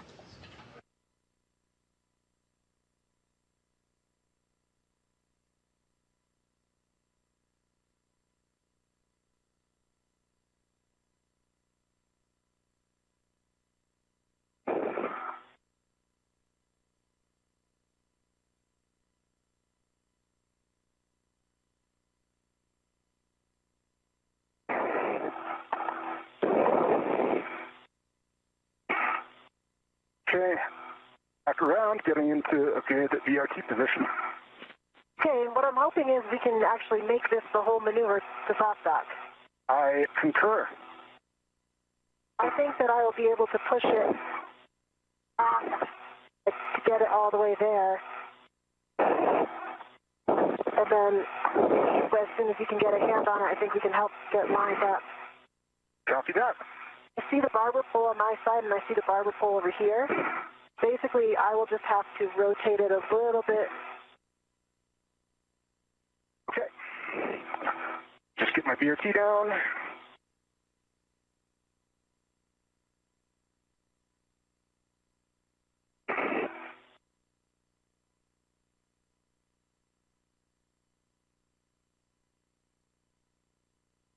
Watch your head and the...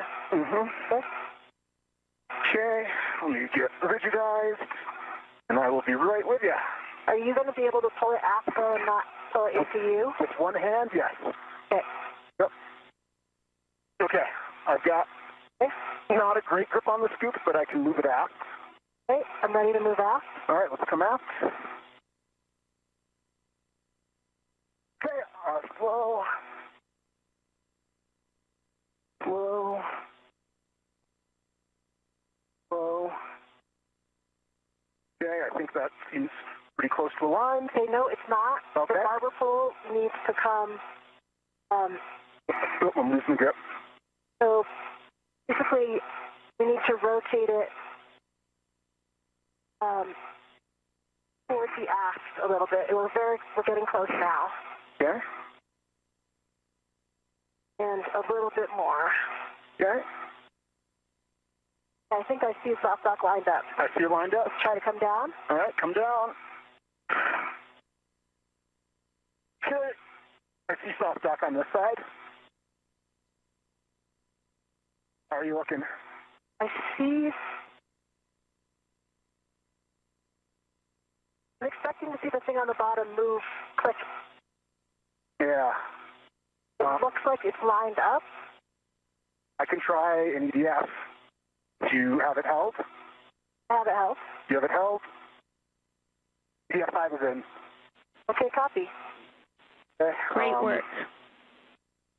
I can see. Okay, I can push 6 in as well. Haven't sure both pushed in? Okay, do we want to do 3 on that side then, if it's easier? Yeah, let's just do it. Because I have all this stuff, like releasing them will be harder on this side. Yep, I can do 4, 5, and 6. Great job. Yep, we agree. Very, very well done, Okay. both of you. We are expecting EDFs 4, 5, and 6, and those are also the ones that we can drive with Chris's PGT from the aft side. Yep, and getting ready. And we're getting a good view now of NASA astronaut Chris Williams as he prepares his pistol grip tool in order to secure the latching end effector that has been removed from the Canada Arm 2. This is going to be temporarily stowed in this location to allow access to that 5th joint that's going to be swapped out today. And then they'll put the latching end effector back on the arm after the joint has been swapped out. So we'll do the same thing in a reverse later on. Okay, looking for PGT settings. Bravo 7, clockwise 2. Bravo 7, clockwise 2, set.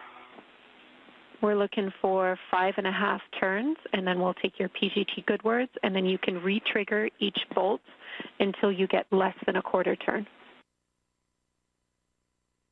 Copy that.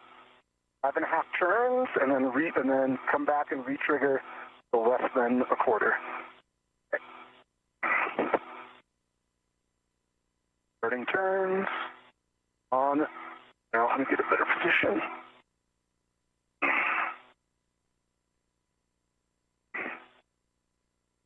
Starting turns on 6. Copy.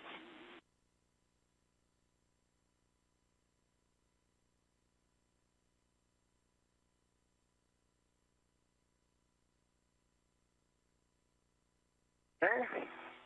That was 5.5 turns. I did get low torque at the end of 5.5 turns. I'll come back afterwards and hit it again, or do you want me to go till? You can re-trigger now, and I heard 5.5 turns, and this is EDF 6, so you can re-trigger. Hey, firm. Do.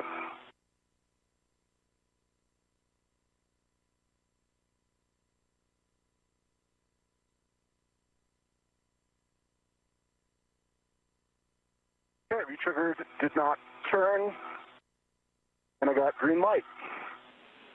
Copy, that is And it was less than a quarter turn. less than a quarter turn. Good bolt on EDF 6. We're good for you to move to EDF 5 or EDF 4. Copy. Gonna do EDF 5 next. Copy. And Williams continuing to use the pistol grip tool to install those fasteners to temporarily stow the latching end effector.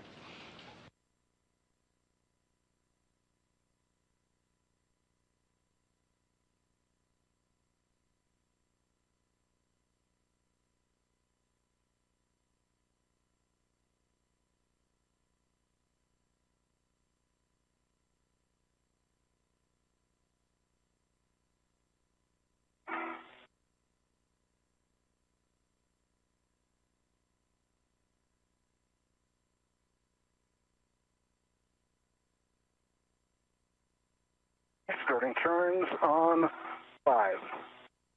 Copy.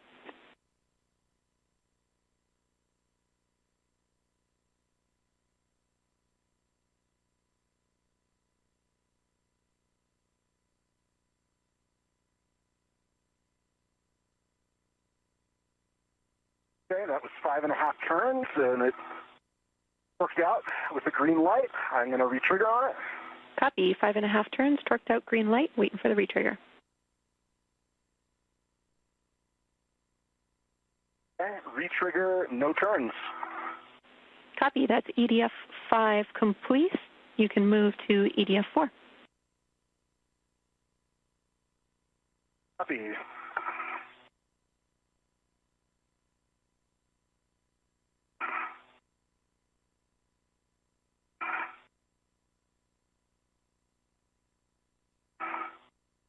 Okay, I need to adjust my position here.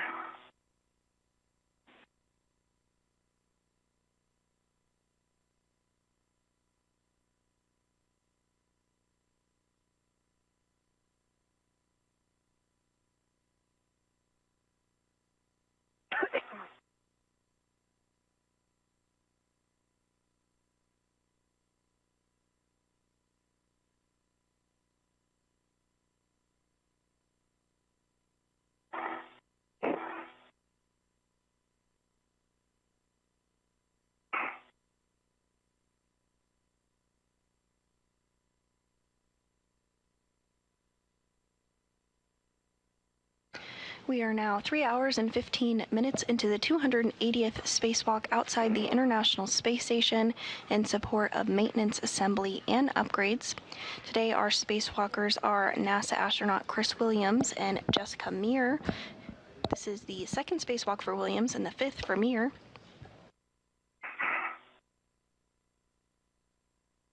The duo are working to replace a wrist joint on the Canadarm2.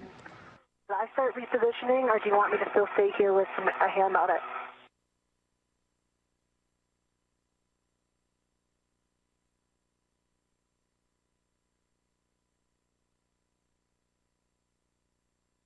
Checking.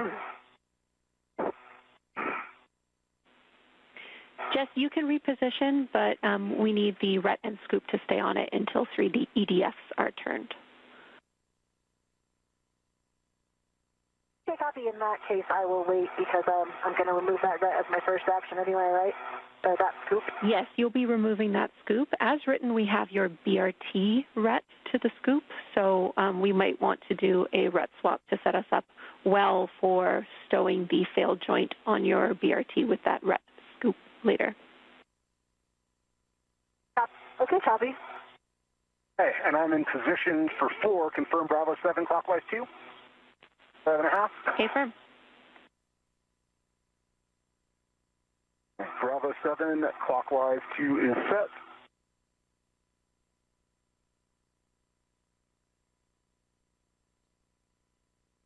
And Williams is now working to secure that last fastener on the lee or latching end effector cluster that the duo worked to remove a short time ago in order to gain better access to the fifth joint on the Canadarm2, which will be swapped out today. Get a slightly better BRT rigidization.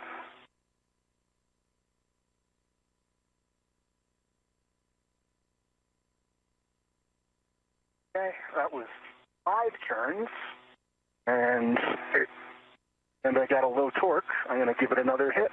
Copy.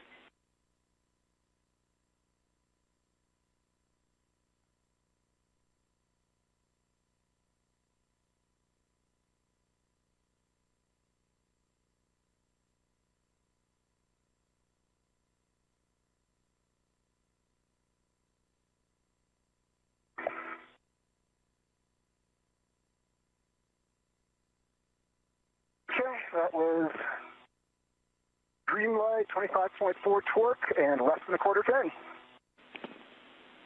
Copy. Green light, 25.4 on the torque and less than a quarter turn. That is a good bolt. We will have you confirm that those EDFs cannot be pulled out by the lanyards, and if that's the case, you can stow your PGT. Okay, stand by 1. And Jenny, I've swapped onto my BRT ret on the scoop on joint 6. Copy.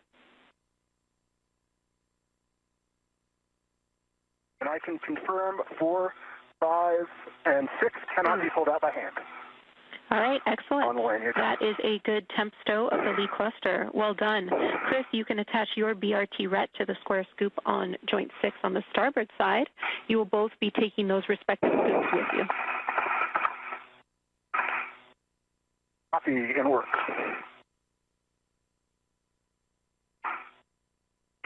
And I've got my ret off of joint 6. Sorry, my scoop off of joint 6. Copy. You can temp stow it on your mini workstation and make your way out of your hidey hole. We will take a glove inspection, hap check, and safer handle check. Copy. And with that, we did hear the good news that the Lee latching end effector was successfully temporarily stowed, and now the crew is going to perform another glove and hap check, as well as ensure that their safers are configured if needed. If you were tuning in with us earlier this morning, you'll recall that the safers are the simplified aid for EVA rescue and are worn on the back of the crew members and provides a little boost should it be required to get the crew back to the International Space Station in the very unlikely event that they become untethered. Sometimes you'll hear this referred to as a space jetpack, but it just propels the crew back to the International Space Station should it be required. We do not expect that today, but it is worn as a precautionary measure during all spacewalks. Okay, I took the adjustable off of joint 6 scoop.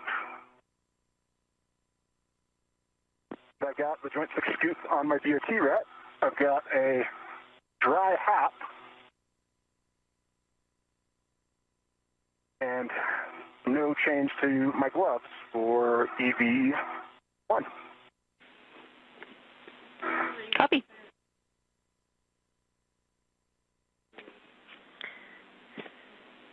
When you both are clear of your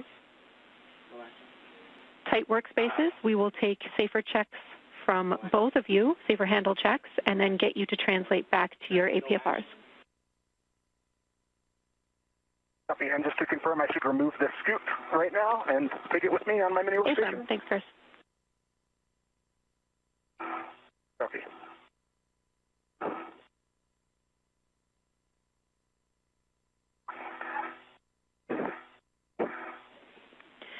Jess, after the safer handle check, we will have you roll your APFR from Lima to Juliet.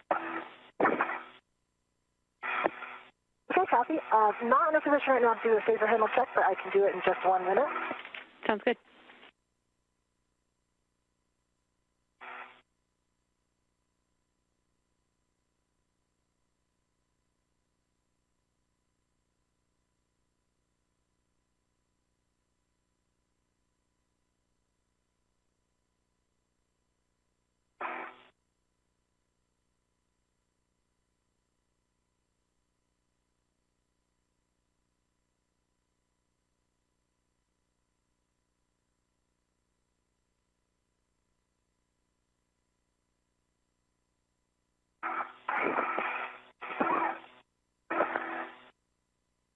I've retrieved the scoop. Copy. I can confirm my right safer handle is down.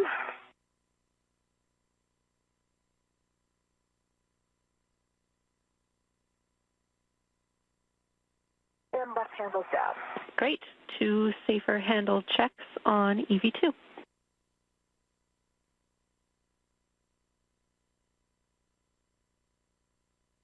And with that, good confirmation for both of the crew members' safers, as well as for their helmet absorption pads inside of their helmets and their gloves as well. Rolling this APFR to Juliet, which is the forwardmost position, To Juliet. affirm before you ingress, and that is because our next action is going to be the joint 5 mate demate bolt. Copy.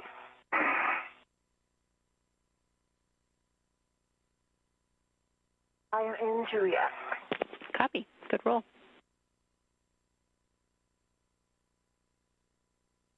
Okay. Can confirm my right safer handle is down.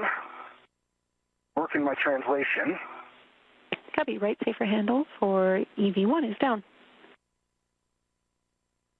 And my left safer handle is down. 2 good safer handle checks on Chris. Thank you.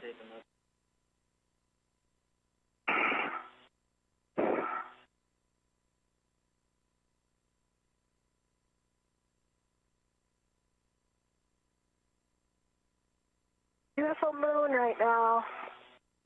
Thinking about our Artemis cruise and missions. It looks gorgeous. We love it.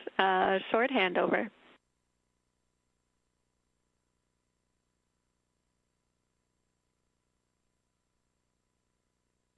And some good words there from NASA astronaut Jessica Mears. She reflects on the full moon that they have a great view of from the International Space Station. Thinking of the Artemis II crew is what she had mentioned. Here inside Mission Control Houston, today's ground IV is Canadian Space Agency astronaut Jenny Gibbons, who played a key role during the Artemis II mission. If you listened in, I'm sure you had the lovely opportunity of listening to her serve as Capcom for Artemis II, communicating directly with Reed, Victor, Christina, and Jeremy during their test flight around the moon. Back in the APSR. All right, great. You can ensure that the ingress 8 is tucked in, and then the next step for you is to retrieve the PGT. Understand that might be difficult to do until Chris is in place. Chris, I have APFR settings for you when ready. Copy. I'm just getting around. Corner. Jenny, I'm leaving my ingress aid where I can see it, but untucked. Unfortunately, I'm not able to be exact right height where it often gets caught underneath my T-bar. I have to leave it out in front of me a little bit to avoid that. Okay, we copied that from before, and that should be fine. Thanks for letting us know.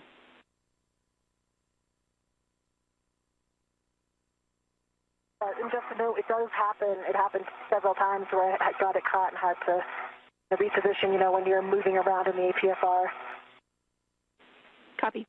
But I was able to get it out, obviously, each time, so...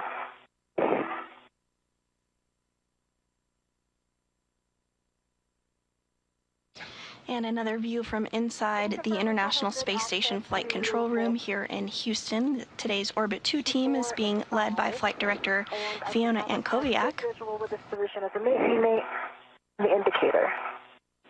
Copy.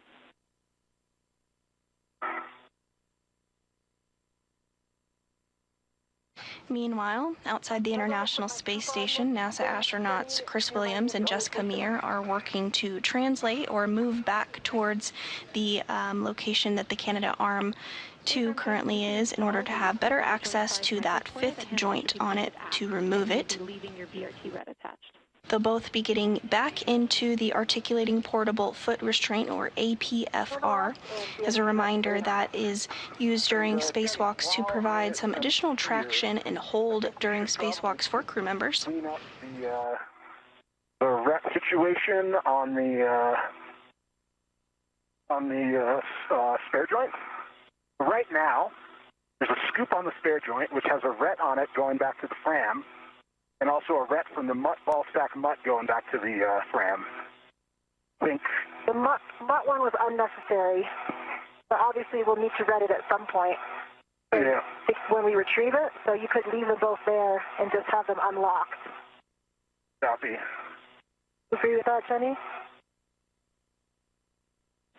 We're talking.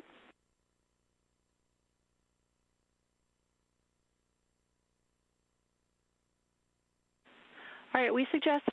I'm ready for APFR settings. Okay, just to finish the thought on the mutt ball stack mutt, we would suggest that you move the ret, which is on the mutt ball stack mutt, so that it's completely on the mutt ball stack mutt. So that is the one that's on the fram goes also to the mutt ball stack mutt, because as you say, it's not required.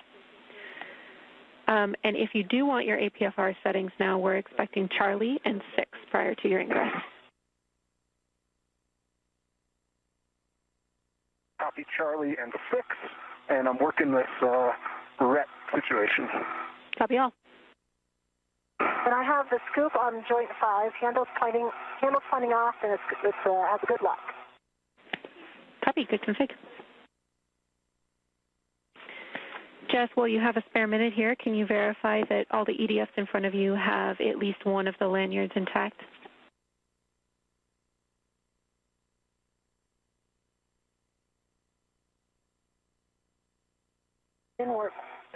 Yes, I can confirm that.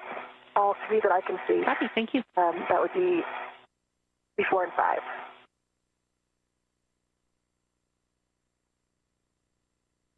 Okay, Rhett is back on the ball stack mutt. And I heard Charlie and 6 for the APFR setting. Good words, Charlie and 6. And I'm also supposed to remind you to set up your waist tethers to roll between Charlie and Bravo as required, because we no longer have the lead cluster for you to react against. Copy that. Yep, I got my waist tether set up.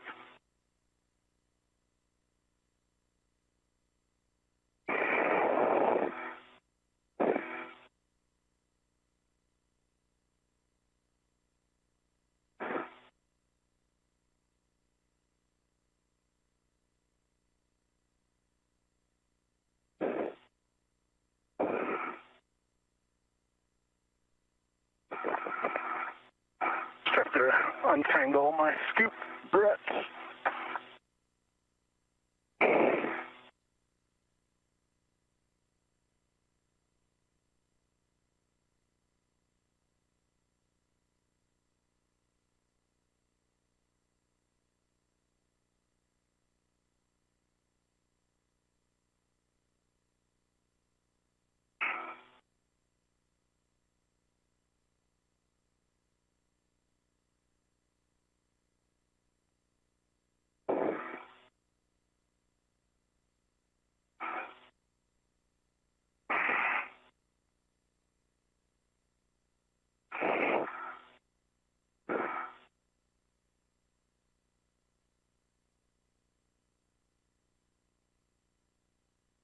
Okay, roll of Charlie is set.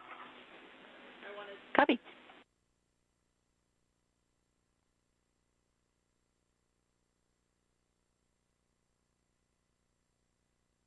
And I'm working my ingress. Copy.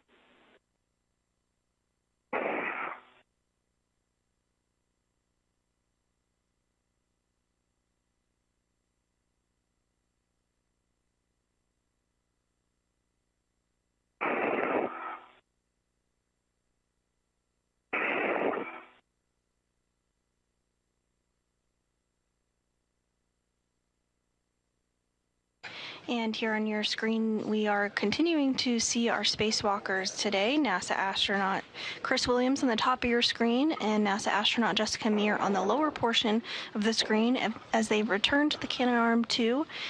They're working to get back into the articulating portable foot restraints, which will give them some traction and a bit of hold while they work to remove the joint 5, which is the very center circular looking object in the center of your screen there. They're going to remove that and swap it out with the spare joint, which they retrieved from outside the International Space Station earlier. You can see that spare joint floating just behind Williams' head. We have surpassed the 3-hour and 30-minute mark in today's spacewalk, now at 3 hours and 32 minutes.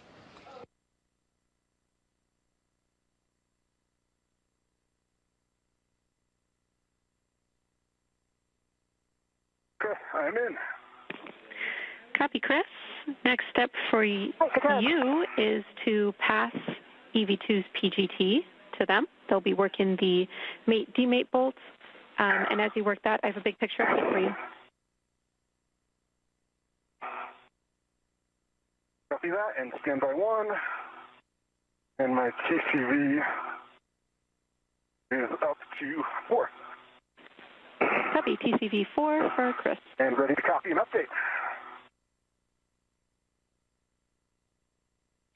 All right, as you retrieve that PGT with the ERAD for Jess, I can tell you that we are just over 3 hours and 30 minutes into this 6.5-hour EVA. Limiting consumable is EV2's battery at 7 hours and 35 minutes, and we're around 20 minutes down on the timeline. I also want you to know that there was a false fire on board, but the airlock is back in a nominal config, and ground is continuing to work cleanup steps.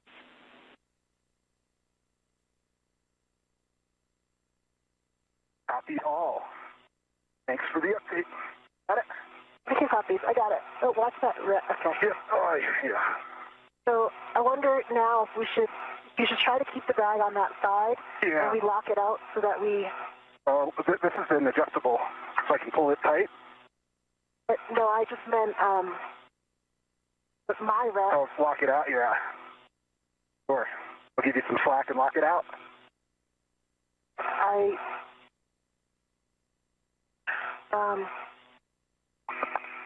Yeah, I mean, I guess this is the failed one, but see where the rep's running right now?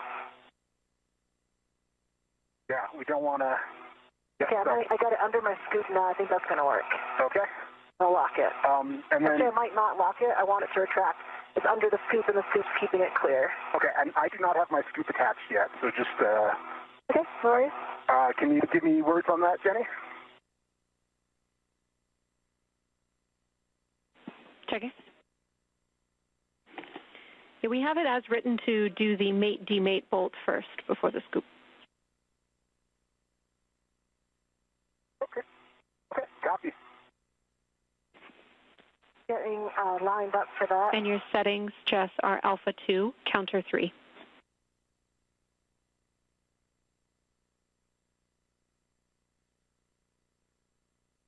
Alpha 2, counter 3. Good words. PGC's timed out again.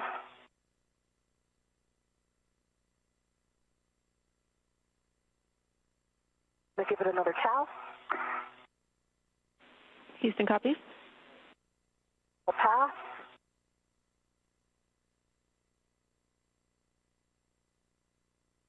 Good LED test. Battery 39.9. Copy. That was Alpha 2, counter 3. Affirm, this will be 70 turns at the PGT.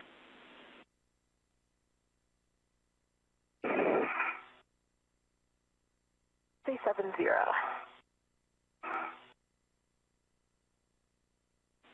And Chris, some additional words for you on that scoop. I gotta fit out again. You will not be installing that on the failed joint. That actually will go on the spare joint microsquare. That's right. Thank you. No problem. Thank you. And as you can see here on your screen, we have entered into another night pass. The International Space Station orbits the Earth every 90 minutes, so that means every 45 minutes the crew sees a sunset and a sunrise. At this time, the duo is back inside of their articulating portable foot restraints and are working to remove the failed joint from the Canadarm2. They'll utilize the pistol grip tool, which has been used quite frequently during today's spacewalk, in order to do so. Once that's removed, they will swap it out with the new joint that they retrieved from outside the International Space Station. That spare was already on board. You think that you can... I think I'm on it now. It looks good to us.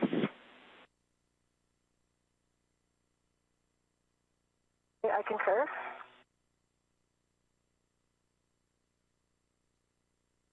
Okay, I'm going to start turns. Ready. 70 turns at the PGT.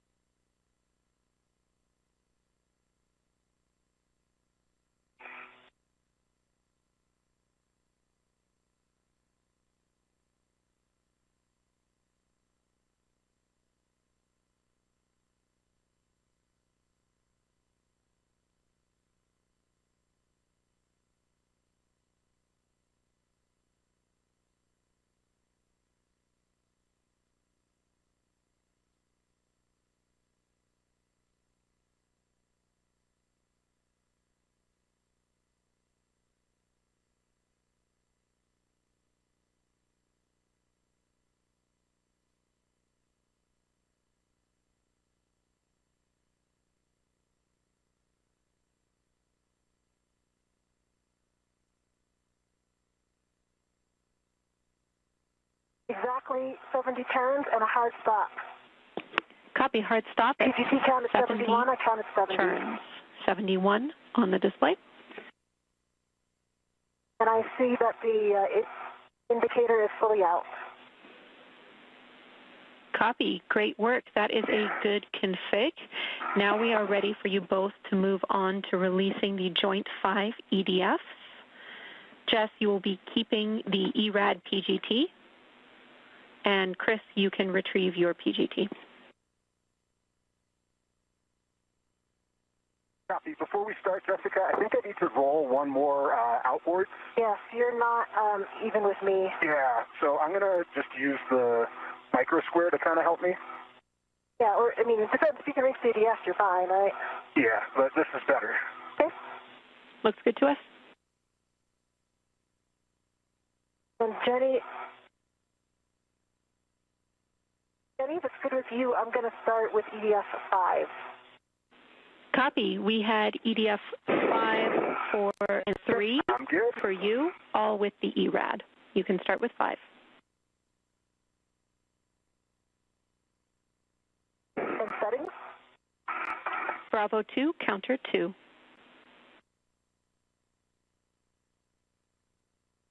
Bravo 2, counter 2. That's a good readback.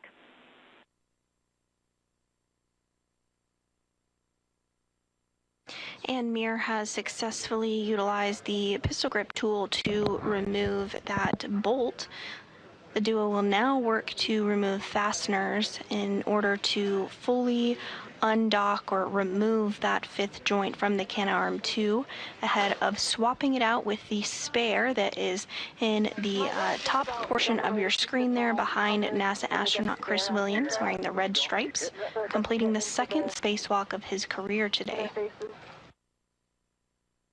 I'm starting turns on EDF 5. Okay, and settings for me, Jay? Copy EDF 5. Chris, your settings are Bravo 7, counter 2. Copy. Bravo 7, counter 2, set. Setting on EDF 6. Copy EDF 6. This will be 5.5 turns to release.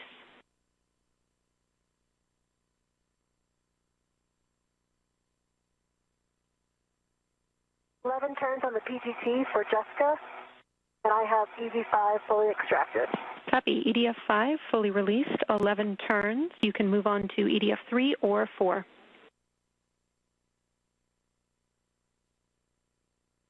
Okay, 5.5 turns on EDF 6, and it is fully released and extracted. Copy. Good. EDF 6 fully released and extracted. Chris, you can move on to EDF 2. Copy EDF 2. And each of our spacewalkers continuing to make good progress with the pistol grip tool on those fasteners, working to remove them together. Copy. I'm not undoing Chris is undoing the last one in this one, right? So I could do 4 first.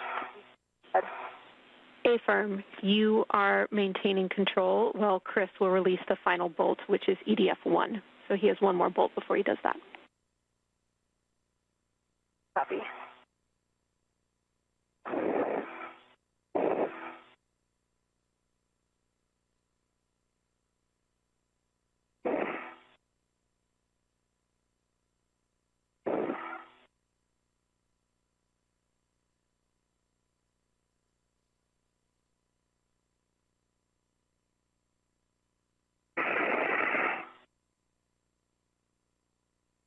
And if you're just joining us this morning, welcome. Thank you so much for tuning in. We are 3 hours and 42 minutes into today's spacewalk outside the International Space Station. It's the 280th spacewalk in support of space station maintenance, assembly, and upgrades. The task today is for our spacewalking duo of NASA astronaut Chris Williams and Jessica Mir to swap out a faulty joint on the Canal 2. As you can see here on your screen there, Williams on the top of your screen and Mir on the bottom, they're right prime and center on that failed joint and are working together to remove it by taking out a series of bolts and fasteners. 4 turns. Okay, copy. Previously this morning, the duo removed and secured a spare joint that was already outside the International Space Station, which you can see in the top of your screen there, just behind Williams. That's being temporarily stowed there to allow the crew members access to remove the joint that's no longer working. Once that's complete, they'll swap it out with the new joint and reinstall the latching end effector, essentially the hands of the Canadarm2. Once the Canadarm2 is put back together and this wrist surgery is complete, the arm will be powered on to ensure that there's good electrical connectivity, and the arm will be further tested this week to make sure that the spacewalk was successful.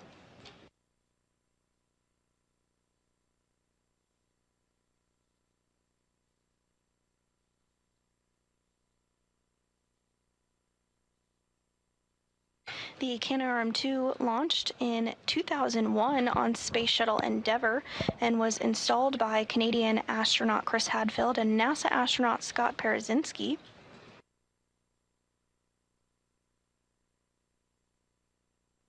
The arm has had 3 previous maintenance spacewalks, one in 2002, one in 2017, and most recently in 2018. And the arm is an absolute workhorse and has been critical to not only the assembly and maintenance, but the ongoing performance of the International Space Station. It helps move crew members around during spacewalks. It can move experiments from outside the International Space Station, and also is prime for capturing and berthing the Cygnus cargo resupply spacecraft. 4. And repairs to robotics like the Canadarm2 are normal and expected after more than 25 years of continuous operations. The system was designed with replaceable components and planned maintenance in mind. The International Space Station has been continuously crewed for over 25 years. In fact, 292 visitors to the International Space Station have taken place from over 26 countries. We want to think about securing that crew lock bag better, so the bag stays tight. Maybe if you use that adjustable, it's on the outside, and also tack it down on the tether point, then it'll stay there. Yeah, let me try to. It's a good idea. Let me do this. I have 2 feet back in my APFR.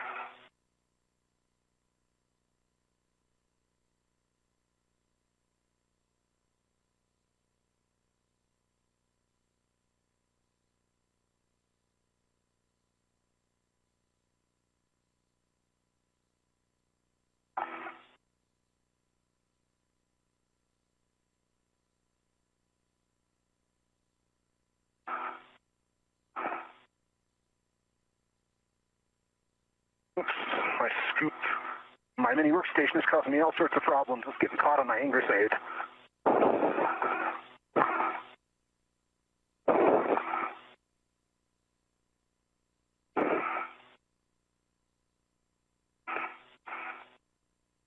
Is there any reason why would I be able to put my DRT on the scoop before he releases that bolt?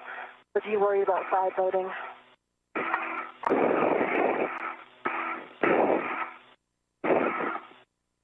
I guess it doesn't matter as long as we don't take it out of it's okay like this. Yeah, Jess, we didn't have it written that way, but if it reaches and doesn't interfere with your access to the bolts, it should be fine.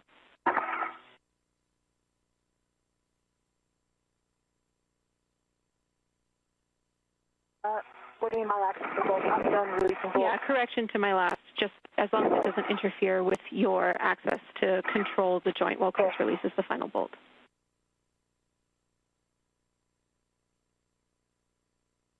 Copy. I'm in a good position. I'm not going to quite get it on yet, but it'll be ready to clamp down as soon as we're ready to come out. Okay, that sounds good.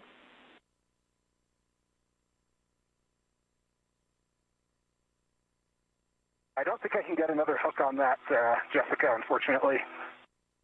Kind of clobbered. Okay. What I can do is just put the hook around. Nah, I don't think that'll do anything. Yeah, I'm just wondering if there's any way that we can keep the crew lock bag over there so that we just... Right now, we pull the PGT and the whole bag moves over. And Yeah.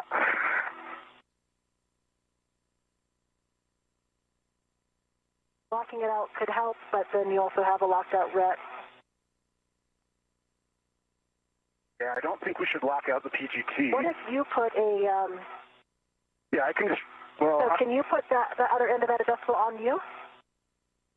That's how I had the crew lock bag earlier. So basically it's like in between you and... As long as it doesn't hamper your access with getting the spare. Sorry.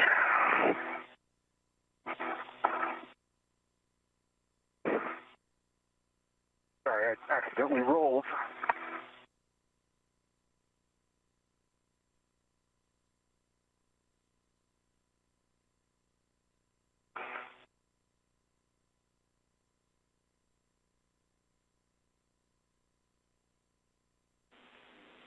Yeah, I understand your... I do actually have my BRT on the scoop already. Okay, we copy, Jess. Chris, understand you're getting back in that APFR and in a good config. We would like to continue with the timeline with the crew lock bag stowed as it is, if you are comfortable, since we are still behind. Yeah, I think we can just manage it and be careful. Copy. Okay, thank you. All right. Can you see my left foot? Unfortunately, I can't. Okay. I think I'm in a good spot. Definitely like 2 clicks vertical, but as long as you're in a good position, and you're closer to the spare right now, so that might help you. Mm-hmm. Right? Is this your position for reaching the spare, or are you moving again? No, I think this will be good. I think I might need to move again to reach the spare to get it, because it's so far aft now. And that's what we have written for you both. We have you releasing the final bolt, Chris, and then assisting Jess as required to stow it on her BRT, and then you roll to Bravo to access the spare joint after. So I agree. We are ready for that final bolt. Reminder, your settings are Bravo 7, counter 2. Okay, I'm Bravo 7, counter 2. Okay, on Jess's go to maintain Starting control. turns. You can start turns 5.5. And Williams now working to remove the final bolt securing joint 5 to the can arm 2. Right.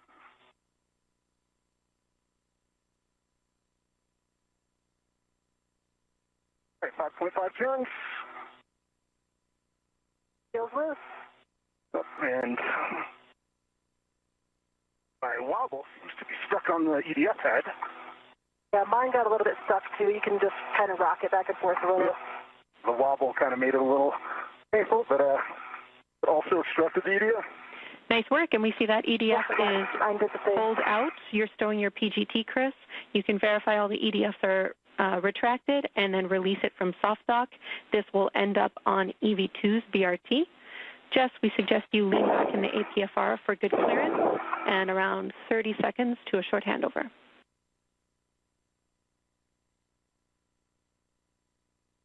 See, and Chris, I already have my BRT on it. So what the plan would be, you can't can lift straight up. Yep, I can lift up. I'm on the micro square. Okay, all right, lift straight up.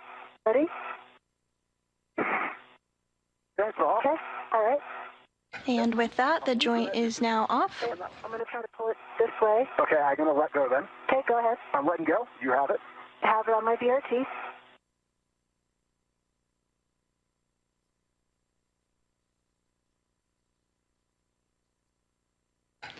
And we are in a short handover period between our satellites here, but here in Mission Control Houston, the team continuing to follow along and monitor the spacewalk today. Today's ground IV is Canadian Space Agency astronaut Jenny Gibbons. The team inside Mission Control Houston is being led by Flight Director Fiona Antkowiak during this Orbit 2 shift.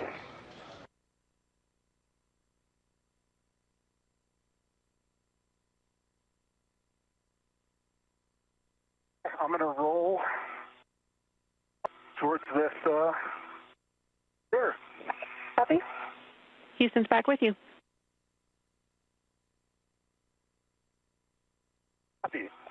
Jenny, I've got the sails on my BRT, and Chris is getting into position to get the spare. Great. Thank you.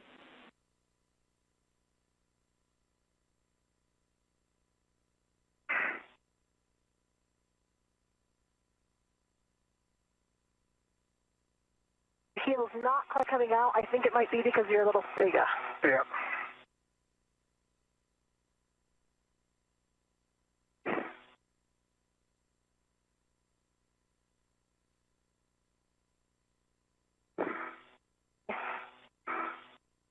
Okay, I'm over at the spare. Copy. You will be installing your square scoop on the free joint micro square, the free spare joint micro square.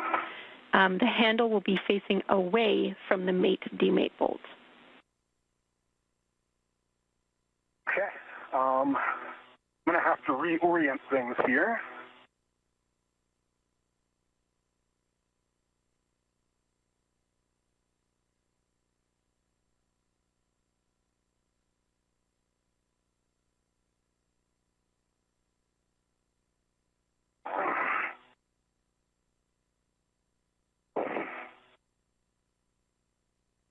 Okay, handle away from the mate-demate bolt. Good read back.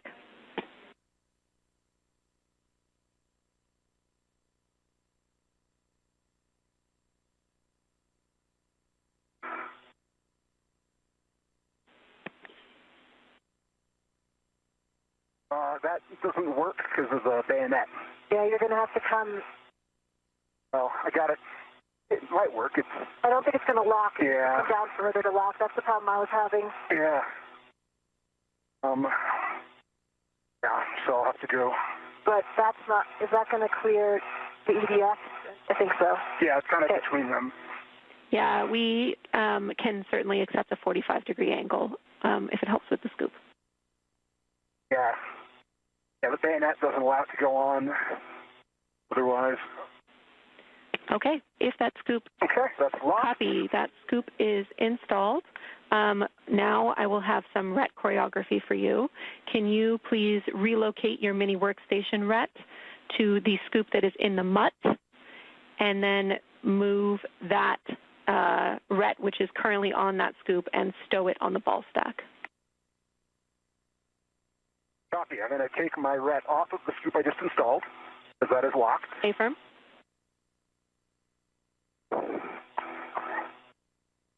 And that, pay attention that you're on the barber pole side right now, which is on your side. So that's the scoop that's going to be on your side. A firm.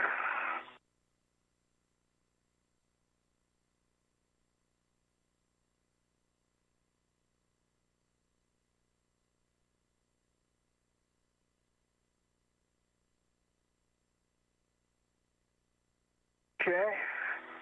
And now I am putting a mini workstation RET on this one. Following the removal of the joint number 5 that was no longer working on the Canadarm2, NASA astronaut Chris Williams is now working to get the spare joint in place for installation.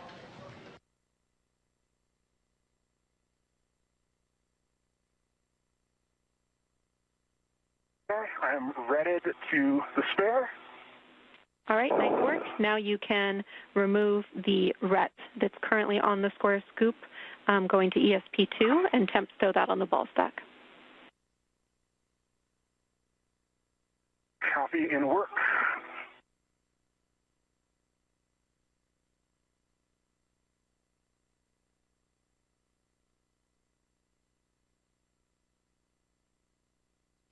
NASA astronaut Chris Williams, who you see on your screen there, working to configure tethers and get things squared away ahead of the installation of joint number 5 on the Canadarm2. Actions in maneuvering this spare joint are actually for you to do an inspection on the SSRMS boom side.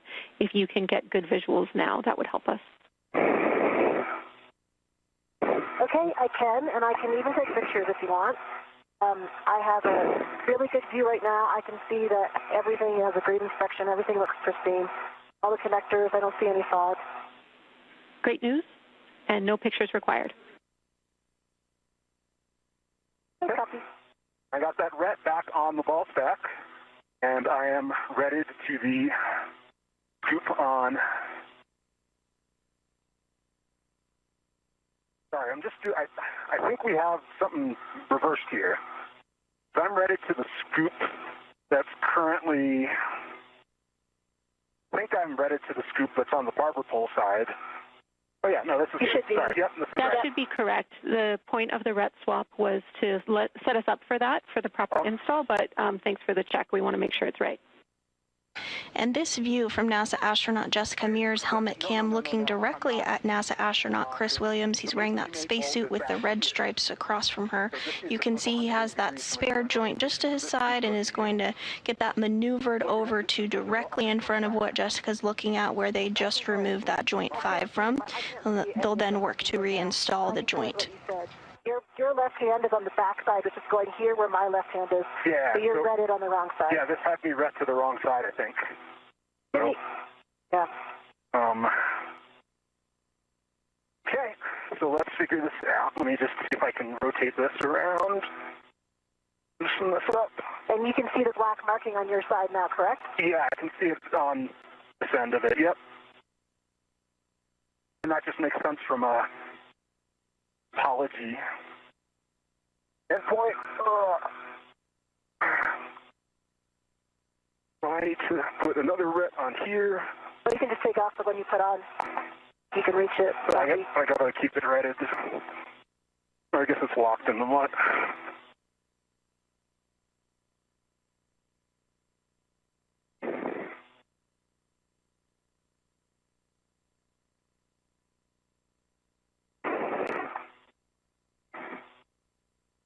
Don't let the spare move any more port. Okay. And Houston's following along here. That's a delta from what we were expecting in the procedure, but we know you have eyes on it, so understand the ret swap's required. What?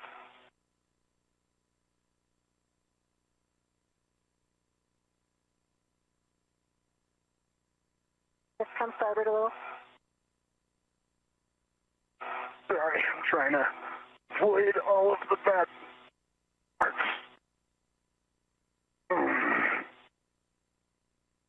This looks correct to me because I see the black marking underneath your scoop, the scoop that you're on right now, which is on my side. Yep. It's facing opposite than the one that I took off, but I think that that's fine. I'll be able to grab it. Okay. Okay, so I think my next actions are to... are you going to roll more first? A little bit out, yep, and I got to roll out more. Yeah, the way this is... Let me get this aligned towards me. The way this is written is to have you take control of the spare and, if possible, transfer it to Jess and then roll your APFR. If you can roll it right now, I think it will help because it's going to be a far reach to get to me. Yeah, I agree. Houston copies. See what I can do.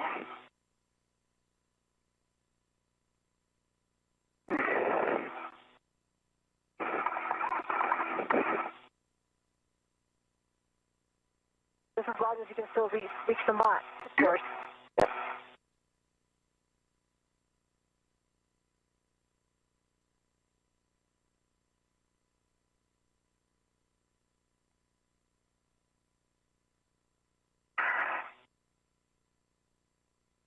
Okay, that's like a little bit of roll.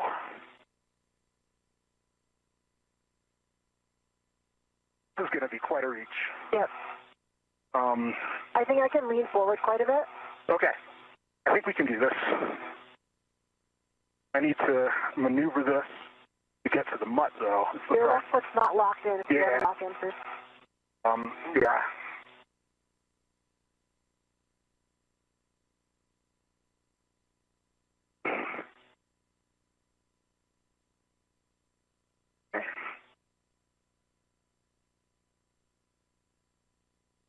Okay, let's see how we can maneuver this.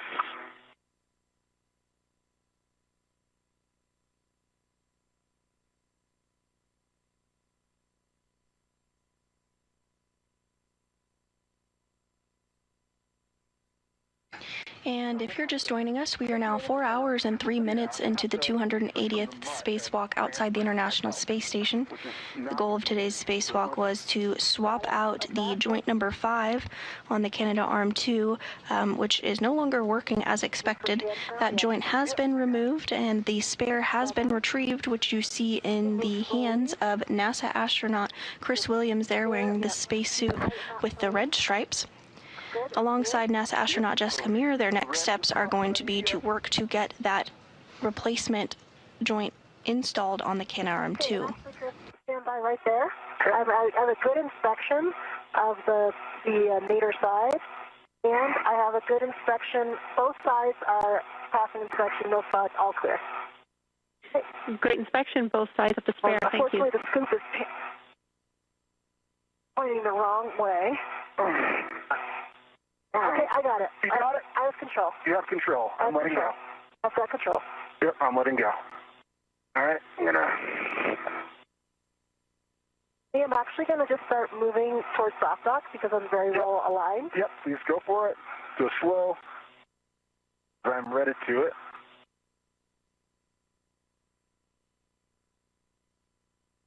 Looks pretty good. One of the EDFs popped in. Okay, I'll just pause where I am and I'll wait for you because I can't. Yep, it's number 1. I can see it popped in. So. Okay. I'm in a good position. We're lined up. I'm just at, a few more inches to go. Copy. I can see 4 clear EDFs. That's 3, 4, 5, and 6. Yep, I just got a little roll. Pulling one all the way out. One's all the way out. Okay, let's push down. Yeah. I see good. See, soft dock is aligned. Doesn't feel like it's very tight in that soft dock. No, I got an EDF in. I got 1 pushed in. Okay, copy. I can push in 4. Pushed it 2. And I pushed in 6. Copy. Okay, now. Okay, I've got 5. And 5 all the way pushed in. 4 is not going in all the way. Oh, yeah. You just needed a little wiggle, and it got all the way in.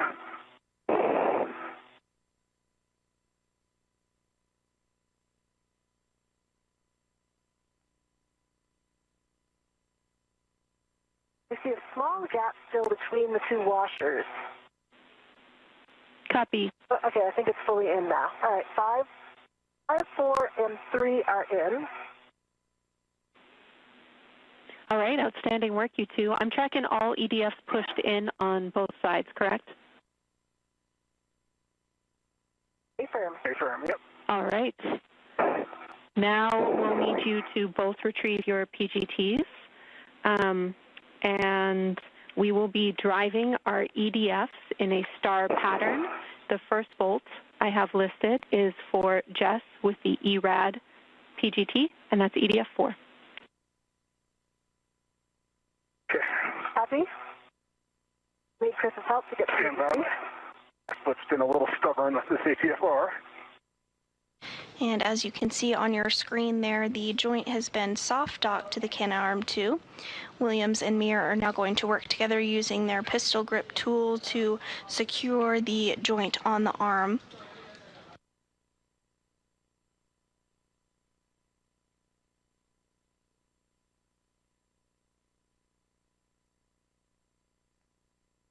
Can you grab the PGT? Almost. Okay, I got it. You got it. I'm going to control the bag here. Okay. The bag. Let me know if you think it's best to lock out the... Let me just pull the bag over to me. Okay. And can you keep an eye on the ret for the PGT? That it doesn't... I can, yep, it's in a good spot. Okay. Jenny, settings? Alpha 7, clockwise 2, EDF 4. F4. Alpha 7. Clockwise 2 is set. Good readback. You can drive This will be approximately 11 turns at the PGT. copy. Chris, you can get set up for EDF 1. Copy. All right, I'm just going to maintain control of this bag for a moment.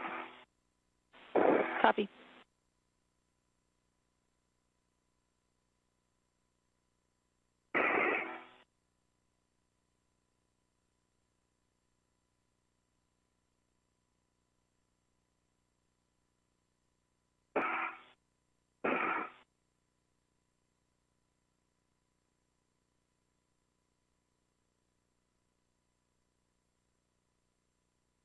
Had exactly 11 turns.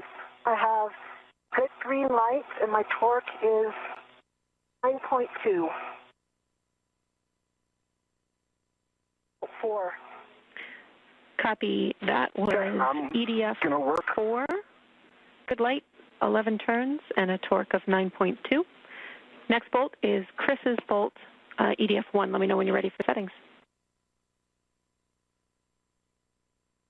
Yeah, I got to let go of this bag, Jeff. I'm going to do this, or I can try to see if I can just tether it to me. Yeah, that's what I would suggest, using that outside. Yeah, I'll use the integral, and I'll just... There's a large, small adjustable. And there's an integral. Yeah. Okay, I've got my PGT, and I've got the for settings. Bravo 2, clockwise 2. Bravo 2, clockwise 2, and we're going for EDF number 1. A-firm, expect 5.5 turns. Jess, you can get set for EDF 5, but do not start. All right, starting turns.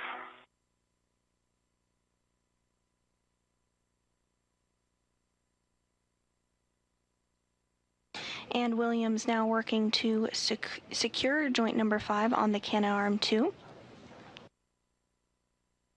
Okay, that was 5.5 turns. Green light, 16.0 on the torque. Copy. Good turns on EDF 1. You can get in position, but do not start EDF 2. Copy. I'm ready for 5. You can start turns on EDF 5, 11 turns at the PGT. Copy.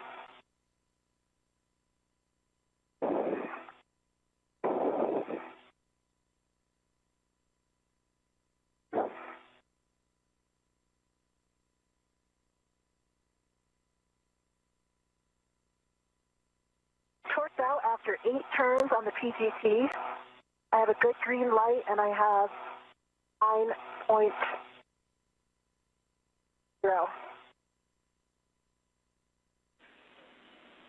Copy. That was Looks fully in. 8 turns. We'll call that good for our initial turns on EDF 5. You can get set up for EDF 3. Copy. Okay, I'm set up on EDF 2. You can start on EDF 2, approximately Ready to start 5.5 turns. Your go. Copy.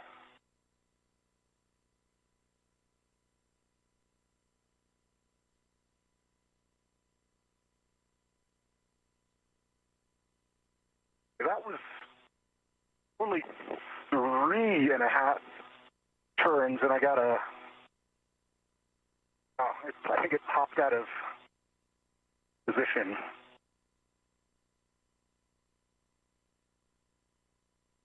Yeah, somehow it popped into Cal. Okay. Well, I'm going to continue.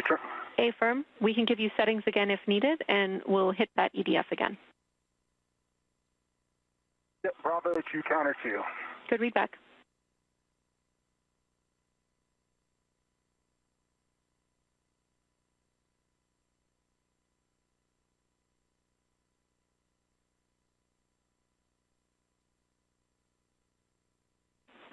And Chris, can we clarify that you have clockwise 2?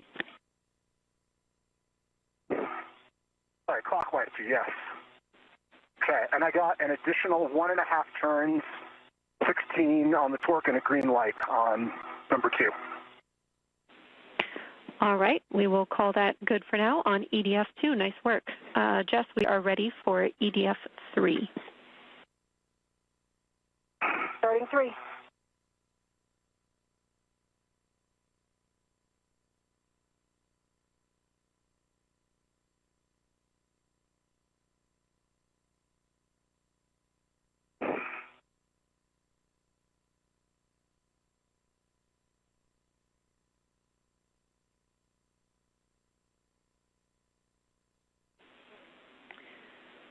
Jess, well, you're turning EDF 3. Chris, your new settings are Bravo 7, clockwise 2. Bravo 7, clockwise 2. And Jenny, I torqued out at only 6 turns. I have fall to red torque and a torque of only 2.7. Do you see that the does look like it's fully installed? Copy. We will have you Need to wait for a retorque or drive that bolt again. copy?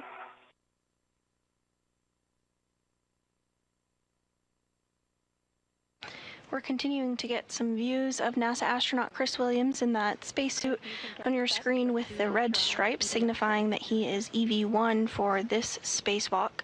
He's utilizing the pistol grip tool, which has been used pretty frequently during today's spacewalk to demate bolts, and now the duo is working to complete that process in the reverse. Now they are reinstalling bolts since the joint number 5 has been reattached to the International Space Station. This was a spare that was already on board the space station. All right. 9.1, 3 miles. Thank you, Jess. We are happy with that EDF. That's a good torque. It sounds like Chris needs the ERAD for his next bolt, which is EDF 6. We will have you pass him your PGT, and we'll have new settings. I have the PGT. He has a PGT. Bravo 1, clockwise 2. And here on your screen, we have a really great visual comparison of the 2 pistol grip tools being utilized today.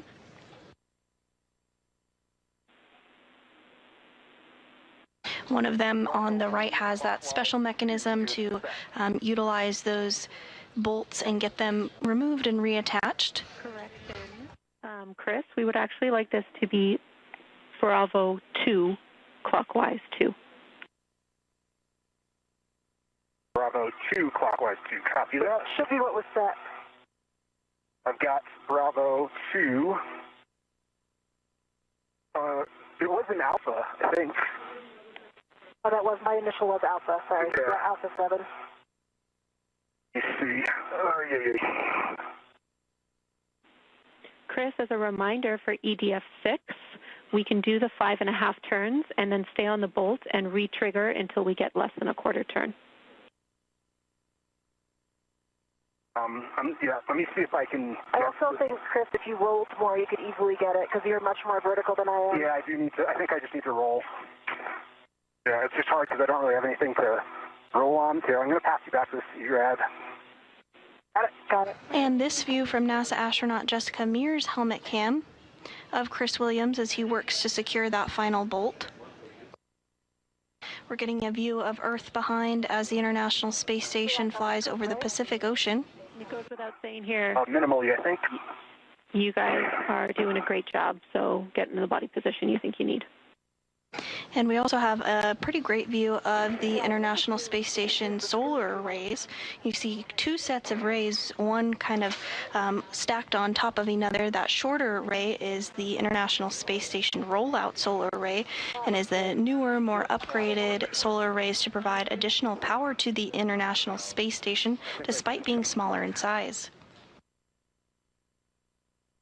All right, Chris, if you're using your I've got my PGT, wobble out. then your settings are Bravo 7, clockwise 2. I've got Bravo 7 set. Copy. You can drive EDF 6, 5.5 turns, and then re-trigger until you get less than a quarter turn. Copy, 5.5 and then re-triggering. And back to utilizing the pistol grip tool to get that final bolt driven onto the spare joint on the Canadarm 2, that 5th joint that had a malfunction on May 27th. Okay, that was not 5.5 turns. That was like 4 turns, and I got low torque. At light. Copy. We will have you drive EDF 6 again.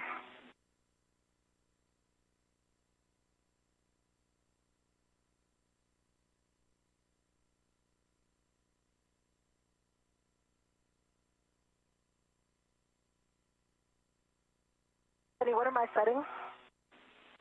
Bravo 2, clockwise 2. Got another half turn.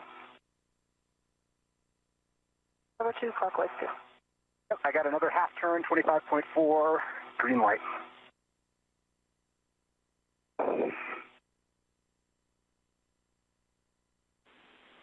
Copy, Chris. We'll have you re-trigger until you get less than a quarter turn. Copy.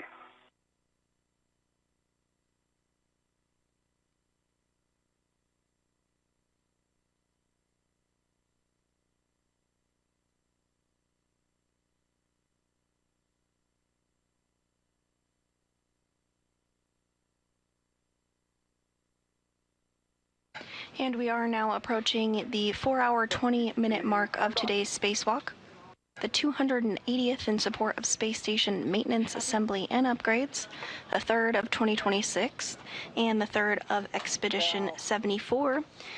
NASA astronaut Chris Williams is completing his 2nd spacewalk today. You see him there continuing to utilize that pistol grip tool to install the spare joint on the Canadarm 2. NASA astronaut Jessica Meir is completing her 5th spacewalk of her career today.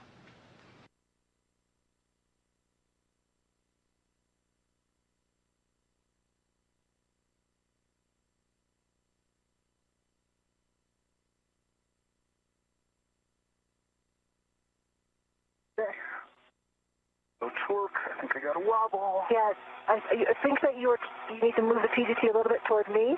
Yeah, it's just not a little bit up. There you go. I'm in a great bracing position.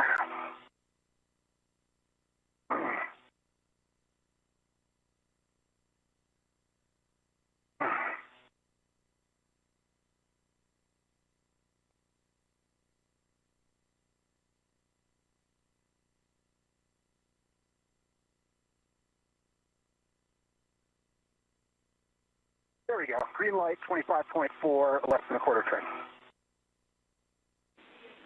Great work. Jess, you can drive EDF 4. We'll expect this to be under half a turn, or re-trigger till you get under half a turn. Copy. Oh, looks like my PGT's turned off again, too. Copy. Chris, you can get positioned for EDF 1. Copy, EDF 1. Okay, I've got a good cal. The LED test battery, 39.5. Copy. That was clockwise 2. Bravo 2, clockwise 2. D6.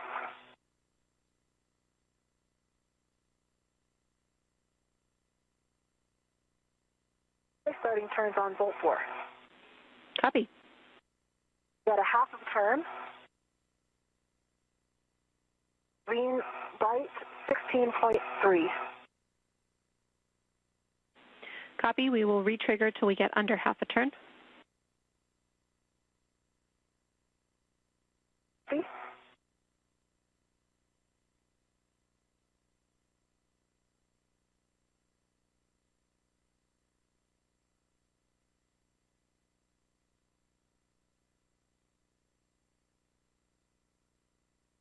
An eighth of a turn. Green light, 16.6. Copy. That's a good bolt. Chris? I'd say less than the eighth, actually. Like. Chris, you can drive EDF 1. Yep, I'm ready to... Re-trigger until you get under a quarter turn. Jess, position. EDF1, Bravo 7 counter 2. Copy. Jess, position for EDF5. Copy. Okay, first retrigger was a quarter turn, second retrigger was under a quarter turn. Green light 25.3. Copy. That's a good bolt. You can get position, but do not drive EDF2. I'm ready for 5. Driving now. Go. That was less than a quarter of a turn. Green light 15.9. Copy. That is a good bolt. Chris, you are go to drive EDF2, and Jess, get positioned for EDF3. Copy. I'm working my position. I can't get it from this roll on 2, so I'm going to have to re-roll. Copy.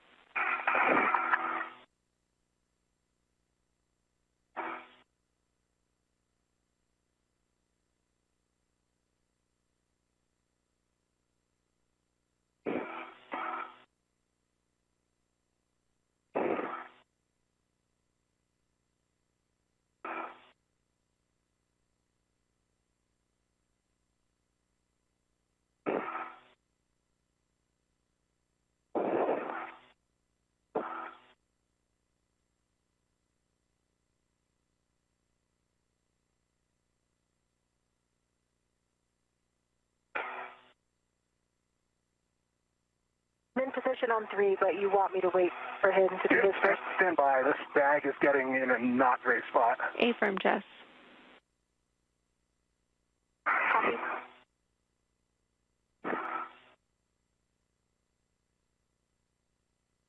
Boy, in the pool, the bag was so nice on the aft side, huh? Or the forward side is our. Yeah.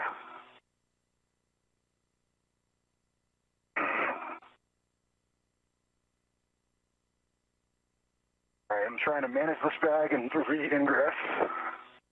Okay, I'm back in. Just try to tuck the bag behind the scoop. See if that will kind of temp hold it back there.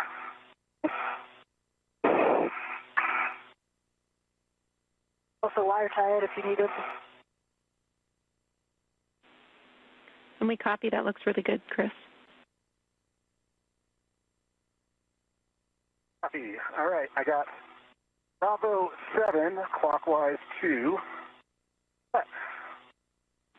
And in position. Copy. Drive EDF2, and then retrigger until you get under a quarter turn.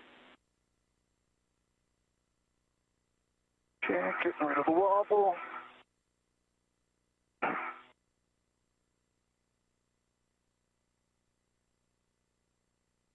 Okay, that was a quarter turn still. Retriggering one more time.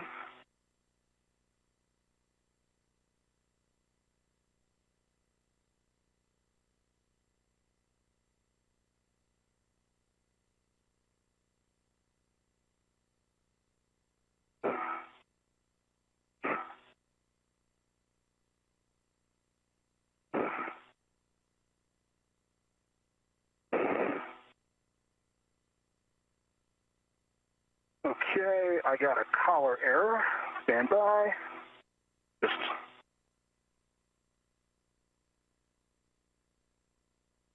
okay, clockwise 2, Bravo 7. Good settings.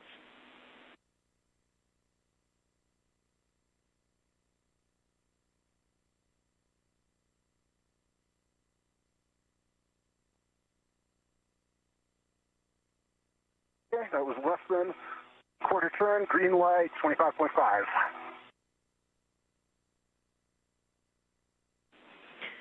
Okay, that is a good bolt for EDF2. Jess, you can drive EDF3, and then retrig till less than half a turn on the PGT. Okay.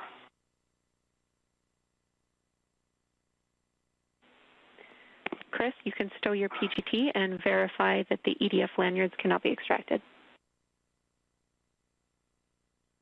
Copy, it didn't work. Got about a half a turn, so I did one more, and it was less than a quarter of a turn. I did get a false red torque. All right, we'll hit that bolt again, Jess. Copy.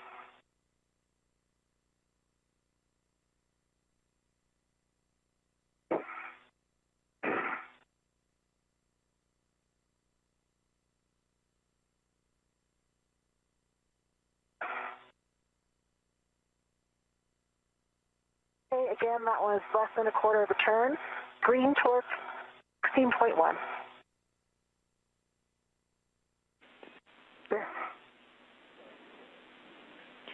Copy. That is a good EDF, Jess. We will have you do the same. Check the pull lanyards and make sure that your EDF cannot be extracted. And I got 3 good pull checks. Cannot be extracted on 6, 2, and 1. Okay, and I can verify the same for 3, 4, and 5. Nice work, you two. Jess, get in position for the joint 5 mate demate bolts. I have new settings for you. And Chris, remove the square scoop and stow it on your mini workstation. See and work.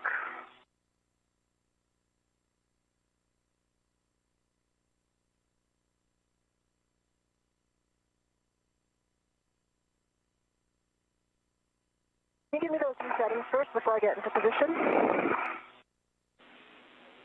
Alpha 2, clockwise 3.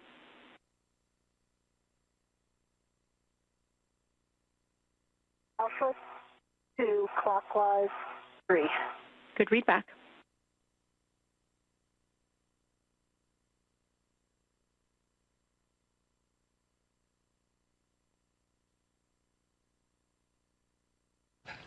And we have now surpassed the 4-hour, 30-minute mark into today's spacewalk by NASA astronauts Chris Williams and Jessica Meir. So you can tell from this view on your screen, they're continuing to work to install that spare wrist joint on the Canadarm 2. Copy. Expect 70 turns at the PGT. Today's spacewalk is the 280th in support of space station maintenance, assembly, and upgrades, and is the 2nd for Williams and the 5th for Meir.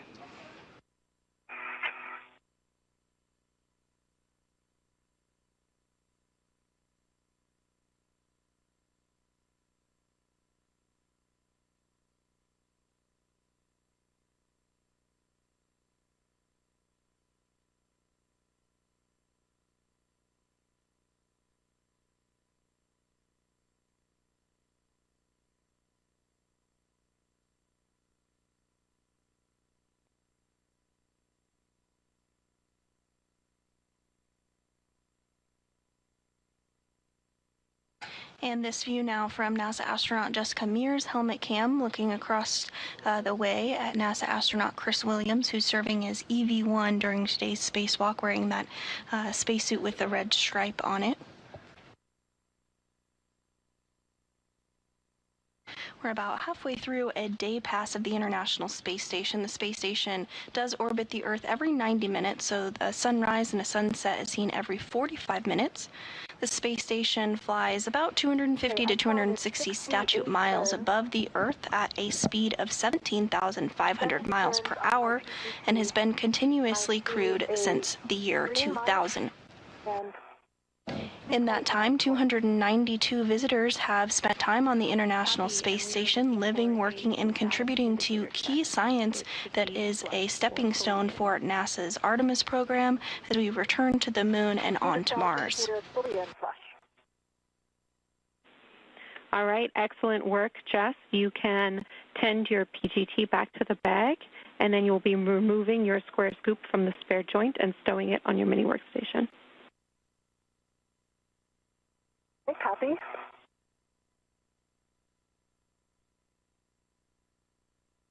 And for redology here for this scoop, I can just use a mini workstation ret, and I'm going to use it on the Lee anyway.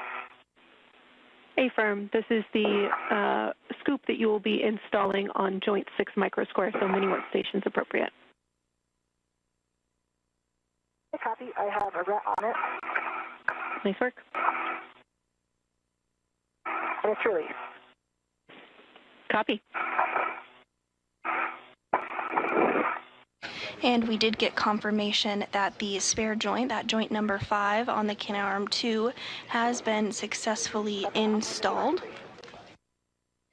All of the bolts have been driven.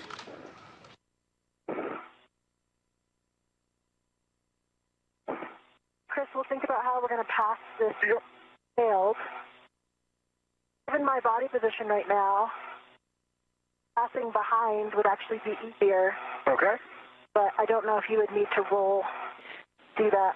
Yeah, I think I would definitely need to roll to do that. Yeah, the way this procedure is written, just so that you have what the nominal plan was going to be, after Chris removes the scoop from the installed joint and tends it to his mini workstation, he's going to roll to a more vertical position, and then you're going to work together to stow that failed joint on the mutt ball stack line. Okay, so that will make the pass-off quite difficult because I'm in this forward position. And I probably don't want to take a foot out to try to get more distance when I have the nails on me. Copy. Do you agree with that? Short handover.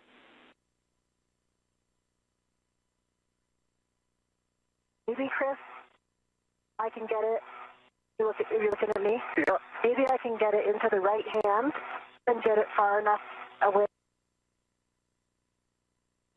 And we are in a short handover period between our satellites, but will regain communication and view here shortly. Here in Mission Control Houston, the team is being led by NASA Flight Director Fiona Enkoviak during this Orbit 2 shift. Serving as ground IV for today's spacewalk is Canadian Space Agency astronaut Jenny Gibbons. You may recognize her voice from the Artemis II mission, where she served as the Capcom for the Artemis II crew. You have a scoop to put on now. Right. Let me get that ready. So, I'm going to release my DRT. Okay. Out of my DRT.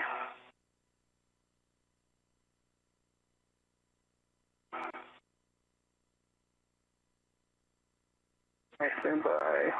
My scoop ready. Houston is back with you, and we agree with the plan.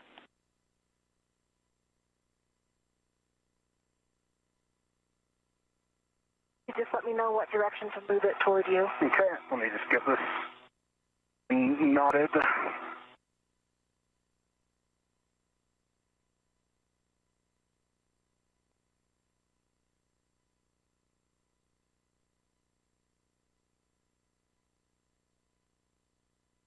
With the Joint 5 successfully removed and then installed with the spare that was on board the International Space Station, both Williams and Mir are working to temporarily stow the failed joint. I can arrest the rate. This joint will be brought back inside the International Space Station with them to be sent down to the ground for analysis and possible refurbishment. Yep.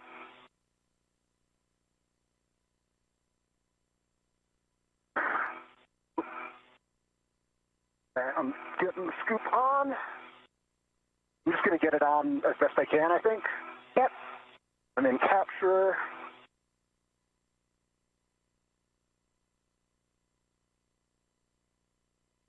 All right, scoop is on and locked. Okay. I got control with the scoop. Okay, and you have a ret on it. I have a ret on it. Okay, so let's leave it where it is right now, so I'll remove my ret. Copy, you remove your ret. I got it held. My ret's removed. You have control. I've got control. Leaning back with it. Nice work, you two.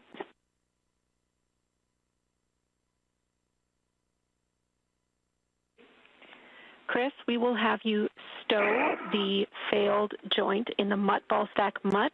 We suggest that you stow the unredded scoop in the jaws. Doing the best. Yep.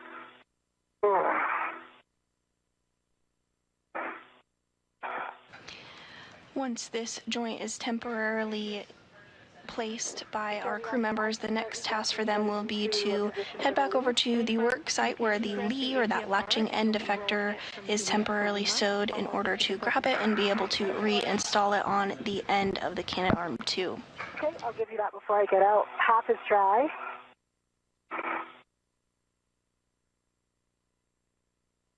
Plug unchanged.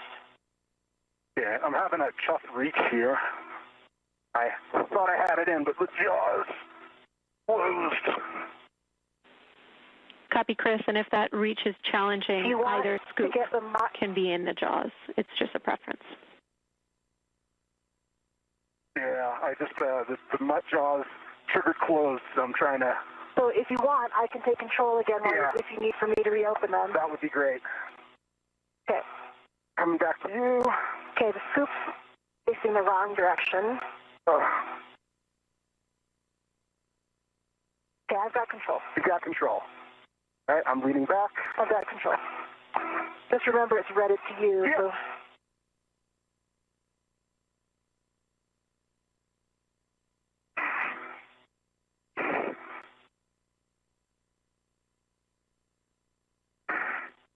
Super tough reach for me. I'm just gonna go slow. Okay, I got the scoop again. All right, you have the scoop, you have control? I got control. I'm taking it.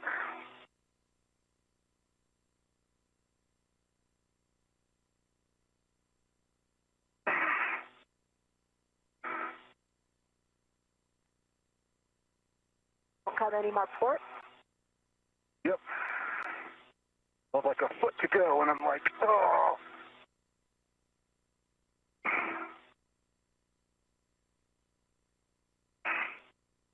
Try reorienting this way. I can't see. I might be able to guide you in, but actually I don't know. I don't think so.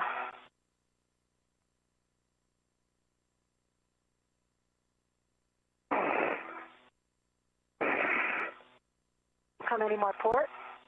I'm still. You think this through? Pull the mott closer to you. Trying. Super, thank you. Looks better.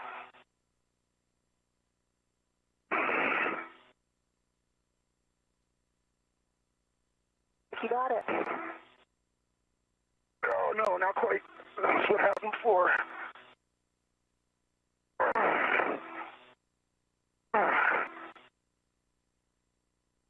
No, it's not quite closed.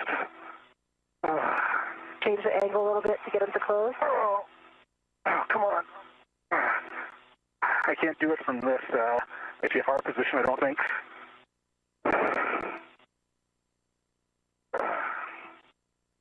Do you think it would be easier if you come out of the APFR and do it free flow or with a VRT? So if I, here we go. Got it?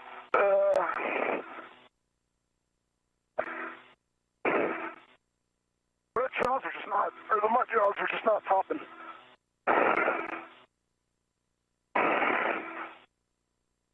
It's like in the jaws, they're just not closed. And I can't reach around it.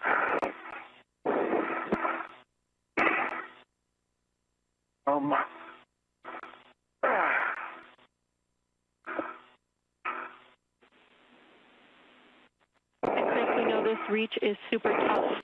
Jess, if you think you can help from outside the APFR, your next actions are still to egress and reset the roll. I got it. Got it. Nice job. Oh, great job, Chris. We know that was really hard. All right, and we're locked. All right, gold medal of the day. We copy. We now need to do a ret swap, Chris. So you'll be attaching the temp-stowed ret that's on the ball stack to the joint tether point, and then you'll be taking the free scoop with you on your mini workstation to install on the leak cluster. Okay, so I'm going to take the scoop that is not in the mutt off right now. Copy. No, I got to do the other order first. Copy. That's just fine. Okay.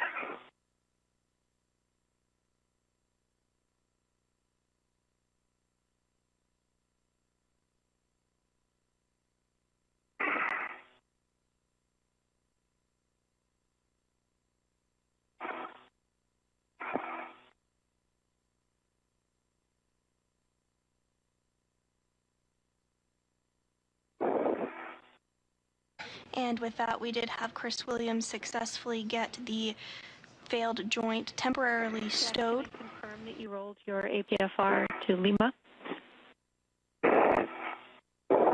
Negative. I'm about to do it. Copy, thank you.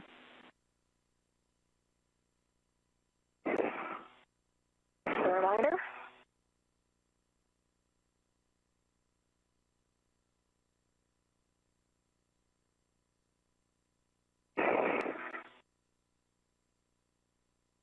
And I'm in Lima. Copy. That's a good APFR config.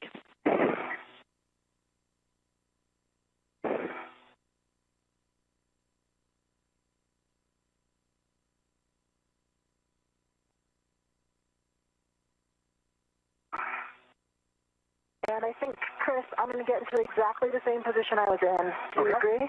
Yeah, I think that worked out really well.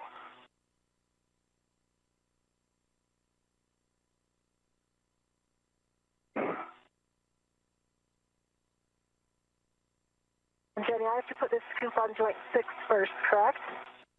And what's the orientation again?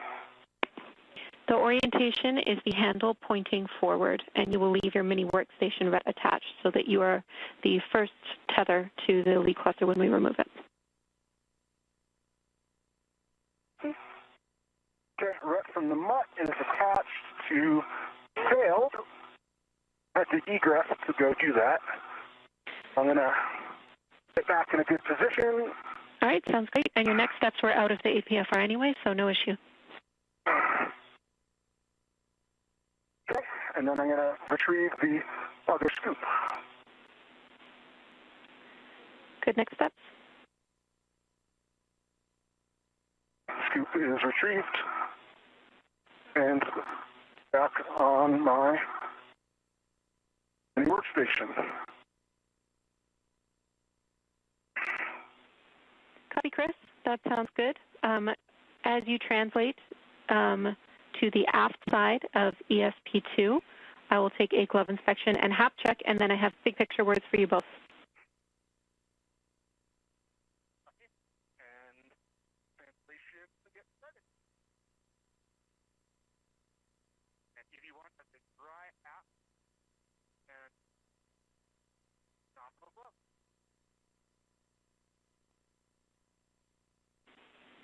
Copy. Good checks for you, Chris, for HAP and gloves. You guys ready for an update? Ready. All right. First of all, nice work. You guys really smashed that. We are just over 4 hours and 45 minutes into this EVA. We have 2 hours of content remaining to reinstall the Lee cluster. We have talked down here, and we will extend the EVA time for this category of task to 7 hours. We want to get your concurrence with that, with the remaining tasks before we continue. Otherwise, I can tell you that you are 35 minutes down on the timeline, and limiting consumable is EV2 battery, 7 hours, 30 minutes.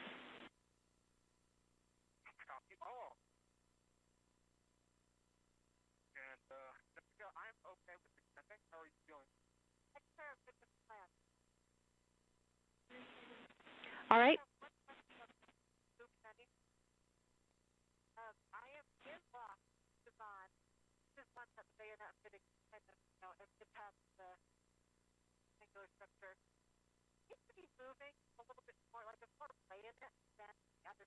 And with the failed joint successfully removed off of the Canal Arm 2, our spacewalking duo of NASA astronauts Chris Williams and Jessica Meir are now going to work to reinstall the latching end effector onto that joint of the International Space Station. The removed joint, which is temporarily stowed, is going to be brought back inside the International Space Station and eventually sent to the ground for further analysis and possible refurbishment. All right, sounds good. And Chris, one more item for you. We think your HECA was inadvertently bumped off. Could we get a check that you push the button back on, please?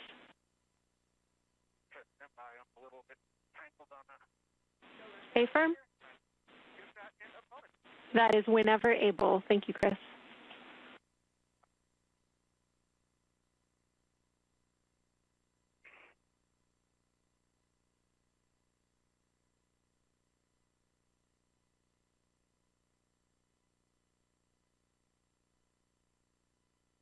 Both Mir and Williams are working to make their way over to that latching end effector they temporarily stowed earlier following its removal. We are 4 hours and 48 minutes into today's spacewalk, which began at 7:20 a.m. Central Time this morning. Today's spacewalk is the 280th in support of space station assembly, maintenance, and upgrades.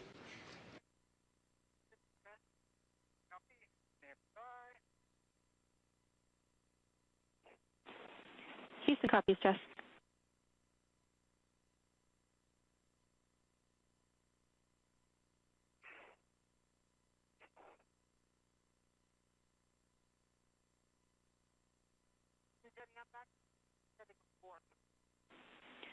Copy TCV of 4 for you, Jess.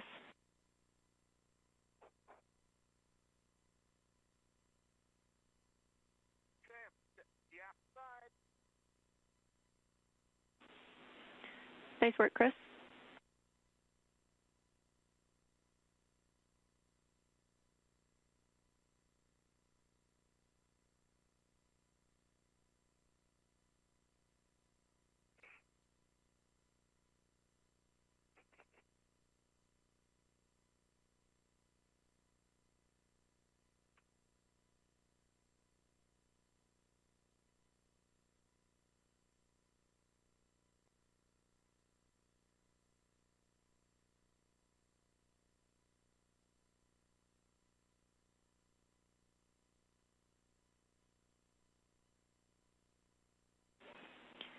Chris, as you're getting in position here, my first task for you is to install the square scoop handle forward.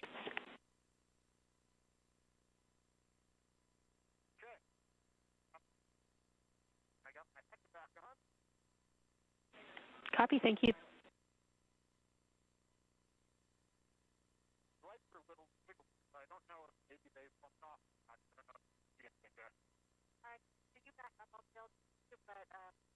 Your straps are nice and taut, so I expect no problem.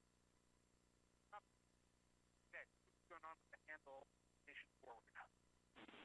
Good readback.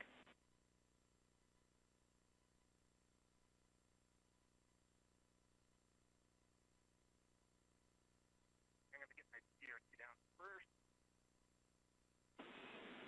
Copy.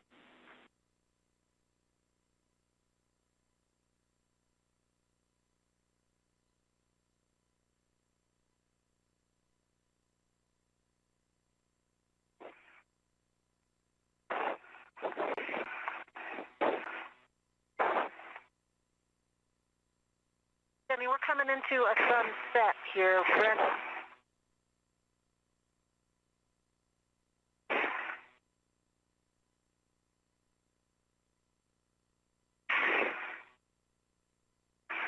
Sunset is a firm. I just wanted to get a read on how long it was, just so I can figure out the right visor settings before we have. Yeah, of course. We're tracking about maybe 13 or 14 minutes till sunset. Okay, and then it'll last for? Around 30 minutes. Okay, copy.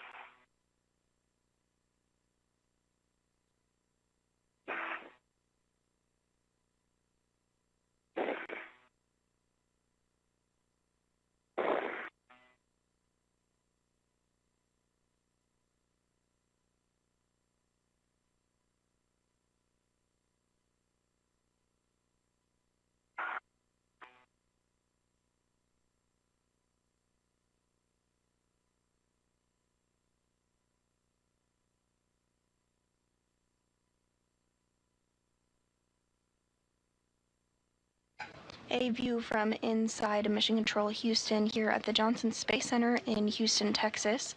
As we approach the 5-hour mark of today's spacewalk, we're now at 4 hours and 53 minutes.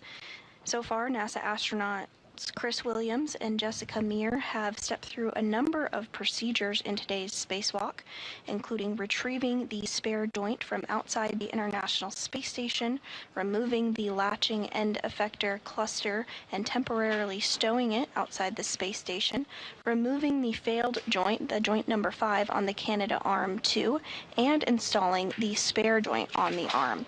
At this point, the duo is translating or making that way to the area where the latching end effector was temporarily installed in order to place it back on the Canadarm2 following the successful installation of the joint number 5 spare. This is the last major task for our crew members today.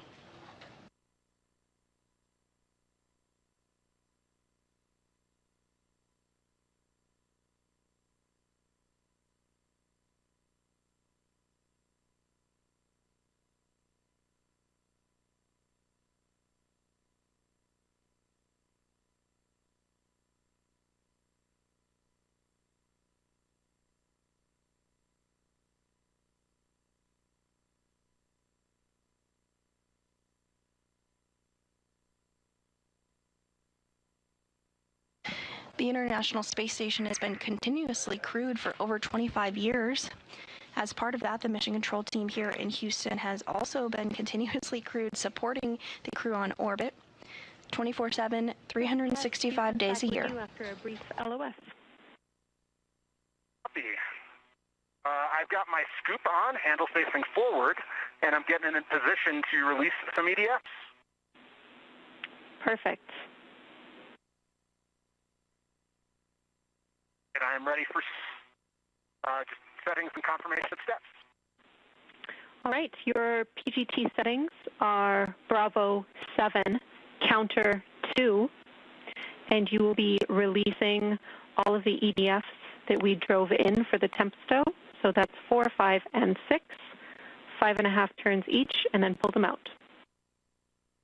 Copy that. I'm going to start on 4. I've got Bravo 7, counter 2 at, and 5.5 turns and pull them out. Need to start turns. Copy. And with that, Williams has made his way over to the temp stow location for the latching end effector and is now going to use that same pistol grip tool utilized earlier to temporarily install the latching end effector to this location to uninstall it in order to reinstall it back onto the Canadarm2. That is fully extracted. I will note on 4, one of the lanyards appears to have broken. One of the retaining lanyards. The other one is still intact. Copy. One of the lanyards is broken on 4, but you were able to release that EDF. We are good to continue. Let's release 5 or 6 and just make sure Jess has control still before you release the final EDF. Copy. I have control, but I can't come aft enough to have 2 hands on it. I only have 1 hand on it, like we did the install. But if we start moving slowly and you have a hand on, we'll be okay. Okay, copy that. I'm just getting repositioned to do the other EDFs.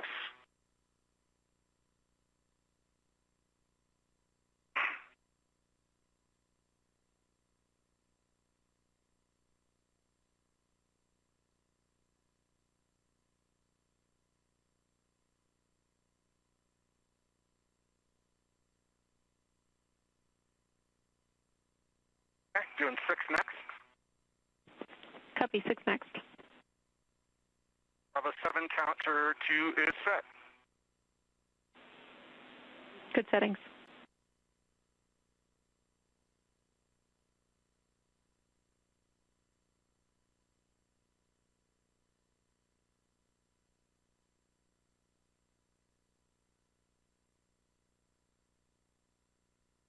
Five and a half turns. This is released. Copy. That was EDF 6 released.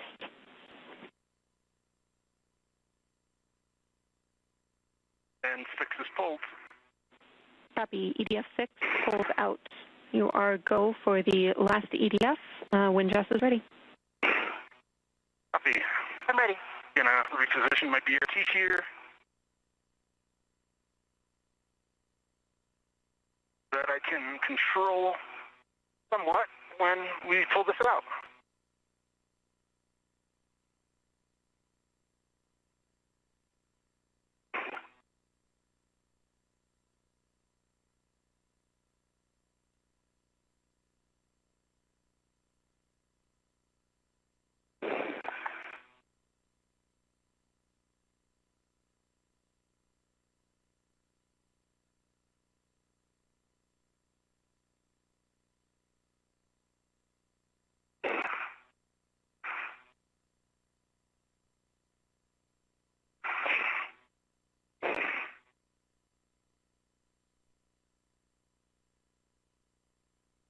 Jessica, I'm currently redded to the scoop.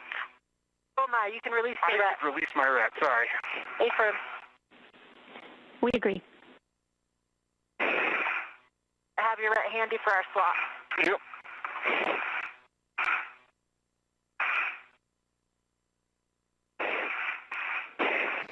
We are now nearing the 5-hour mark into today's spacewalk to swap out a failed joint on the Canada Arm 2. So far that has been successfully completed, and the crew members are on their last major task of the day, which includes releasing the Lee cluster, that latching end effector, from its temp stow location and moving it back to the Canada Arm 2 and reinstalling it in that location. Once that is complete, the Canada Arm will be powered on to test electrical connections, and further testing of the arm and its performance will be completed throughout this week. Additionally, the failed joint, that joint number 5, will be brought back inside the International Space Station alongside Williams and Mir today to be sent to the ground for further analysis and understanding of the issue and possible refurbishment. Let me try this body position. As we have mentioned a couple times during this spacewalk, the arm was designed with replaceable components and planned maintenance in mind and has been functioning well for over 25 years of continuous operations. So repairs to the robotic arm like the Canada Arm 2 are normal and expected after more than 25 years. Good settings.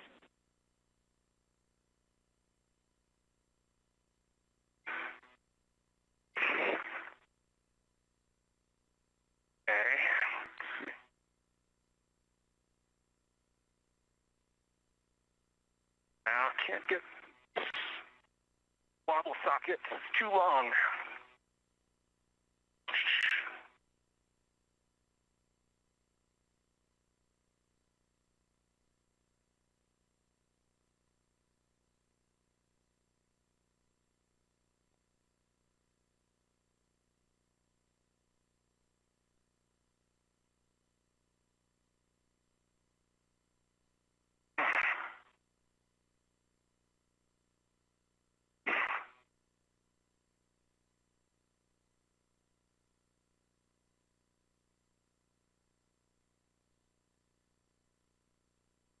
And from this view, we can tell that the International Space Station is beginning to move into a night pass.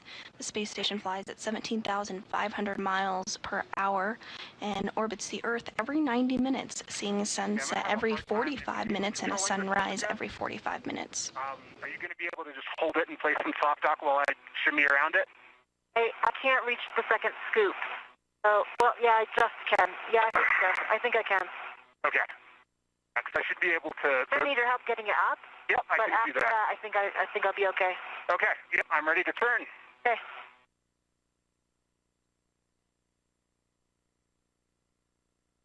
The space station is currently flying 267 statute miles over the South Atlantic Ocean, approaching the tip of South Africa. And extracted. Copy. It should be loose. I see 3 loose EDFs on the back here. I can see 3. I can see 4. Okay. I'm just going to restow my PGT, and then I'm going to help you get this out. Okay.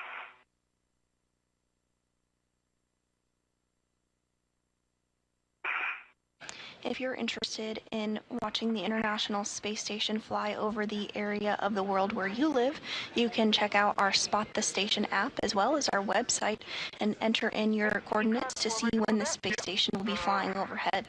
Control, I have good control. You have good control. Yeah, you can stop there. All right, I'm stopped here.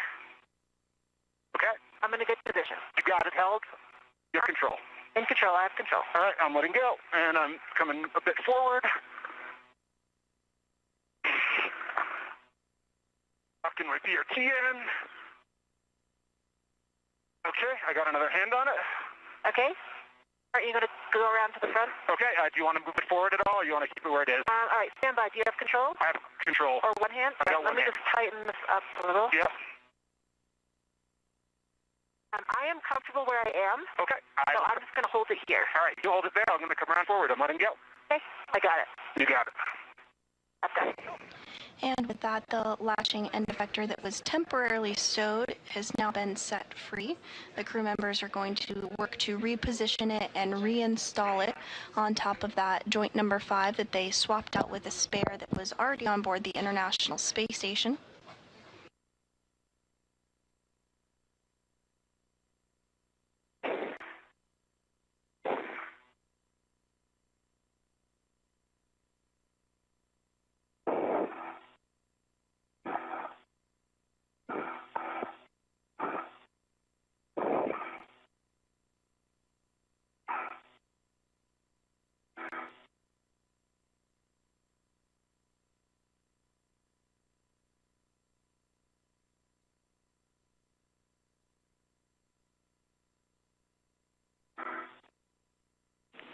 Station Houston on 347.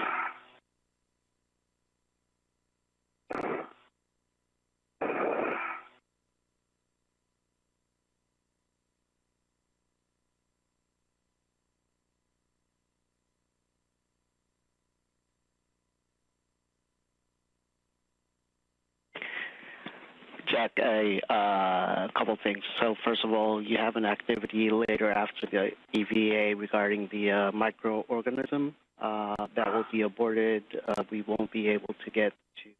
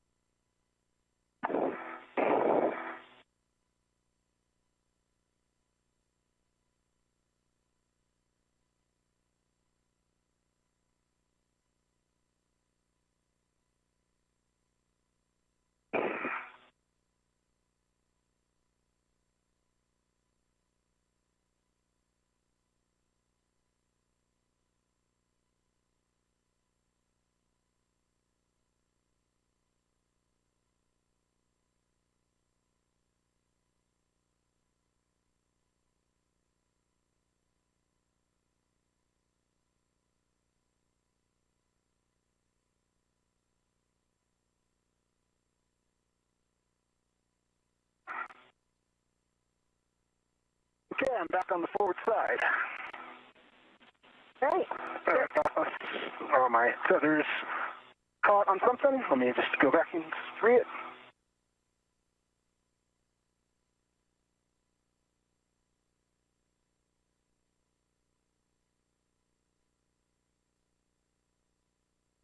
Let's think about the same position you were in, because the next move will be you holding and me getting into the APFR. So it'll want to be a position where you have max reach to me in the APFR. Copy that, and stand by my safety tether, these frame handrails just as well, grabbing it. He's been following along. We agree with the plan. Chris, once you are in that good position with a BRT down, we suggest this is a rep swap.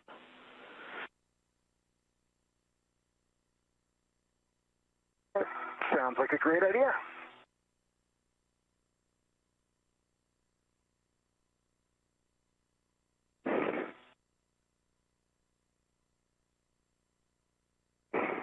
And just a reminder to watch that ret in your helmet area. Copy.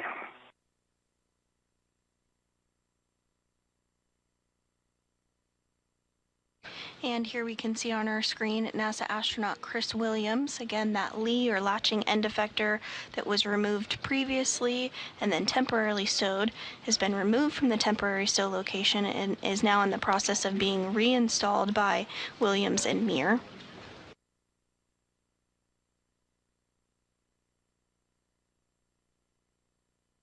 Getting set up for my later positioning. My VRT in here.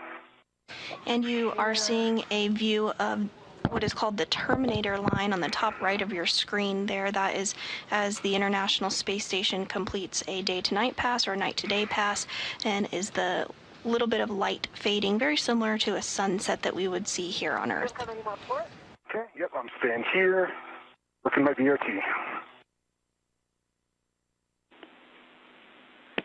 Copy, Chris, and it looks like you're getting into a good position. A reminder that ingress aid is kind of up against your plis. If it stops you, of course, you can stow it.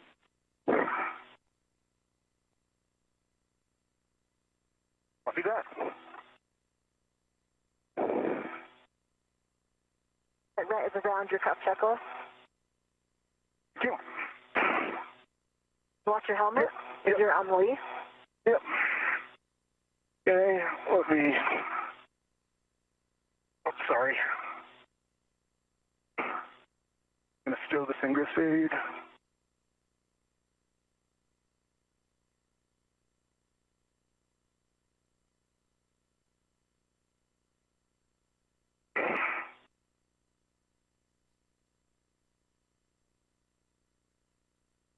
Okay. Where are the... Where's the screw? So I'm going to have to swing it around more if you're ready. Yeah, well, let me just reach those in the corners. And just one double check, I assume we're well clear pushing forward to the arm, but I Negative. You're almost touching it. can't. Okay. I can't see that, so... So rotate the Lee more. Bring the whole thing a little... rotate the Lee towards you. Yep, that direction. That's creating clearance. Okay. Okay, and it's also bringing the scoop towards me. Let me finish rigidizing. Okay, I'm rigidized. And you have a ret on it? I have a hand, negative, no ret yet. Ret is in work.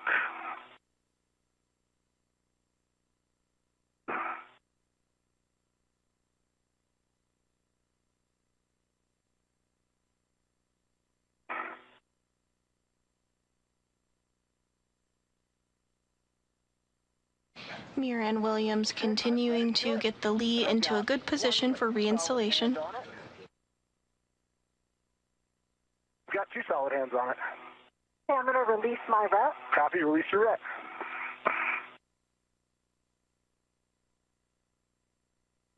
My ret is released. You're released. Are you ready to take control? I've got control. You can pull it as far starboard as you can. Okay. You need a little bit of clearance to get out of here. All right, this is about as much as I got. It's right up against me. Okay. Just watch the arm. Can't, I better get my BRT off here.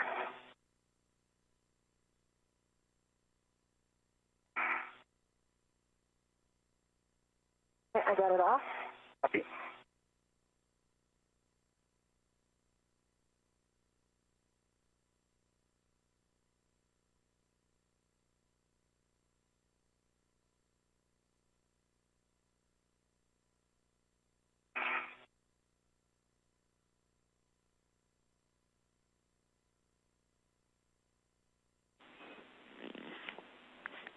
I'm going to come down and go under the APFR again. Copy. And Houston copies. We agree you're on track for your next steps of ingressing the APFR. Once you're free from this space, Jess will also get a safer handle check when able. Copy?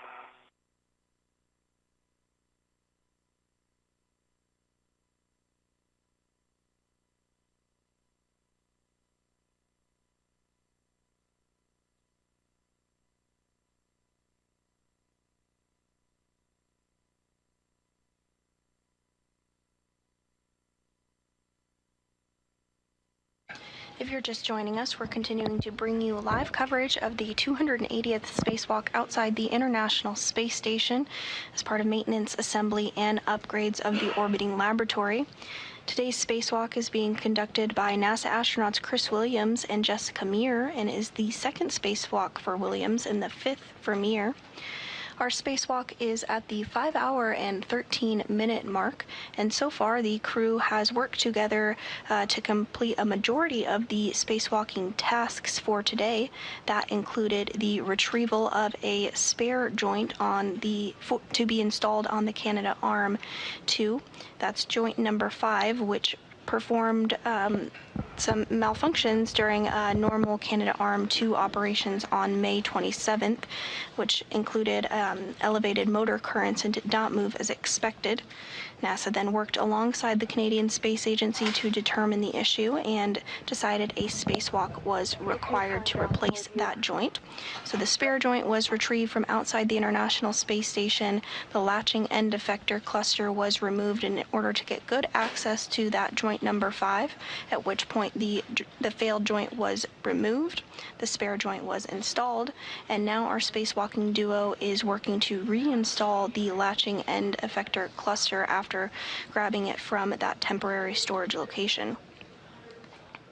Repairs to robotics like the Canadarm2 are normal and expected after more than 25 years of continuous operations, and the system was designed with replaceable components and planned maintenance in mind. Here on your screen you do see a view of NASA astronaut Chris Williams wearing the spacesuit with the red stripes, and he's serving as EV1 today. I think I'm hitting this. Yeah, I got bumped and I just went. I'm hitting the pump module again. Okay. Something bumped and my BRT just bent over starboard. I'm going to try to move my arm. Meir and Williams are working to get into a good placement in order to reinstall that latching end effector back on the end of the Canadarm2 following the successful installation of that joint number 5.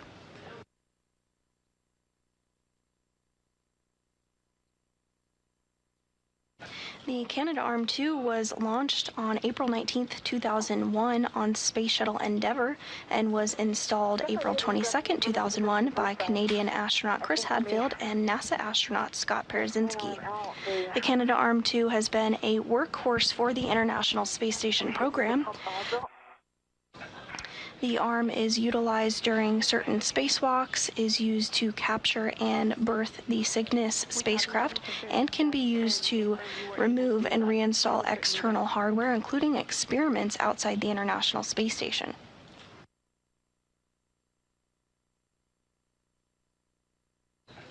This is not the first time that a spacewalk to complete repairs and upgrades to the Canadarm has taken place.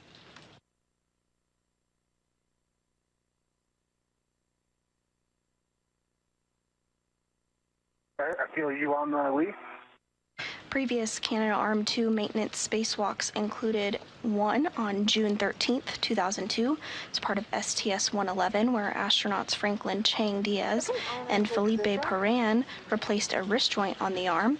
On October 5, 2017, Randy Bresnik and Mark Vandehei replaced one of 2 redundant latching end effectors, or hands, and on January 23, 2018, Vandehei and Scott Tingle replaced the second of the 2 latching end effectors. And I got moved away from you. I'm going to impart force up Venus. Copy. Starting some more Venus motion to get to the scoop. Yep. A little bit more. Watch the joint 5. I see it. Can you come toward me at all? I can let go of one hand. That's okay, because I have one hand on it. Letting go of one hand and pushing towards you. And we'll need a ret swap to Jess. Okay.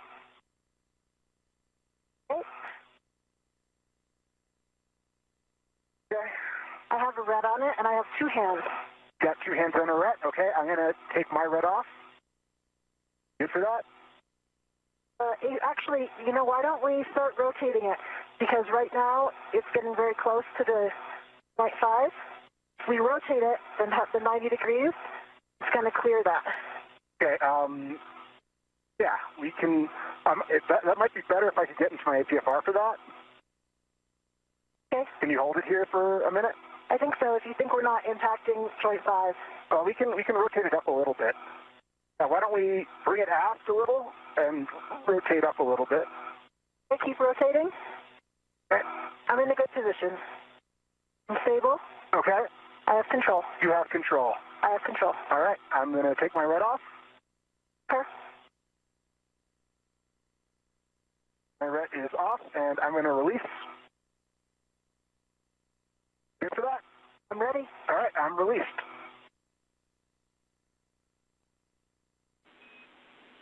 Houston's following along. Yeah, feel the vibrations through ESP for sure. Yep.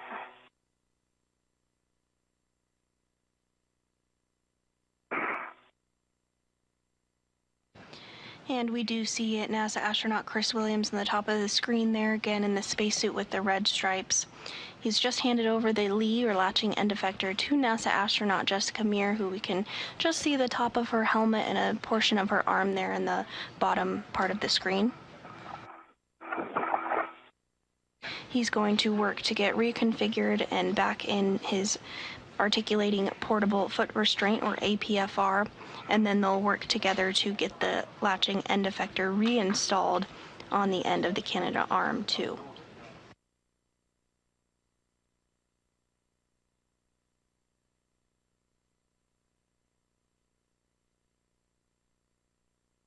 In order to reinstall the Lee, they will use that pistol grip tool, which has been used quite frequently during today's spacewalk. They'll drive a series of bolts into the Lee, as well as install fasteners to ensure a tight fit. It's going to make it difficult soft dock from this vertical position. Okay. But there's nothing we can do about that right now, so hopefully you can take control. We actually might be able to get into soft dock on this transfer, I think. I think we can. Okay. I need you to bring it a little bit towards the knee, and then I can get one hand on it. I got one hand. Copy.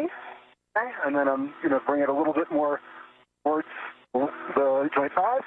Okay, I'm going to switch hands. All right, I'll stand by. I got 2 hands on it. Okay.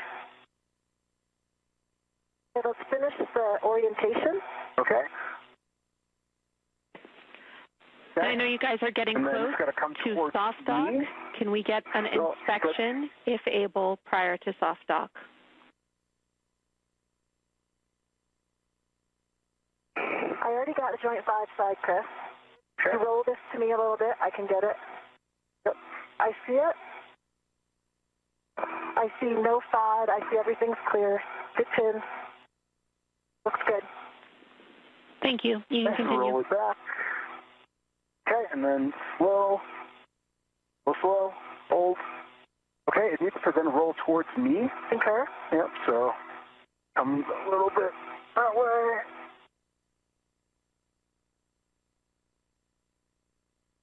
Go a little bit more towards me. Okay.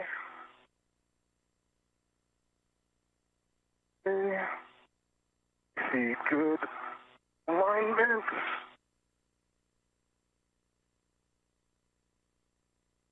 See good alignment. Can you get any in?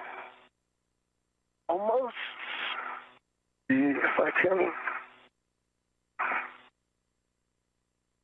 4 is mostly in. 3 is not. Okay, 3 is fully in. 4 is fully in. You get any in? And from this view, we are seeing a good view of the soft dock that has taken place of that latching end effector on the end of the joint number 5. It still has to be fully installed using the pistol grip tool, but you can see that those two are now aligned back up. Okay, one on the 5 that I think is in. This doesn't feel like it's in all the way. Yeah, 4's in. Yeah.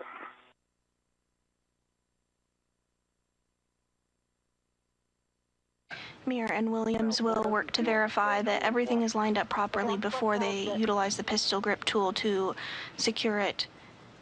The lead to the joint number 5 that was replaced earlier today. It's kind of coming in and out, but just by like a few, less than a centimeter.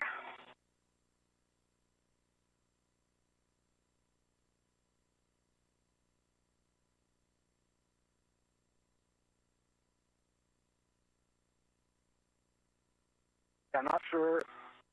I think I'm in all the way. I'm 6. He looks all the way in. 2 does not look all the way in.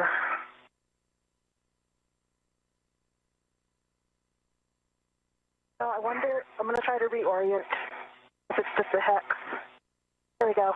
Try spinning it a little bit, Chris. I spun this one and it went all the way in. I think it was just a hex, not. Oh, yep, you're right, yep. Yeah, he's been tracking. That's exactly so what we were go to drive it, going to suggest is that the hex just wasn't aligning on the other side. So it sounds like now we have all the EDFs pushed in.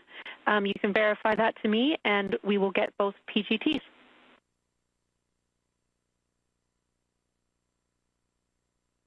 You can see 3 and 4. 5, I can't really see that well. That's the one underneath. See 6, 2, and 1. Copy. Good checks on all EDFs with the exception of 5 for visibility.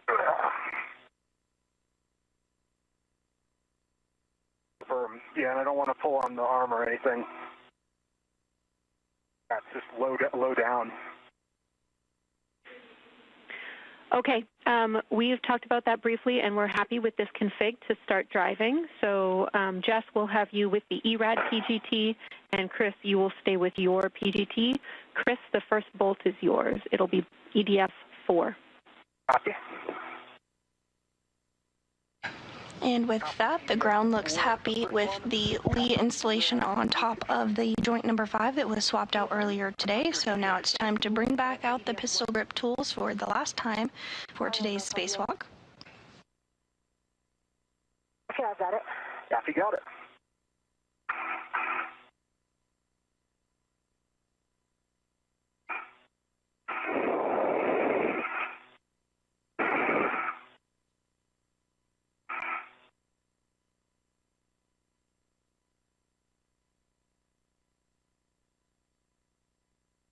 Ready for settings for the 6-inch wobble. Chris, your settings are Bravo 2, clockwise 2.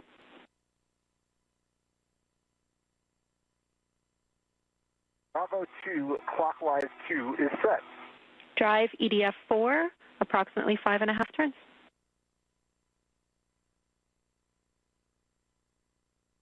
Copy. EDF 4, approximately 5.5 turns. Good read back.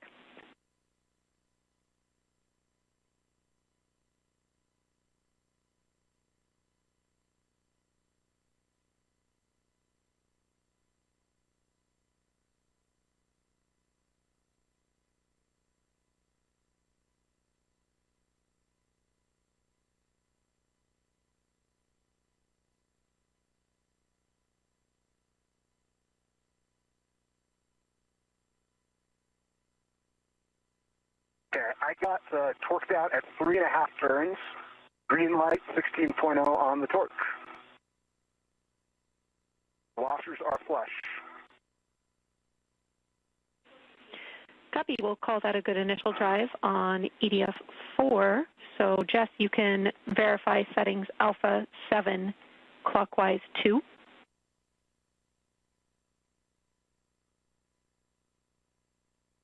Alpha 7, clockwise 2.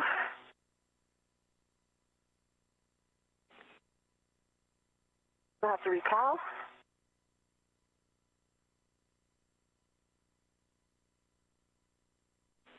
Chris, you can get set up but do not drive EDF 3.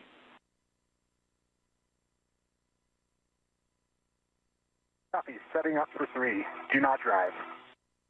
Cal pass, good LED test, battery 39 volts. Copy. And can I go settings one more time, Jenny? Jess, your settings are Alpha 7, clockwise 2.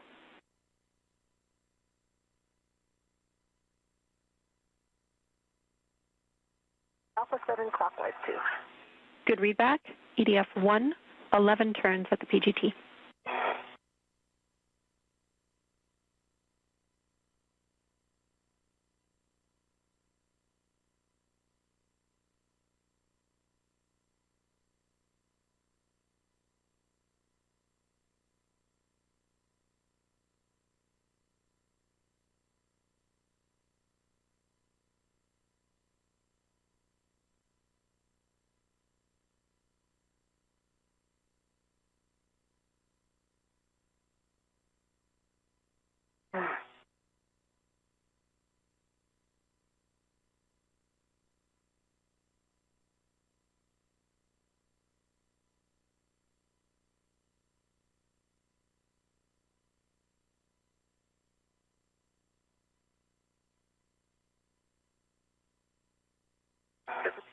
Caught in my rep and caught in my PGT.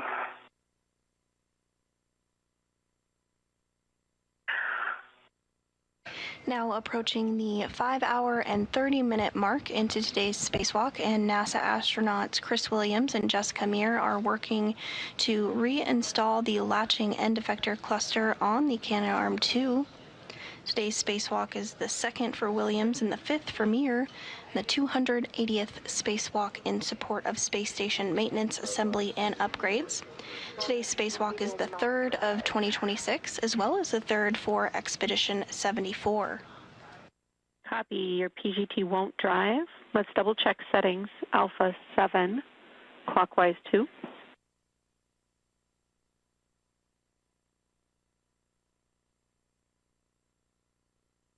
Turned off again. The hand is definitely nowhere near the end of it, so that's... Okay, try again.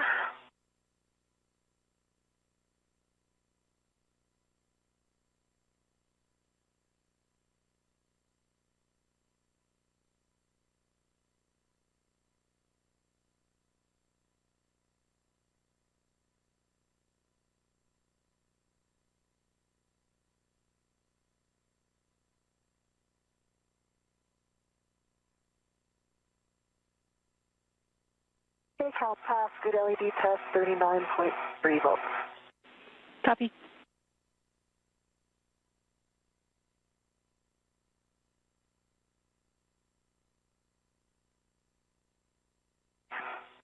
Can you pull the bag down? Yeah, let's stand by.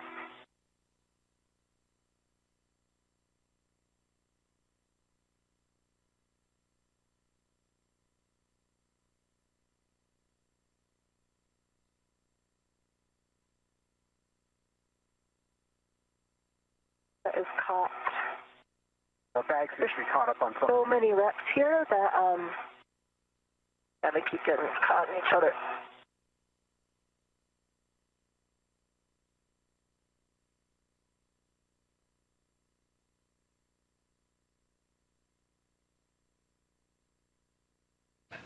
Meir and Williams taking a quick pause from driving those bolts to reconfigure their workstation and clean up some of the rets, or retractable equipment tethers, that are used during spacewalks.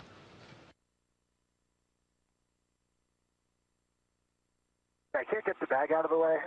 It's caught on something. It should be okay for now where it is. Okay, I'll leave it.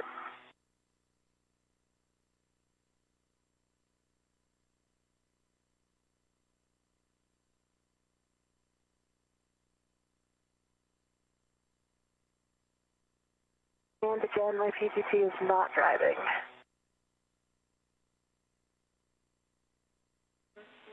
Copy, we're talking. Is that clockwise 2? I think it was in between two settings. Oh, yeah, clockwise 2. Yeah, the collar error. Yeah. Was it clockwise 2? It was clockwise 2. Okay, I think it was just in between. Okay. Hey now.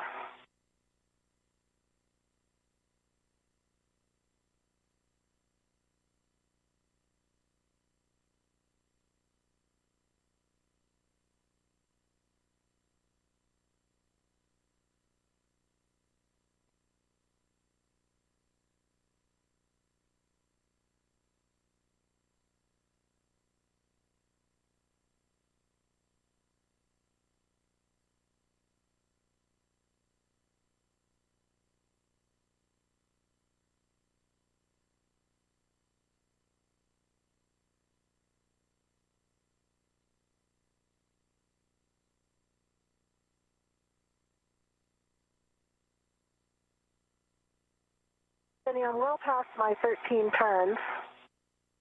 At 15, that I have not torqued out. You can see that the bolt is seated well. It looks like it's all the way in. Should I just keep driving? Let's keep driving, Jess.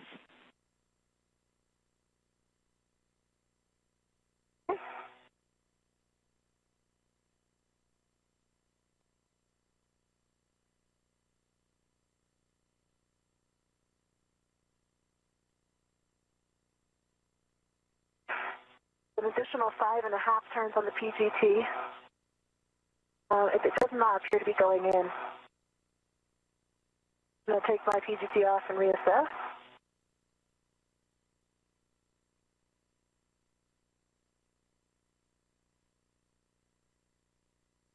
Seated all the way, but it's definitely not all the way tight. This is a very... was I not in the other body position when I drove these? In Juliet, I'm having a much harder time accessing from this body position.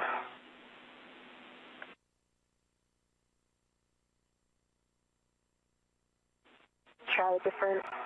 We're just angle. checking on what position. I noticed for some of these too, where the top bolt got.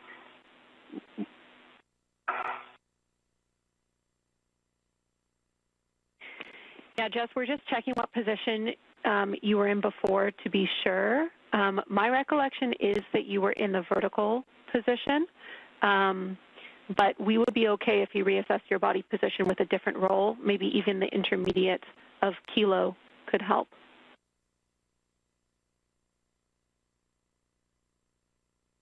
I have just a different PGT position right now, so I think I'm going to try that if you're good with more turns. A-firm, we are good with more turns.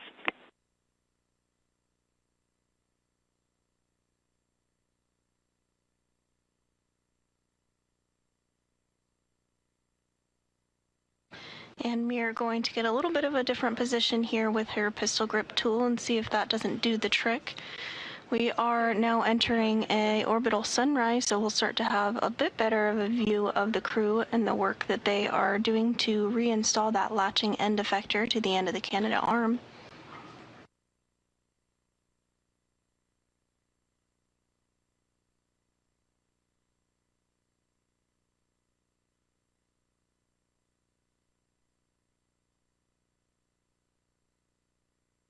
Yeah, it doesn't seem, it's not going in. Short handover. And we are in a bit of a handover period between our satellites here, but we'll regain views and communications with the crew here shortly.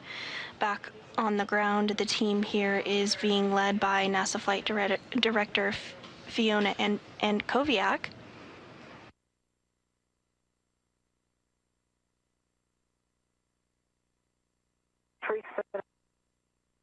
Is that like a cap nut on the top, like? Well, that's what I'm wondering. Yeah. So I'm spinning the cap nut. It's just free spinning though. I mean,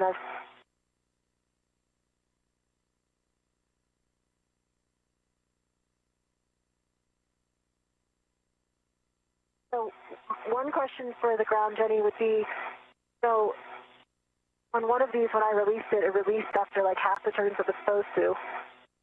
And the other ones, I did the full 11 turns. So I wonder if they were all actually released at a much lower number of turns, so that we did significantly drive, you know, the cap nut end. But now I am, you know, it looks like it's fully in, and I'm spinning the cap nut to the right, to which it does seem to be just free spinning the EDF. Actually. Yeah, we're following along, Jess. We see that free spin, and we follow your train of thought, too. The free spin is particularly unusual to us, so we're still talking.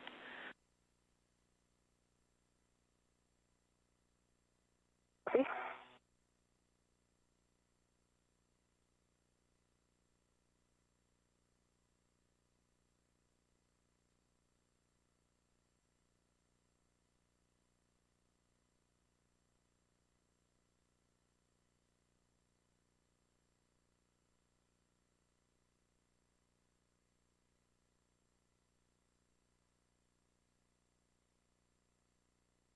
We move on to another EDF and save this one for Jess, we're later. talking about that still.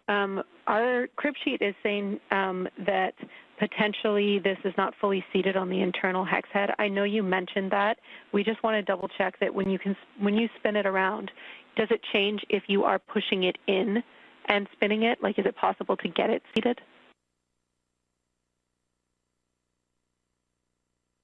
Chris, I'm going to get rid of this PGT. You can't. I need two hands. So I'm going to let go of the PGT. Let it go back to the bag.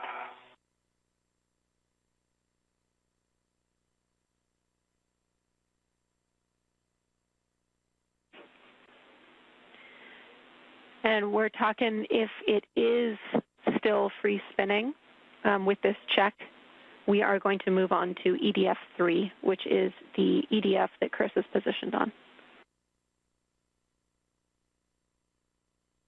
I mean, it's all the way in, but it is still free spinning. So, like, if I hold on to the head, try to turn it to a different position in the hex, it just free spins. So it doesn't seem to be turning in conjunction with the rest of the EDF. Does that make sense? All right, we follow. Thank you, Jess. We are going to continue to talk to it and potentially come back to this EDF, but for now, we will have Chris drive EDF 3, 5.5 turns. Copy. Bravo 2, clockwise 2 set, EDF 3, starting turns. Good read back, and Jess, you can get set for EDF 6. And with that, EDF number 1, not quite installing as expected. The team on the ground is going to take a look, but for now, NASA astronaut Chris Williams has been given the go to continue and drive the next EDF, that's EDF number 3, using his pistol grip tool. Maybe, I'd say stand by one for a second. I think you see the same problem with EDF 6. So I'm wondering if maybe we are off kilter here somehow. If you're also working out too early. Oh, actually, okay, no, I don't see the same signature with 6. It's in all the way now, and it is not free spinning. Houston copies. Okay, let me finish torquing off 3. Okay, 3, I got green light, 3 turns only. 15.9 on the torque. It's flush, the washers are flush. All right, that is a good bolt. Thank you, Chris. We are go for EDF 6. Jess, 11 turns at the PGT expected. Okay, Chris, I'll need your help with the PGT. Yep, stand by.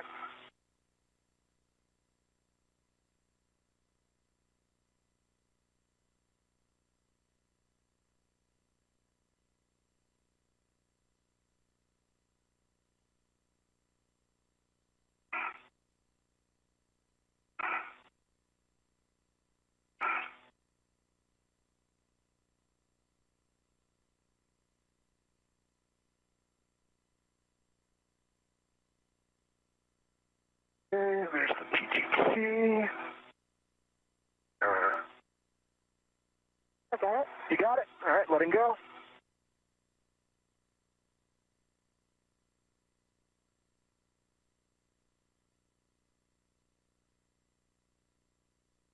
Hey, Jenny, I am still in Alpha 7, clockwise 2. Good settings. I'm in a good position on Bolt 6, starting turn. Copy, we're ready. Chris, you can get positioned on EDF 5. Okay, I will not be able to reach EDF 5 from this angle without the ERAD, I don't think. Try to roll maybe, but if you have words on what position I was in when we got it off, that'd be helpful. We are checking, but using the ERAD here obviously is also an option. Copy. Jenny, I got 7 turns, good green light, 9.1 torque.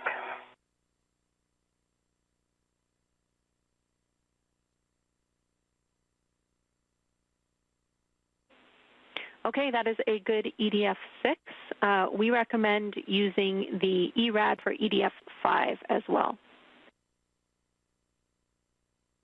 Coming back to you, Chris. Okay.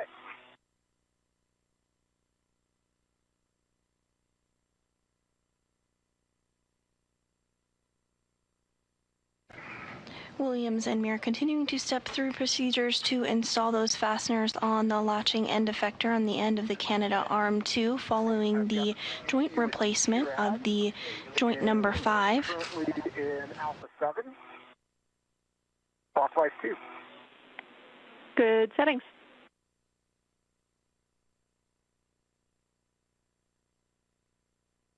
Today's spacewalk began at 7:20 a.m. Central Time and is nearing the 5-hour and 45-minute mark. Jess, I'll take your question. So just some more observations about bolt 1. If I push only on the top washer, so basically try to move the top washer left or right, it doesn't move, which indicates to me it's fully engaged in the hex. So there's no gap, and I can't move it to the left or right. However, the top head is still free-spinning. So it seems to me that I think, what we were expecting is correct, that the EDF itself, the washer, the hex head is engaged, but hitting the top of the bolt is not spinning the EDF. Make sense? Yeah, that's great info for us. Thank you.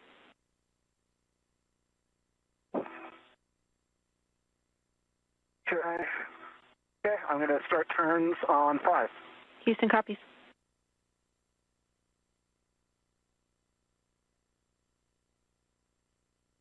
Is this?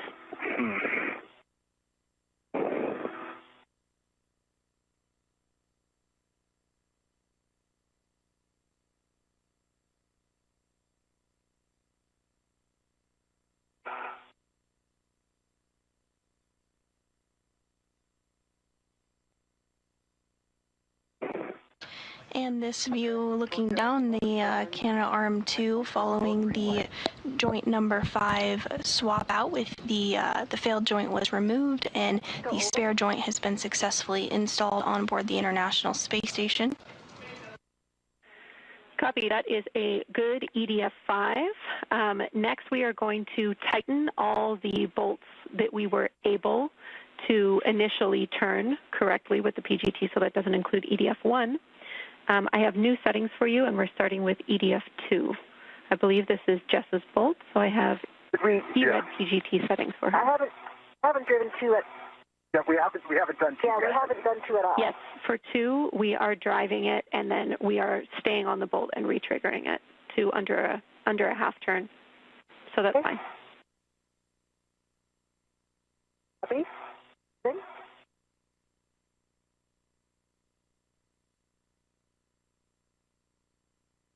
Settings, Jenny? Bravo 2, clockwise 2.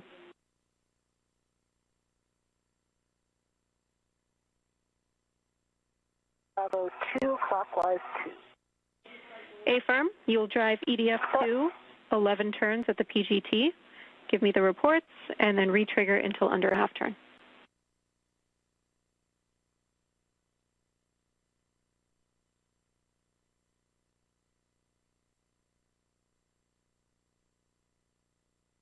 Scoop angle is probably going to prevent this.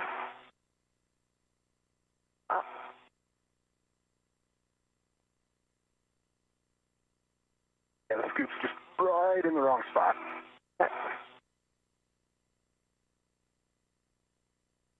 It is. Starting turn.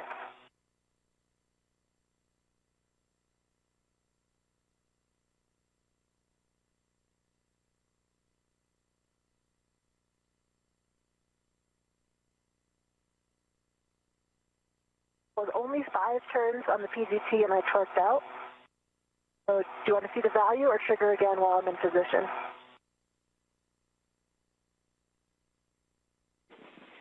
We'll trigger again.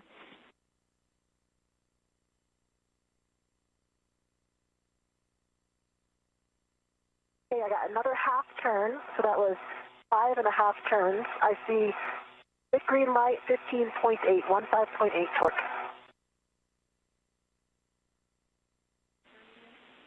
Copy. That's a good report. Retrigger into less than half a turn. Copy.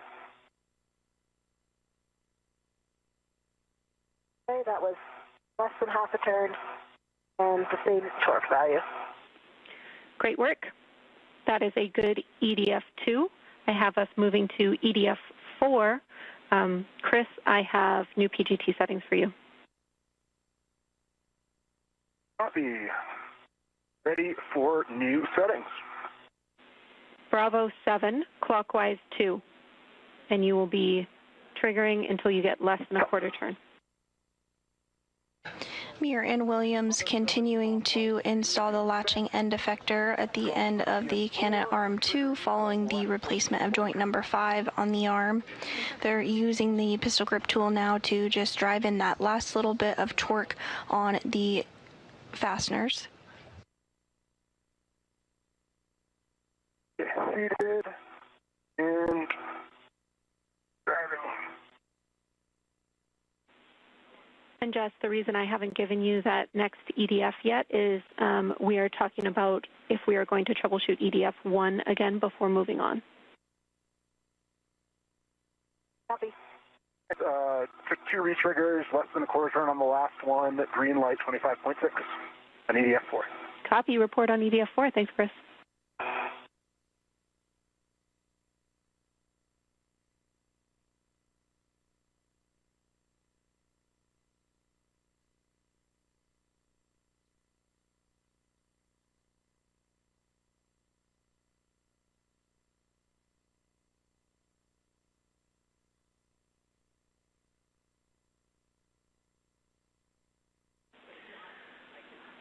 All right, we talked about it on the ground, and Chris, you have the next bolts. We are skipping EDF 1, so you will be driving EDF 3. Retrigger until you get less than a quarter turn. Copy. Bravo 7, clockwise 2 set. We're going for EDF number 3. Good settings.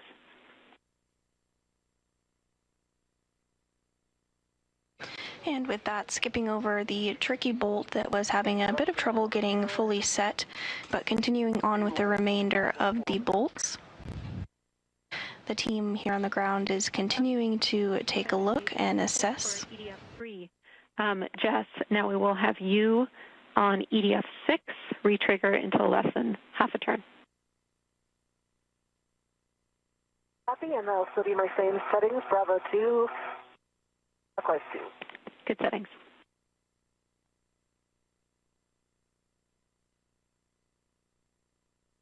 Okay, starting turn. Okay, that was about a quarter of a turn. I've got a good green light and 16.3.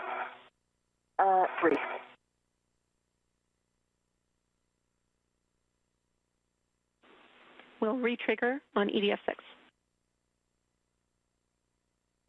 Okay, retriggering. Eighth of a turn, good green light, 15.9. Okay, that is a good EDF. Finally, let's drive EDF 5. Understand the access to this is best with the ERAD. If that's the case, we're looking for under a half turn. Copy that. I will grab the ERAD in 1 second. I'm just repositioning this adjustable between the 2 scoops over here. Copy. And I'm ready for the ERAD. Right. Over the top. 1. Maybe get clear of this. Okay, here it comes. Got it. Houston copies all. Down here we are talking about what to do with EDF 1, but following this I'm just going to push you through to verify all our other EDFs are good. See, while I'm waiting, Jenny, do you want me to try to extract it all the way, pull it all the way out again, see if I see anything off nominal and insert it again? Haven't done that.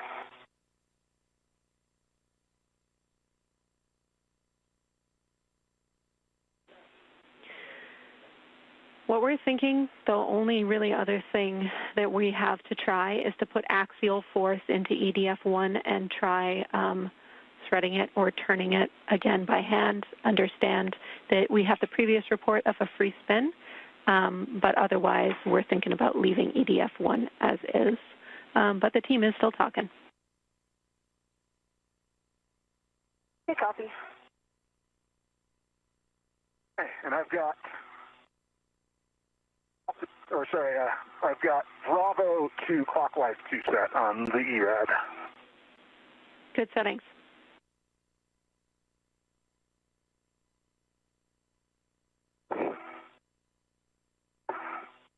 Okay, and I got less than half a turn to 2 triggers, 16.0 on the torque, green light. Excellent work. You have a good EDF5. You can tend the PGT back to the bag and make sure that each of the EDFs that you were able to successfully torque down don't pull out. Copy, checking. And Jenny, I did extract the EDF a little bit to see what I saw, and I could see that when I spin the head, it is spinning around, not in conjunction with the EDF. Copy. But I agree that attempting axial force, maybe if it's somehow just not exactly in the position it's supposed to be, it would slip back into that position and then drive the bolt. I think that I might actually be better positioned here with Chris's PGT. I can pass it to you. Oh, actually, no, forget that. I'll just try the ERAD again. Okay, we're up to follow your lead on which you think would be better. Just let me know, and I can remind you of the settings as they're different for each PGT. I'm going to assess a few body positions here to make sure I can get the most axial load. One thing that actually might help me is to remove this scoop, which I'm assuming is fine at this point. A-firm, you can remove the scoop. The scoop.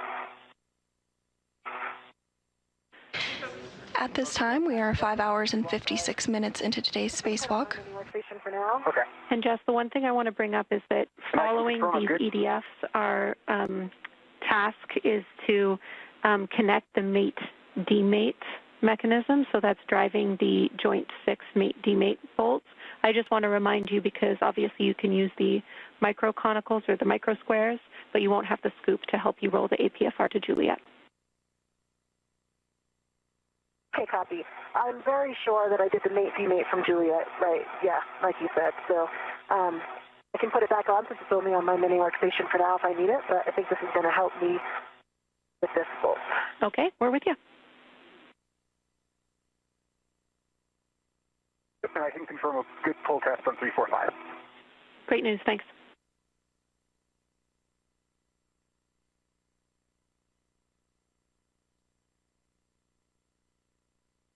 All right, that's much easier.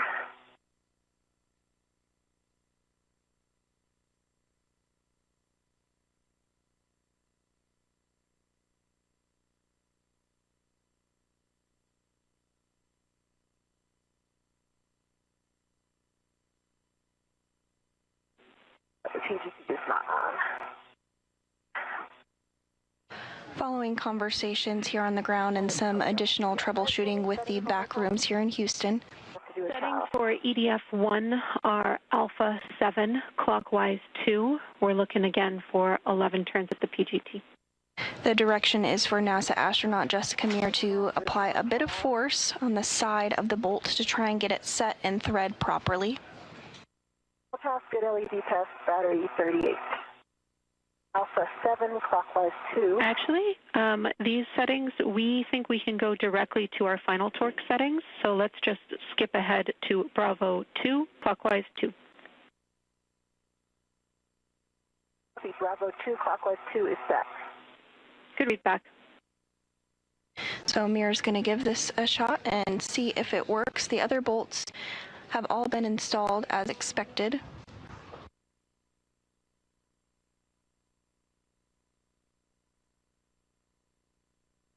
Okay, I'm going to provide axial force into the bolt. Copy. Starting turns.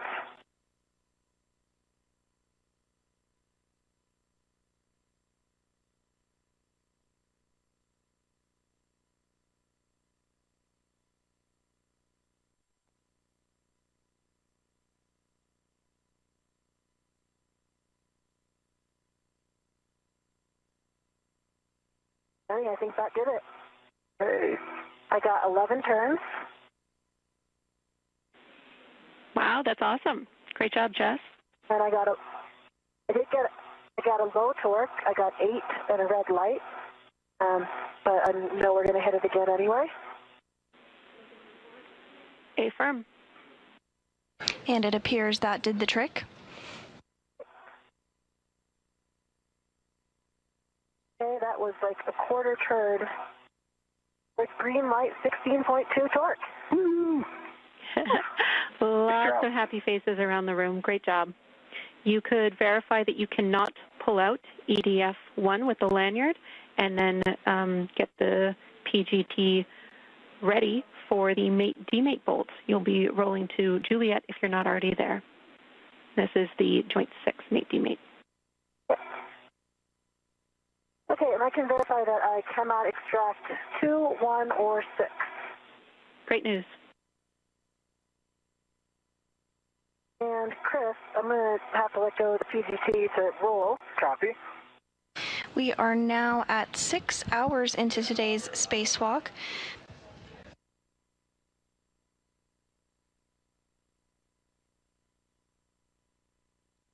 We did just hear the good news that that tricky bolt, that number 1 fastener was able to successfully be installed by NASA astronaut Jessica Meir following applying a bit of axial or force from the side.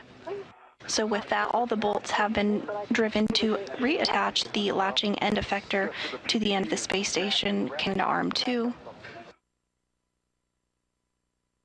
It's still on your side, and I don't... It's down to the left. It's on just forward of the lee. Okay. Don't see it snag on anything on my side. Yeah, the red is not... Yeah, if I pull on the red, it doesn't pull on the PGT. At this time, Meir is now going to work to connect the mate-demate mechanism, which will be using the pistol grip tool one final time during today's spacewalk. Once this is complete, the Canada Arm 2 will be able to be powered back up, and we will test out the electrical connections on the arm. Right? So you could Yeah, I can... get out of your APFR, get a leg out, and you can reach over to it? Yeah, let me get a leg out and see what I can see. Affirm, I can confirm that Chris is finished with operations on his side. Chris, you do need to remove your scoops and get them in the crew lock bag. Copy that.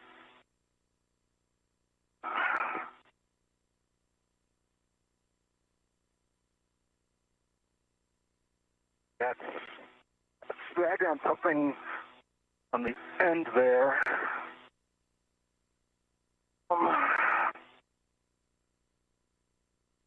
Maybe it's just on the MOI of the... I might be able to reach it. Okay, I got it. You got it? All right, fantastic. I'll work my scoops then. I don't know if it's still snagged on something now, I guess. It's Yeah.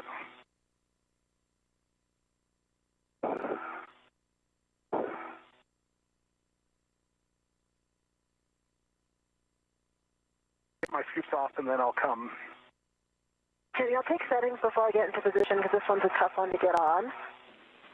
Copy. Your settings are Alpha 2, clockwise 3.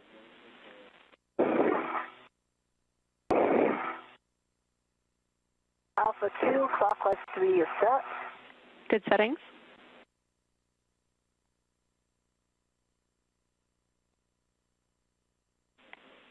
All right, and Jess, you can get in position for joint 6 mate-demate bolts, and when you're there, you are go to drive 70 turns at the PGT.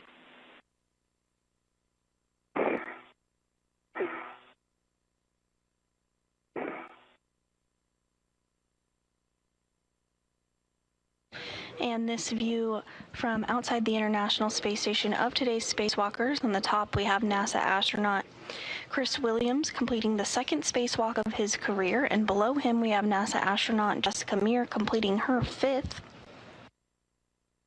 The crew has successfully replaced the joint number 5 after it was no longer working as expected and just completed the latching end effector cluster reinstall. At this time, Meir is working to reconnect the mate-demate mechanism on board the space station. I see it when I dip down, but then I can't get the PGT on it in that same position, so I'm in off of it.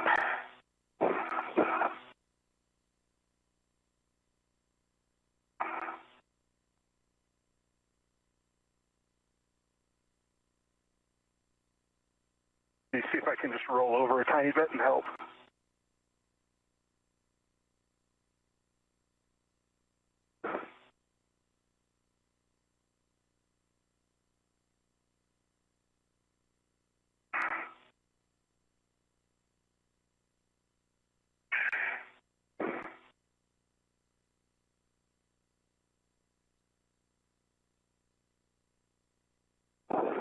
And coming up here in about 5 minutes, we are expecting a moon base update where NASA Administrator Jared Isaacman is hosting a virtual conversation to share updates on NASA's plan to build a moon base on the lunar surface. Isaacman will be joined by Carlos Garcia Galan, the Moonbase Program Manager, and discuss the next set of awards for new lunar lander missions and preview upcoming opportunities as the agency works towards building a sustained presence on the moon. That discussion will stream on NASA's YouTube channel if you'd like to tune in. And NASA is advancing development of the Moonbase, a long-term lunar exploration and infrastructure initiative designed to enable sustained human presence and expanded scientific and commercial activity on the lunar surface.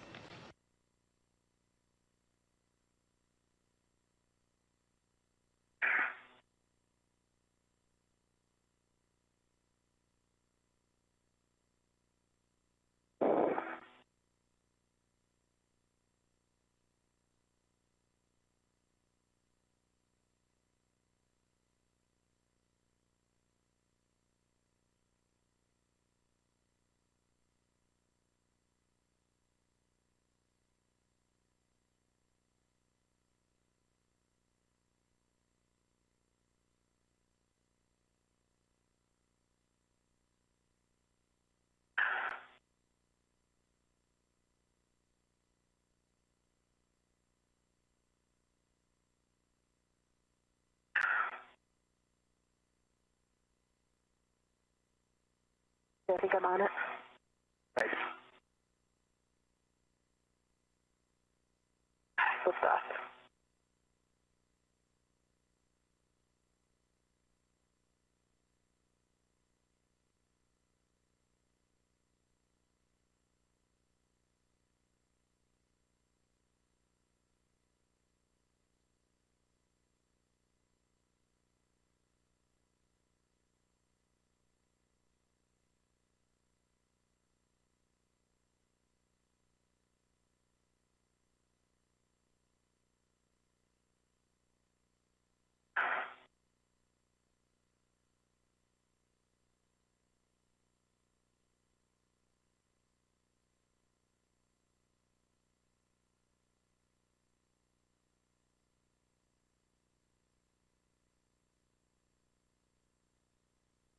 When I can get on it and then I flip off because the ERAD, free spins. I have to get my body position. If I get it on there and I tell you, do you think you can get a hand on it? Because then I have to reposition a little bit. Is my hand close enough? No. Maybe. That's about as far as I can get. Might be.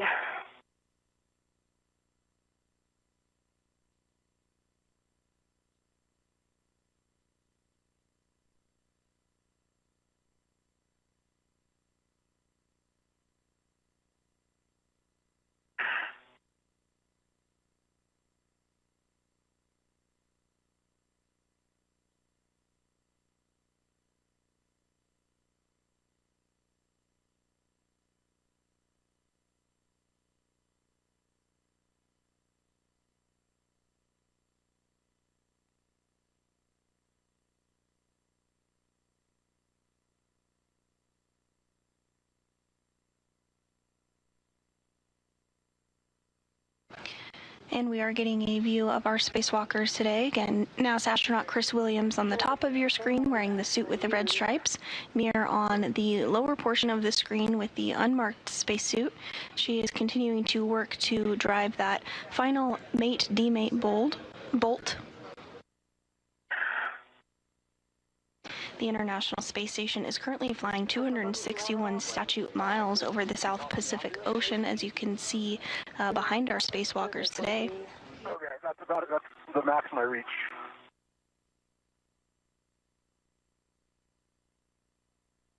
Okay, I'm going to try switching feet.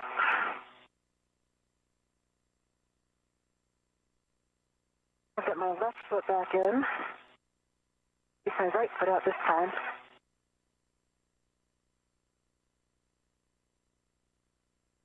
And all of the bolts on the latching and effector cluster were successfully installed, so this mechanism to reinstall the mate-demate mechanism is our final task for today's spacewalk. I get on it and then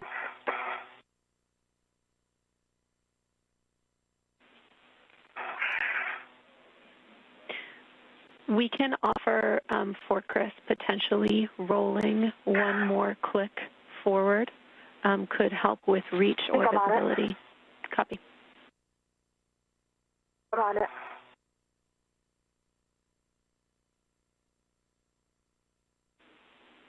Copy, we're go.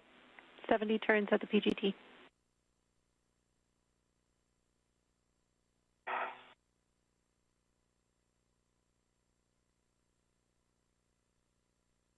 Took off after 27 turns. And I'm not sure if I was actually all the way on it.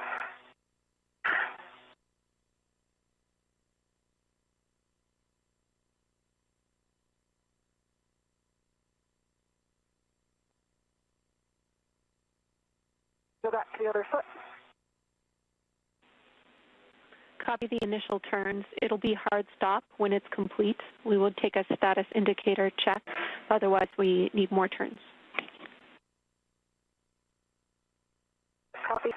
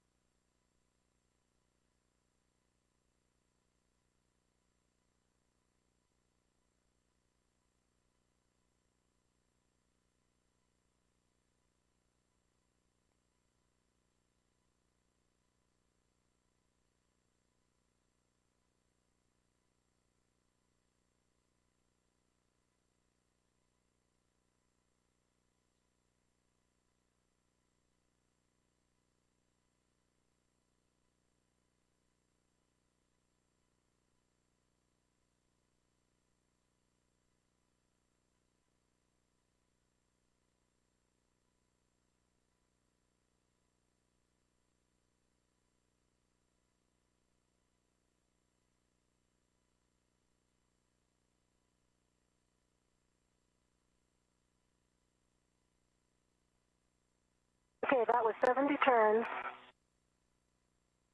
Let's try the torque again. It may have slipped off. Copy.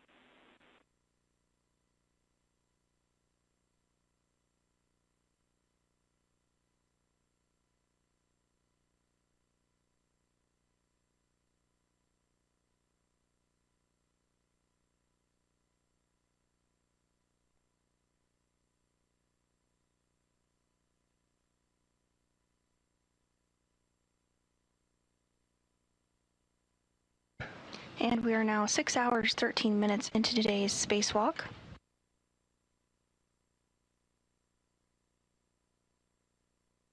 The failed joint on the Canadarm2 has successfully been swapped out with a spare on board the space station, and our spacewalkers, NASA astronauts Chris Williams and Jessica Mir, are working on driving one final mate-demate mechanism using the pistol grip tool.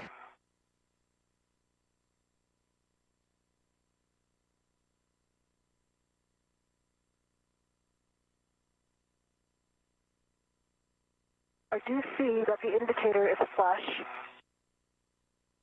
I'm going to try to get back on there and get a few more turns. Copy. Well, actually, I'm not positive. I'm going to have to get a better view. Jenny. I'm going to reposition here. This scoop is getting in my way. Copy, and if you need to at this point, you can remove the scoops. They're going to end up back in the crew lock bag, so your preference if it helps you. What's the problem? It's the scoop that I removed. It's getting in the way on my mini workstation. Oh, I see. You can hand it off to Chris if that helps. Short handover.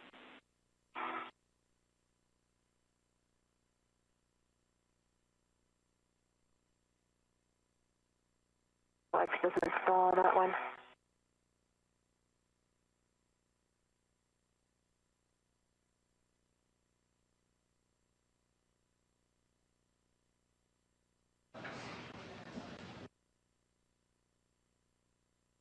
And we are in a handover period between our satellites.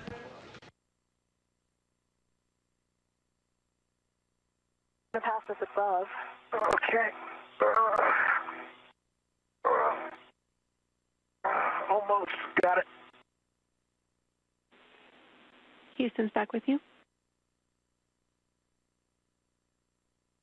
Copy. I've handed off the scoop to Chris. We're going to try to get into position again. Ready to it. Sending Copy. back your ret. Okay, your ret's coming back to you. Hey, copy.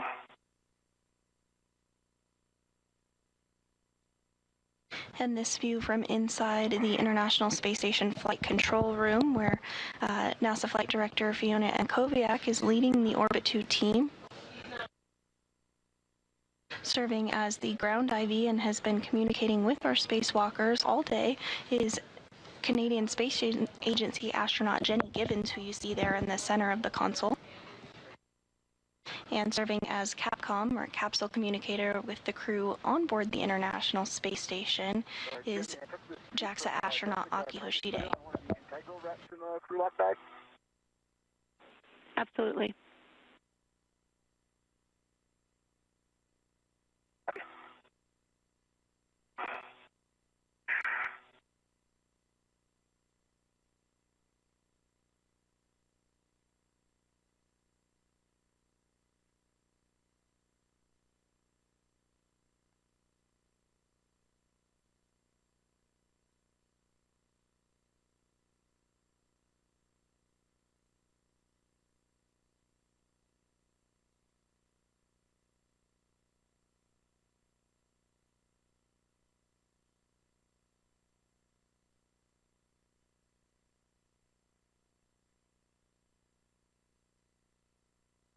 I'm going to try to roll a little bit more. I don't know if that's going to help yet. We copy additional roll for Jess, no problem.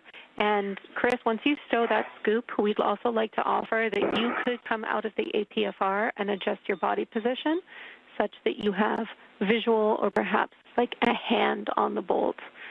Again, you would be able to really react against much because you'd be on the ingress aid, but that could help with positioning.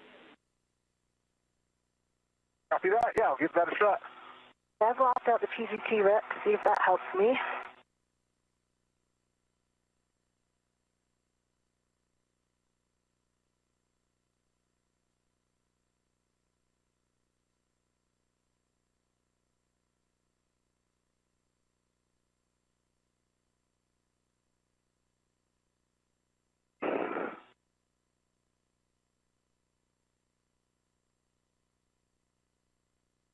Yeah, the problem is that when I'm in position to see it, I can't get a second hand on the E-route. I can get it on the bolt, but then it spins without a second hand. So I think, Chris, you can get in any position under there to see it. Yep. Okay. And maybe on it now. You're not flush. The tilt, bring the PGT down a little bit. Yep, that's looking better. Okay, I'm going to try to drive. And my PGT's off again. Houston copies. We're coming up on a period of RADICOM for about 3 minutes here. Yeah, I'm in a good spot with the visual now, Jessica. Okay. I can't get a hand, but I can guide you. I think you might have just been on it, but not flush before. And I can talk you into flush. Yeah, I think that's what's happening. Okay, I got it good. Cal, and I'm going back to Alpha 2, clockwise. Was that 2 or 3, Jenny? 3, short handover.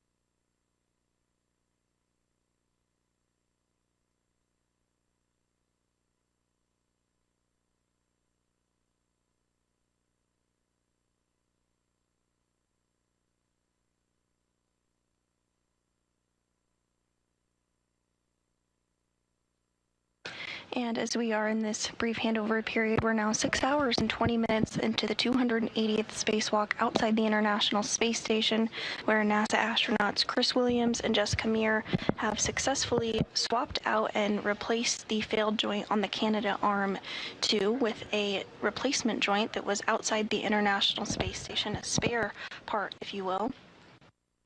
At this time, the duo is now working to install the mate-demate mechanism on the arm. This is required in order to power up the arm.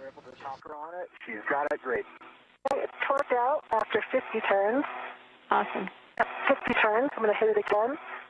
Torqued out again. I've got a good green light and 3.7. Chris, before I take it off, you probably can't see the indicator because I'm blocking it. Yeah, it's blocking it. I can also see that it's the drive handle that the red is caught around. Okay.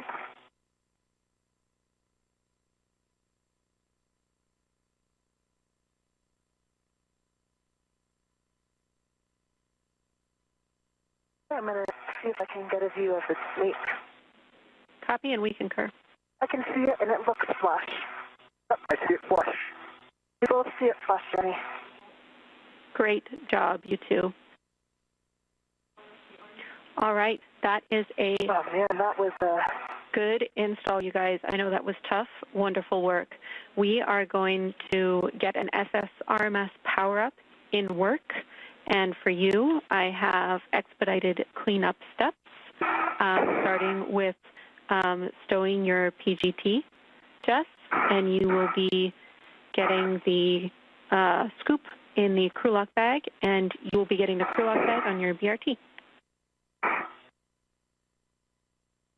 Into the PGT, but going back to my swing arm and taking the E-rad off. Double checking.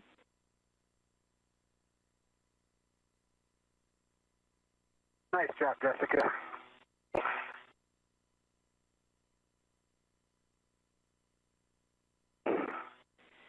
But before we go any further, okay, copy. Before we go any further with our cleanup steps, we want to make sure that the RET is clear of that motor handle and that we are in the motor position.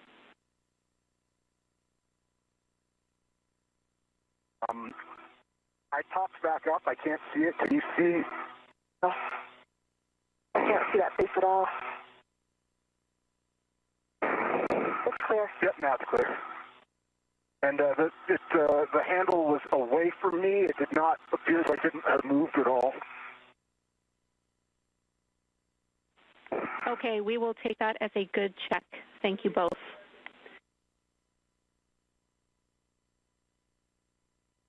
And with the mate-demate mechanism successfully connected, the ground is now going to work on powering back up the Canadarm2 following the replacement of joint number 5, that failed joint with a replacement part on orbit. This will allow a checkout of the electrical system on the arm, and further checkouts of the arm movement will be conducted throughout this week. Can you see? Let's see, the pin rod that we were going to use takes the rod off. It's on the outside of the bag on the handle. Right, that's not, that's what's reading my PGT right now. So I got to get my red on it first. Yep.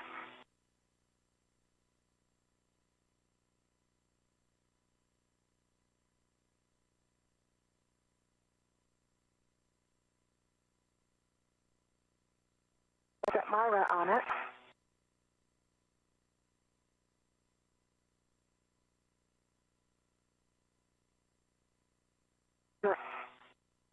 Just let it go for a second while I get my PVC sorted.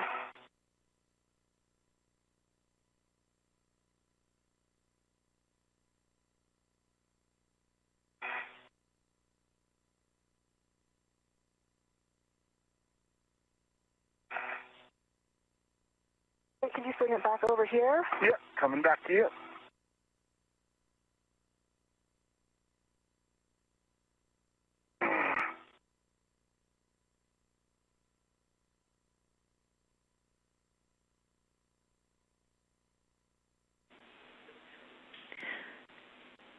Are you taking this crew lock bag, Jessica?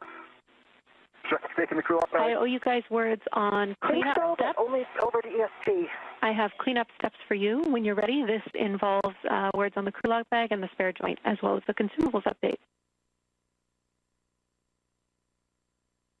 Copy, I'm working on the ERON. Yep, I can listen.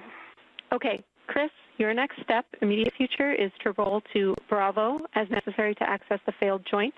You are going to get that failed joint still on your BRT, and then you are going to head back to the airlock.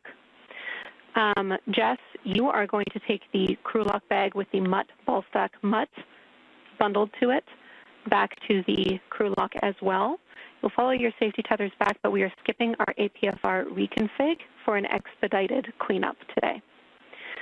We are around 6 hours and 25 minutes into a 7-hour EVA. We do estimate we have a little additional work left, maybe about 45 minutes, and our limiting consumable is EV2's battery at 7 hours, 30 minutes. E1 copies all. Copy all. I've got the ERAD still in the bag. It's on its original rep. I need to get the other scoop off, but I think I'm going to roll to do that, so Chris is going to let go of the bag. Yep, and then before I get out of here and start my next task, so I need to take the bag off of the... A-firm, because I was... Yeah. A-firm, you guys yeah, I'll have to get a ret on need a BRT ret from Jess to the crew lock bag.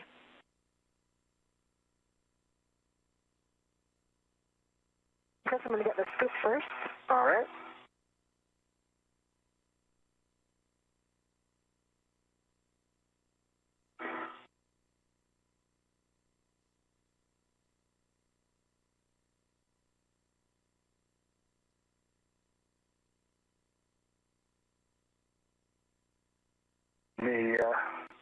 There's a red on the outside of the bag handle for that one. See, I also have it on this adjustable. Yeah, you can just adjust it through the D-ring. Either way, I think at this point, why not get one of you pass it to me and I can work on that over here. Yep. So you can get moving. There you go. Got it. Okay, I'll get a ret on it before you release. Yep.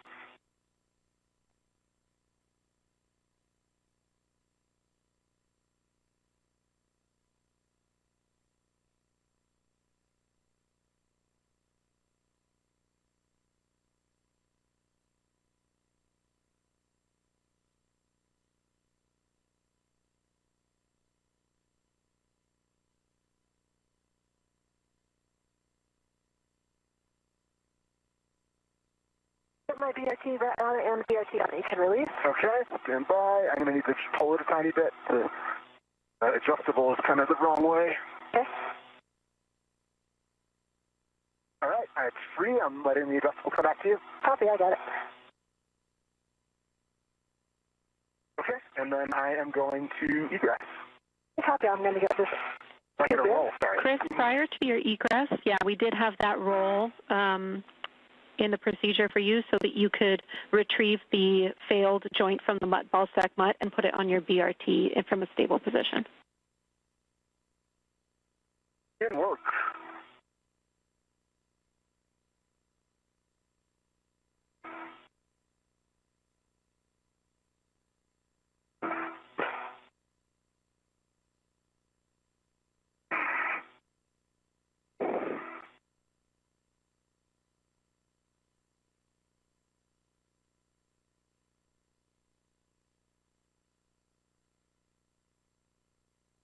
If you're just joining us today, we are approaching the 6-hour and 30-minute mark into today's spacewalk. It was the 280th in support of space station maintenance, assembly, and upgrades. The main task for today was to replace a failed joint on the Canadarm 2, that's joint number 5, that was successfully done by our spacewalkers, NASA astronaut Chris Williams and Jessica Meir. Copy. EDFs are pushed in. Good config. Thank you.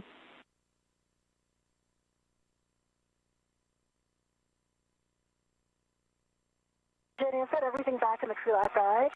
The egress in there and my last is in there. Yes, you can confirm you put the other one in. Affirmed. It's in there on integral ret. Nice work. Copy. Jess, you can get that on your BRT, and then egress the APFR. You will be picking up the MUT ball stack MUT with the MLI and bundling it to the crew lock bag. Right now, Chris is still retrieving the failed joint from that MUT ball stack MUT. The duo is now working to clean up their work site, including removing those articulating portable foot restraints, which came in quite handy during the swap out of that failed joint today, as well as configuring tethers, making sure that their crew lock bag, it has everything that they need to bring back inside the International Space Station. And as you can see on your screen there, that's NASA astronaut Chris Williams in the red striped suit. He's going to bring back the failed joint number 5 with him into the airlock, and that will be sent back to the ground for testing and further analysis and possible refurbishment. Today's spacewalk was the 2nd for Chris Williams and is the 5th for Jessica Meir.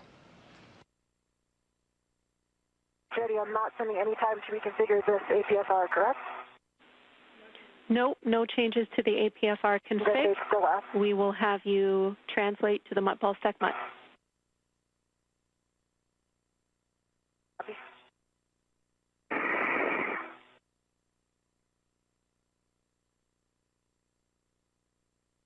I have the failed joint on my BRT, getting it into a good config.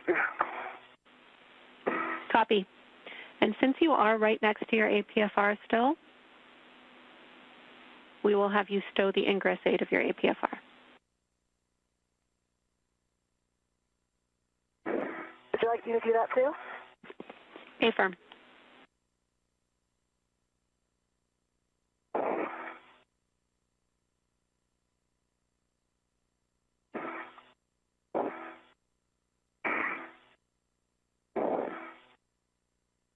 Just watch your head. Don't come back. Don't come starboard, sorry. Copy.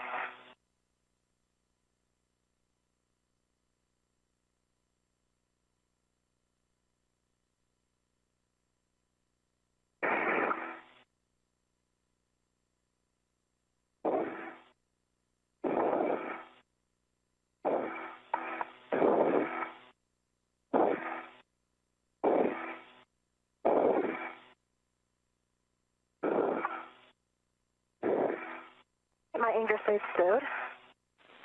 Copy, Jess. Thank you. And Chris, can I come starboard?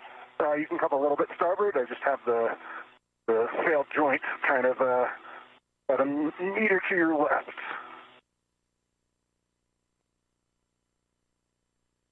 Copy, I see it. I think I'm going to need to wait till Chris clears out before I can get to that MUT.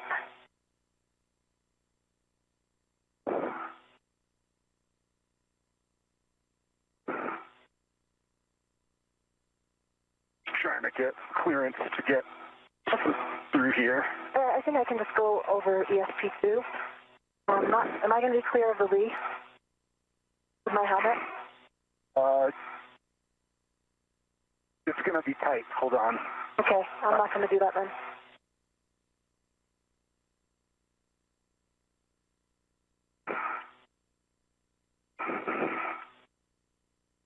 Yeah, I'll be out of your way in a second. And if it's easier, Chris, of course, stow the ingress aid if it's in your way, but if it's easier, we could also potentially ask Jess if she has access to clean up the ingress aid on your APFR. Yep, copy that. I just need to get this nailed a little bit better. Absolutely. Dealt with. Nice work.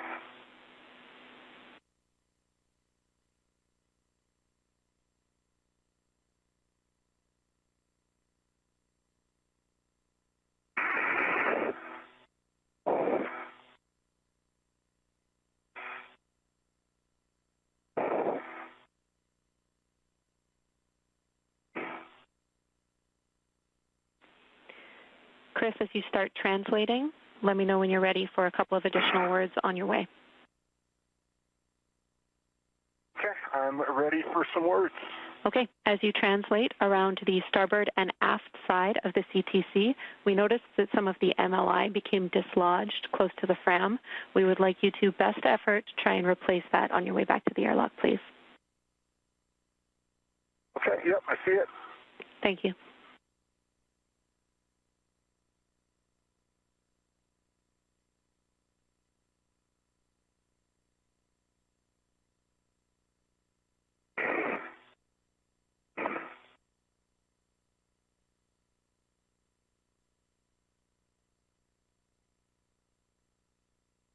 Okay, Jody, so since the mutt is locked, I can release the rep that's on the FRAM and just put it on the bag, correct?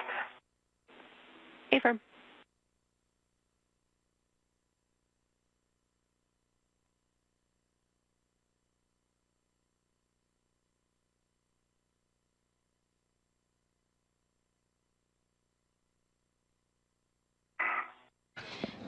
And this view of NASA astronaut Jessica Meir as she works to gather some of the tethers that were utilized in today's space station, in today's spacewalk, rather. I've got the mutt ready to the bag. Additionally, we see that Canada Arm 2 with the replaced joint number 5 and the latching end effector successfully reinstalled to the end of the robotic arm.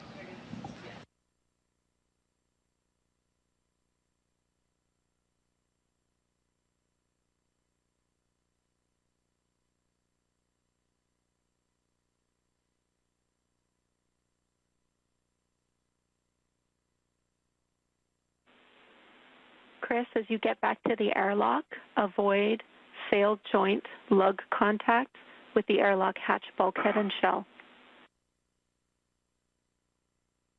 Copy.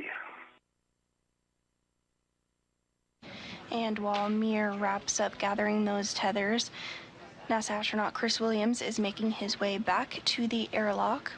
He does have that failed joint attached to him and plans to bring it back inside the International Space Station today. Eventually, the joint will be sent back to the ground and will undergo testing and analysis.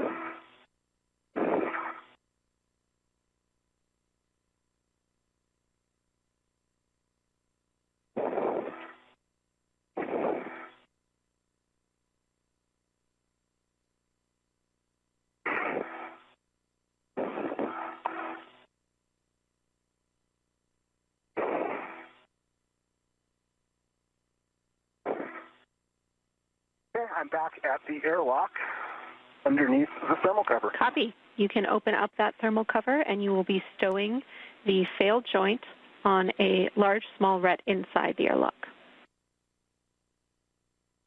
Copy. And Williams has made his way back to the airlock. He's going to store the joint inside the airlock.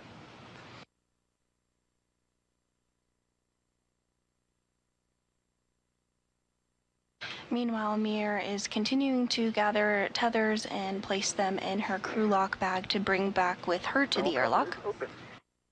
Copy, we see it.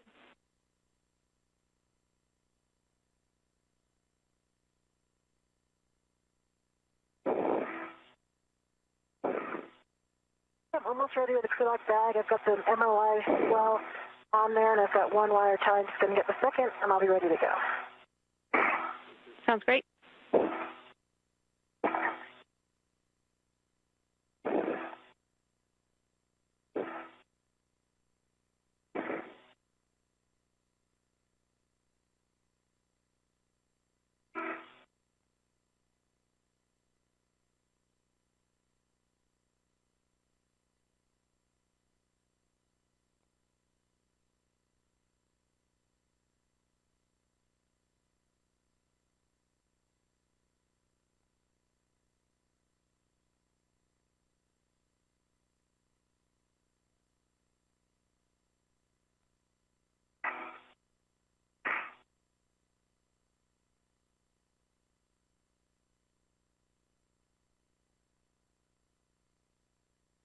We're now 6 hours and 40 minutes into today's spacewalk.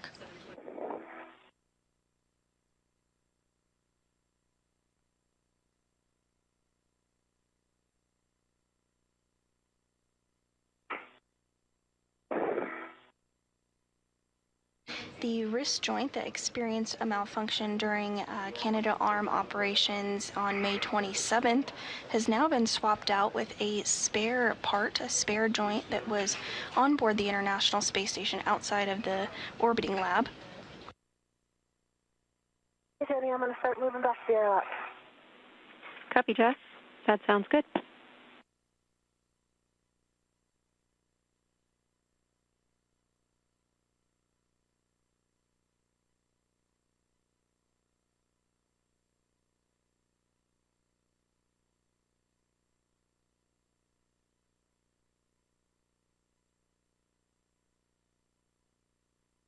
Okay.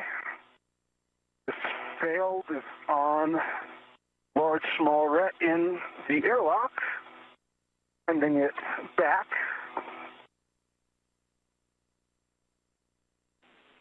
Copy.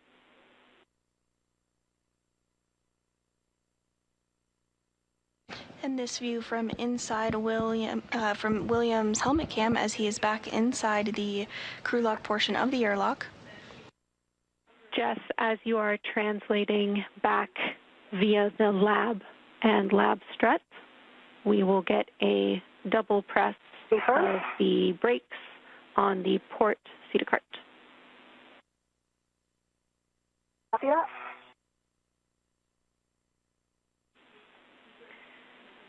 And Chris, we see that failed joint in a great config in the airlock. Thank you. You can egress the airlock, and we will take a safer check and a glove and a HAP check once you close the thermal cover. Copy and work. And with Williams now successfully storing the failed joint inside the crew lock portion of the airlock, he's going to egress or exit the airlock once more and complete a final glove and HAP check. Again, that HAP is the helmet absorption pad and is inside the helmet of every crew member during space station spacewalks. This helmet is installed as a precautionary measure in case any liquid were to leak out inside of the helmet.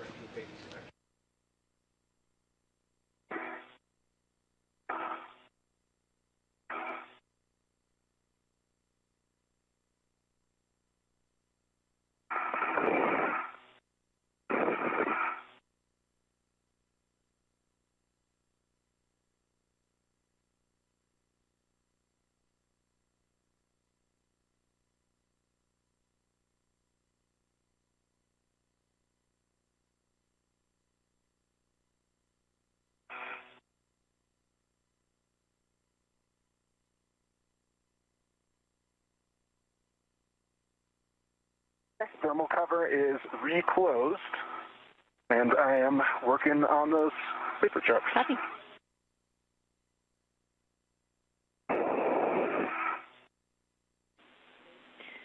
Jess, we see you headed up the lab strut just about at those brake paddles.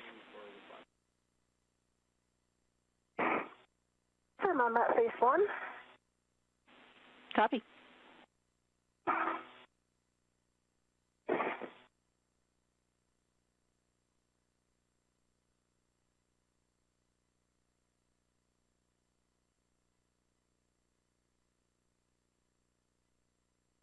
EV1, safer handles are done. Copy. And we'll take a... Press the release pedal twice. Copy. Brake handles release. Thanks, Jess. And we'll take a glove hap check from Chris as well. Copy, EV1. Gloves. No noted damage. And right up.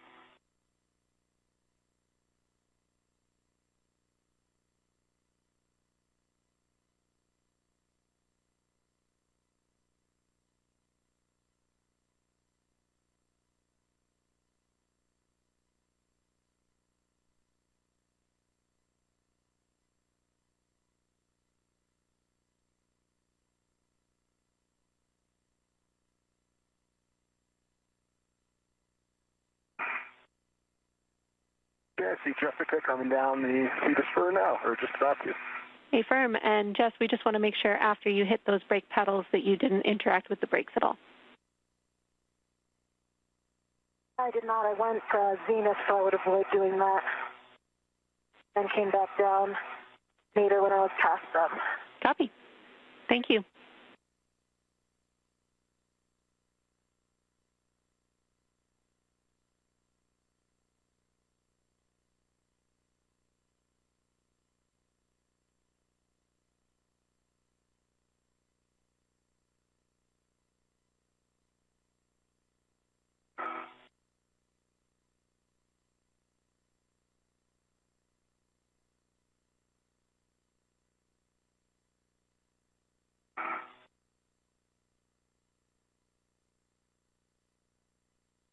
And this view of NASA astronaut Jessica Meir as she continues to make her way back to the airlock.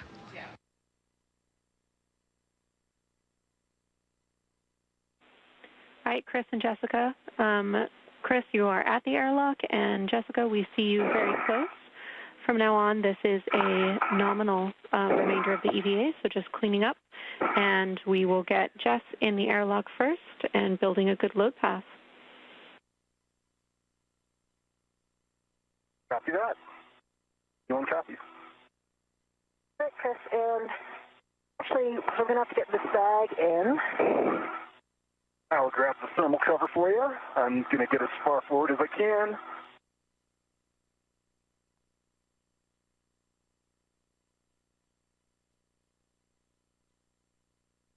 You have a clear path. Thanks, Happy.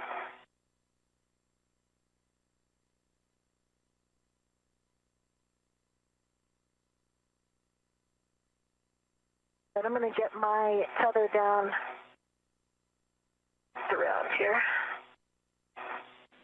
Houston copies.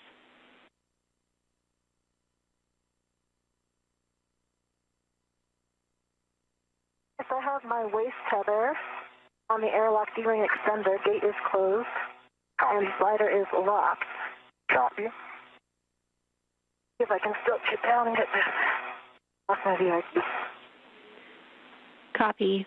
That is a you have a good load path, and I will get you both to turn off your heckets.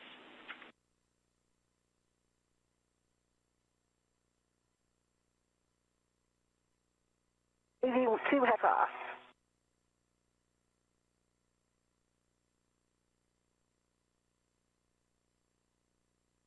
EV1 hecka off.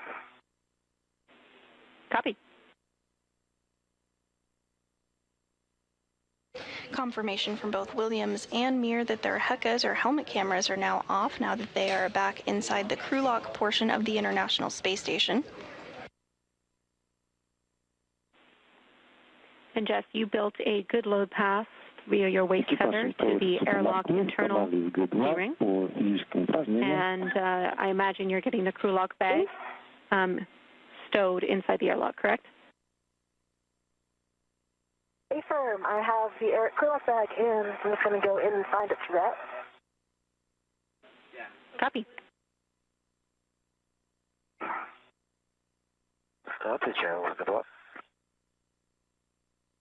Ограничения по физическим упражнениям сняты. With that, Jeff, when you're ready, you can give Chris a go to retrieve your anchor hook from the port stanchion of handrail 0554 and attach it to his waist tether. Hey, copy. I have a good load pass, Chris. Copy, you have a good load path. I am going to attach your anchor hook to my waist tether.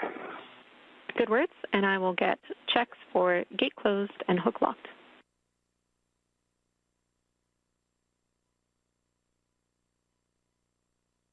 I have the ret on the crew lock bag.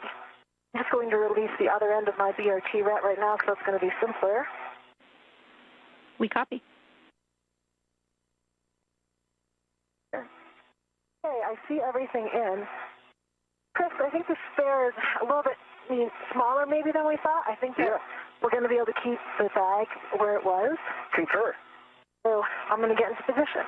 All right, I have EV2's anchor yellow hook picked up and attached to my left waist tether. Slider locks black on black, and my left waist tether is on my left D-ring extender, closed locked black on black. And both large hooks are gate closed locked black on black together. All right, that is a good load pass. You can retrieve your anchor hook, stow it on your mini workstation, and ingress the airlock. Work.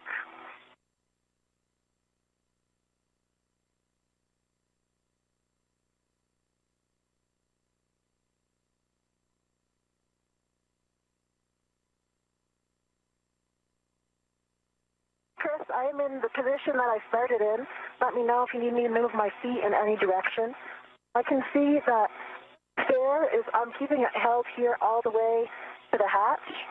The crew lock bag is just in front of it, but that's pretty much the same position it was in when we went out. So I think you'll be able to get your legs over it. Okay. And it's actually all the way to the UIA, so it shouldn't interfere with you. Copy that. Right. My safety tether anchor hook is picked up. I'm maneuvering under the airlock hatch. Houston copies.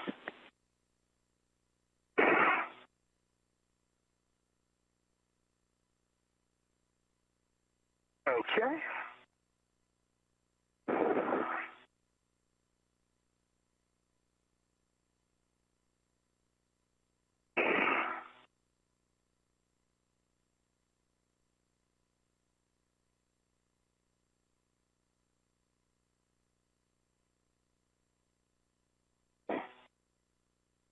Locking my feet. I'm holding the bag as far forward as I can. Copy that. I'm getting the effector on the thermal cover. Houston copies. You should have a clear path. Of course, I can't see the tethers, I'll make sure they're all out of the way. All right, I've got a good load path to you. My local is coming up.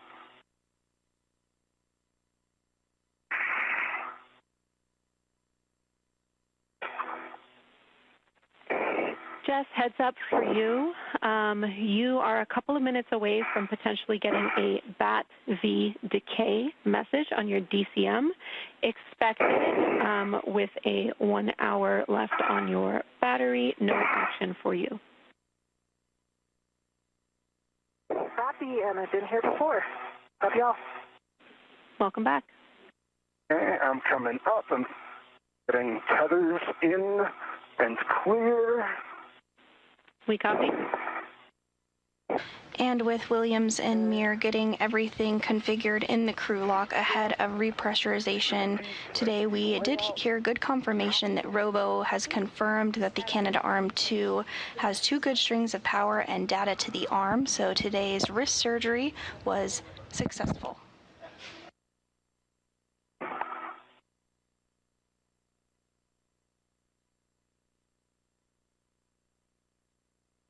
You've been that's the MLR. I'm getting it out of your way. Okay, I see your feet. Copy, thank you. Okay, you're on top of the MLI now with the drag. All right, I see the thermal cover is pulled closed.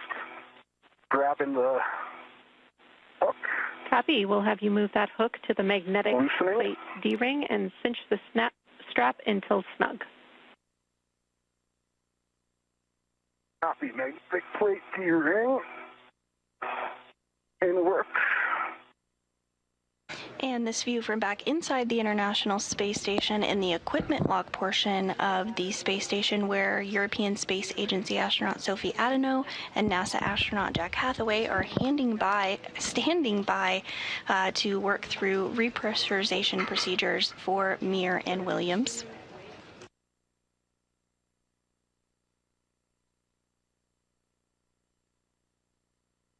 Just as depressurization occurred, repressurization will occur in a two-stage fashion. First, the airlock will be repressurized to 5 pounds per square inch of pressure, where a couple of checks will take place of the suits, ensure that everything is looking and performing as expected before repressurization continues to about 14.6 pounds per square inch, equivalent to that inside the International Space Station, at which point hatches will be opened. Copy. We expect 6 Sharpie lines visible on the tail, and we'll get you to verify the magnet is engaged. Copy. We got 1, 2, 3, 4, 5, 6, and magnet is engaged. Excellent work. You can both remove your SCUs from their stowage pouches, remove your DCM covers, and Velcro it to your DCMs, and then connect your SCUs. Work. Copy in work.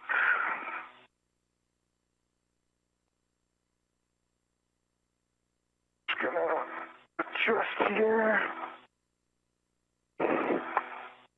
Shut your feet a little bit, Jessica. Apologies. Okay, copy. I just need to get a little further back.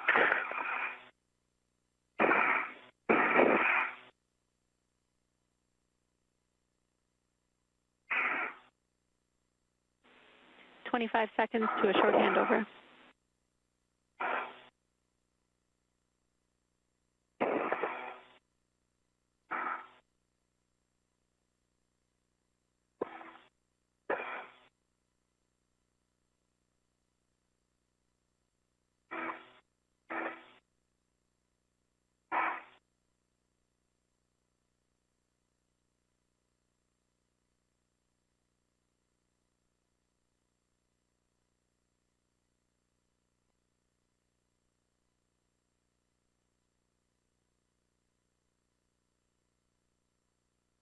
And we are now 6 hours and 57 minutes into today's spacewalk, a successful spacewalk all around, as the crew members, NASA astronaut Jessica Meir and Chris Williams, successfully swapped out the failed joint number 5 on the Canal Arm 2.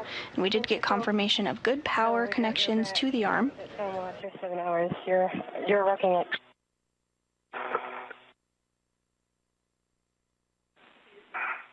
Houston's back with you, looking for a status on SCUs.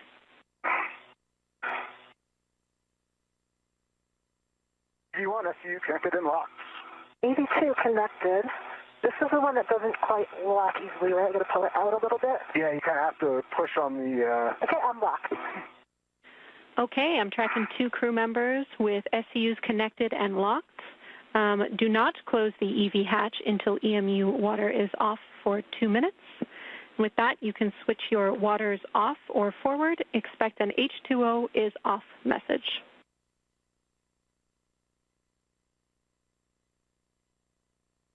EV1, H2O switched to off. EV2 waters off. 2-minute timer started.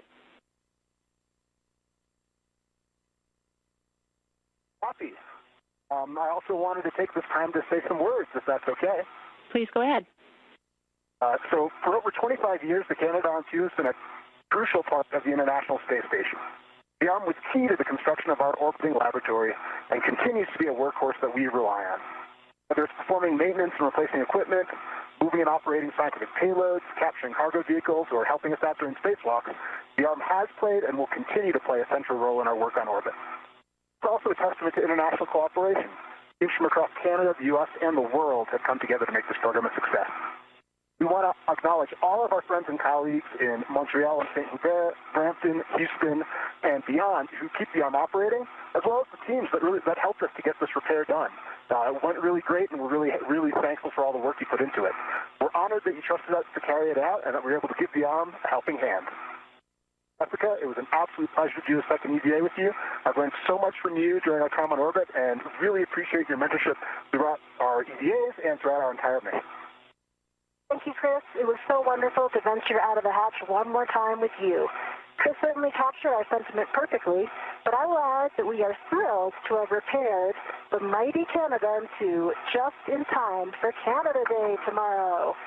We hope that all in Canada and everyone around the globe can celebrate this achievement. Sophie and Jack, thank you so much for your outstanding support today, getting us out and back in safely. We're ready to come inside. Thank you so much. Well done. And we are ready to welcome you back home. Thank you, team. We are waiting for that timer to expire. Appreciate your very kind words. We are very happy to report that SSRMS, or Canadarm2 power-up, went very well. So thank you for your service in fixing the arm today. And happy Canada Day.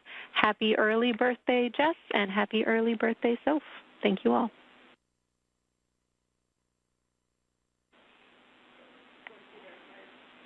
Thanks, Jody, for telling us that the arm did power on well, because as soon as I said that, I was like, wait a minute, we didn't get confirmation yet. Thank you. Yep, thank you, Jenny, and thank you so much for your support as Ivy. Our pleasure. With that, our 2-minute timer has expired. So, Chris, could you verify that the outer hatch is clear of hardware? Outer hatch is clear of hardware. All tethers are clear. Close and lock the EV hatch.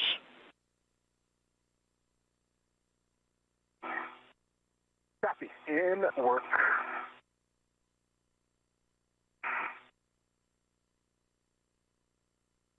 And as the crew continues to step through those procedures to close up the hatch and begin repressurization here, we did hear some happy words from our spacewalkers today, NASA astronauts Chris Williams and Jessica Meir, completing their 2nd and 5th spacewalks respectively.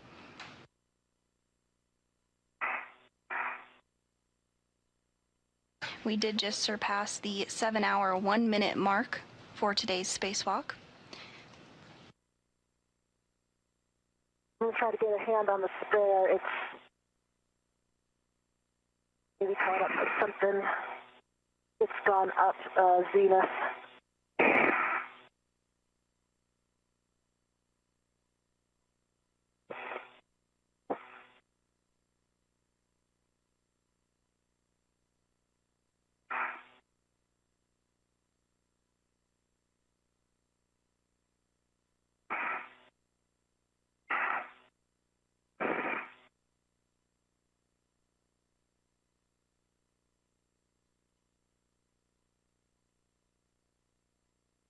Yes, I'm just maneuvering myself a little bit. I'm kind of jammed up a little. I can't quite get the clearance I want. Understand, I still see the bag and the spare all as far starboard as it can be.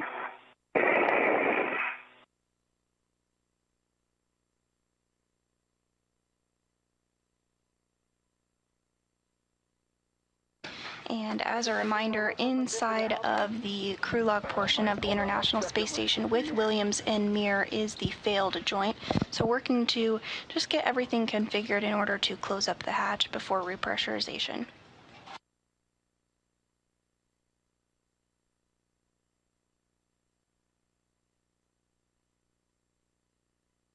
Okay, we're out of the hatch keep. Okay. Hold on, we clear some tethers. Okay, we're clear. Clear.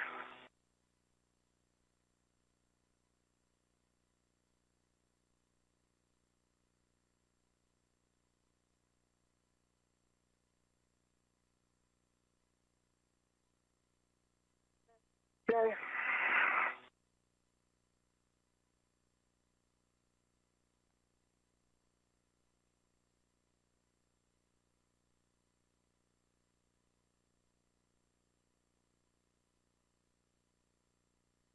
And this view from inside the equipment lock portion of the International Space Station, where European Space Agency astronaut Sophie Adeno and NASA astronaut Jack Hathaway are standing by to assist with suit doffing or taking off of the spacesuit, just as they helped Mir and Williams with getting into their spacesuits earlier this morning. And locked. Well done. Great work. Copy. EV hatch closed and locked. On the UIA, check oxygen, EMU 1. Jenny, I have the expected that voltage. Copy. Expected message, no action. Jess, check oxygen, EMU 1 and 2 valves. I see oxygen, EMU. Are open. Both open. Both are open. Switch power, EV 1 and 2 on, and check power, EV 1 and 2, EMU LEDs are on. We have 2 switches on, 2 good LEDs. Copy. Looking for voltage between 18 to 19 volts. Affirm. On your DCMs, switch power to SCU, expect a warning tone. I'll go first. 1 power SCU. EV1 power SCU. Power SCU. Copy. Both EMUs power to SCU. With that, it's been a pleasure serving you in the mission today. I will hand you back to the very capable hands of your crewmates, Sophie and Jack. Thanks.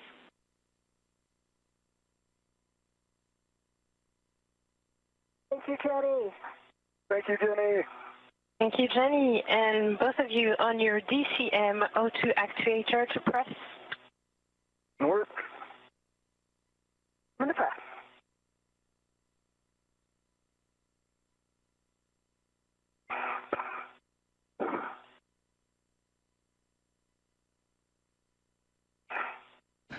And with that, Canadian Space Agency astronaut Jenny Gibbons, who served as our ground IV and stepped our crew members outside the space station through all their procedures today, is signing off and turning back over to the CAPCOM, or capsule communicator, who is JAXA, Japan Aerospace Exploration Agency astronaut Aki Hoshide.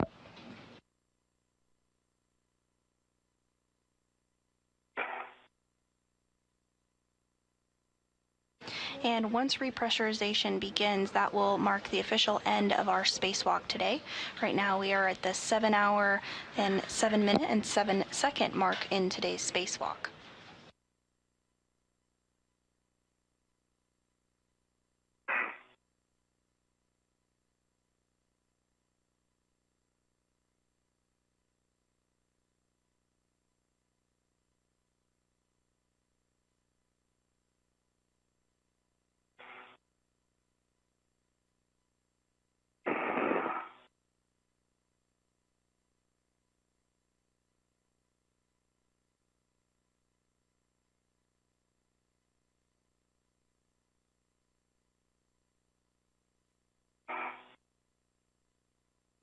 All right, I'm still struggling with this. Give me a moment. I'm just getting a little bit warm. Cooling is not great right now. See? Let me know if I can do anything to help.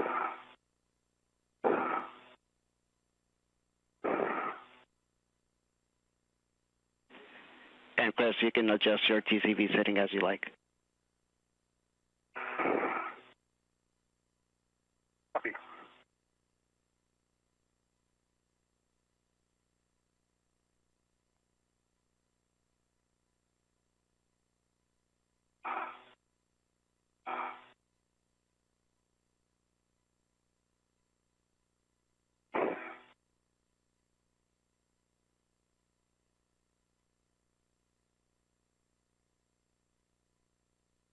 Okay, sorry, I'm just trying to reevaluate different approaches for this, because this is...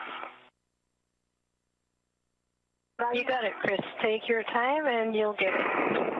I usually do, what works for me now is only using my left hand because I can't really reach it with my right hand. So I got the lever with my middle finger and managed to get the button with my index finger. Yeah. My body position is kind of weird, and my arm is just, my left hand is coming out of my glove when I'm there, so it's not. You rotate and push yourself over into your glove more? I'm trying.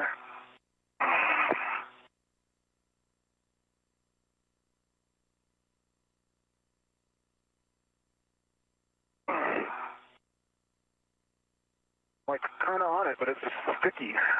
Yes. Sometimes I can get my right hand on top of the left hand to help give it extra added pressure. So middle finger on the lever, index finger on the button, and then the right hand finger on top of the other finger.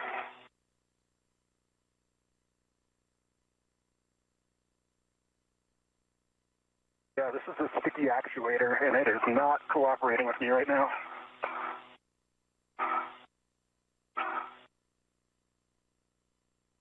I understand. I'm getting pretty tired out. Okay, let me see if I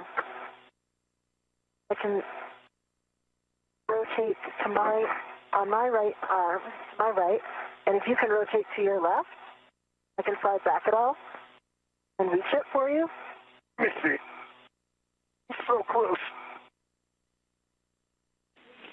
And Chris, I think you know this, but one trick is straighten your arm out, make a fist, and then come towards your DCM. Yep, form a fist. Yep. I'm working it. Yeah, take your time. It's hard at the end of the EVA. We all do this. We all struggle with this, so. Yeah, my hands are smoked, so oh, come on.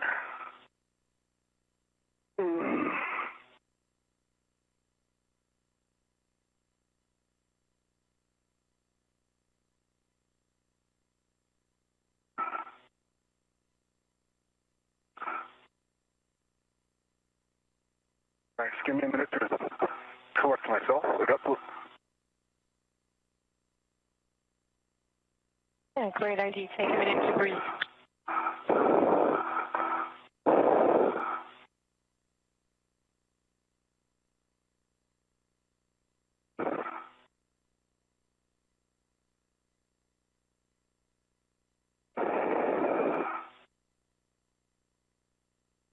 And if you're just joining us, we are 7 hours, 12 minutes into today's spacewalk. We're wrapping up today's spacewalk following the successful installation of a spare joint on the Canadarm2. Like I can't quite reach it on my right hand on its own. Both Williams and Mir are back inside the crew lock. When it's on the spot. Sometimes then that added pressure gives it enough. Darn it, it's not working. All right, let's keep trying. If you want me to try to come back, I can also do that. The button's going down. It's just like it's super stuck in there. It's the button. I'm hitting the tab. I'm pushing the button. And it's yeah, I know. I understand. Yeah. Maybe can you try to wiggle it a little bit side to side while you're pushing down? Oh, gosh. And try to make sure the force is straight down. Sometimes I feel the same way. I know I'm on it and it doesn't move. Okay, I'm going to try a different technique.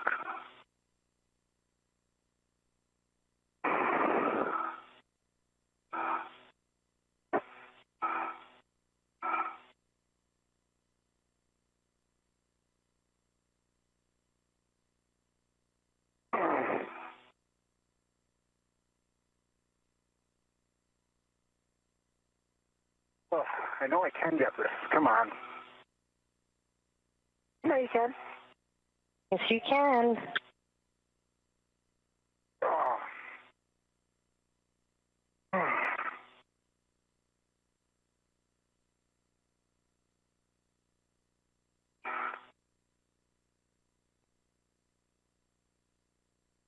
I gotta adjust my PC here. I'm getting super hot. you want me to come back and try? Yeah, do you want to give it a shot? Okay, hold on. Let me get my mini workstation back up. Let me see if I can. I'm going to give it one more shot.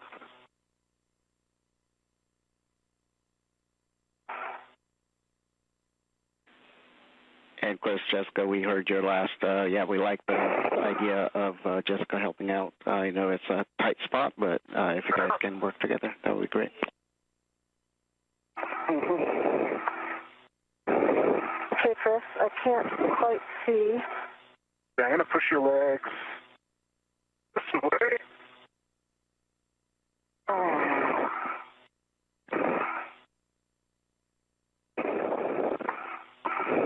Can you get your legs? So, yeah, I can't get around the mini workstation right now. Let me see if I come over here. Can you guide my hands because I can't see? Okay.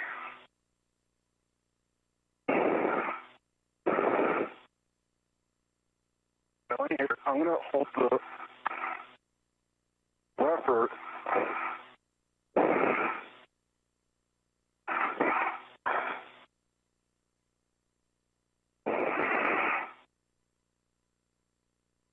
Yeah, I can see it.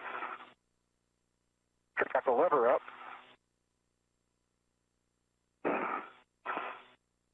I can't quite get back far enough. I think I'm hitting your BRT. Can you move your BRT?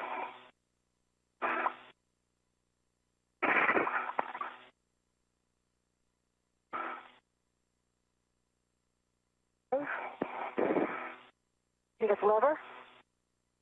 Stand quiet. Okay. Oh, now the BRT now is rocking my elbow to the lever. Let me.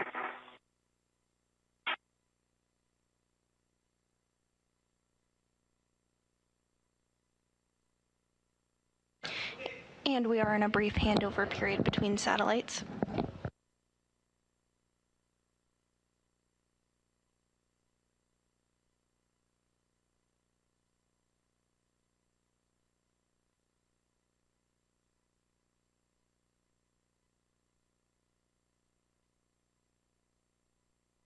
Can you put your T-bar down even further? Like flat? Like all the way down? Yeah, that's all the way I can do it. And Williams and Mir are both inside of the crew lock portion of the International Space Station. Repressurization hasn't begun just yet. Okay, I'm on the button. Is the lever? I think I have it. Oh.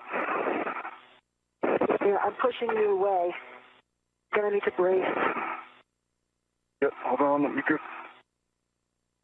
The O2 actuator on Williams' suit is proving to be a bit tricky to press, so NASA astronaut Jessica Mir is moving on over to see if she might be able to press it on her end while inside of the crew lock. I'm on the button. I think I have the lever up. You're not on the lever. Let me get the lever. Yep, you get the lever.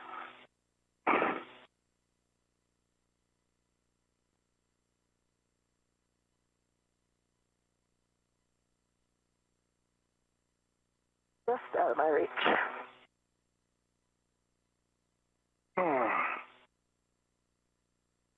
I think I'm going to need to try to turn a little bit more.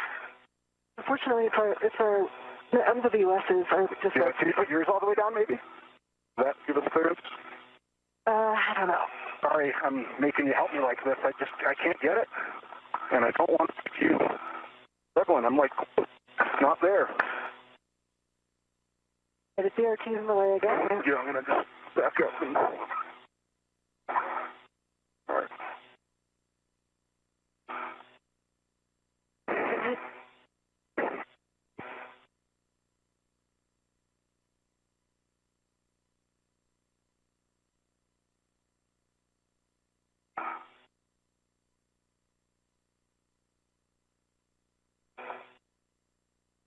Got it.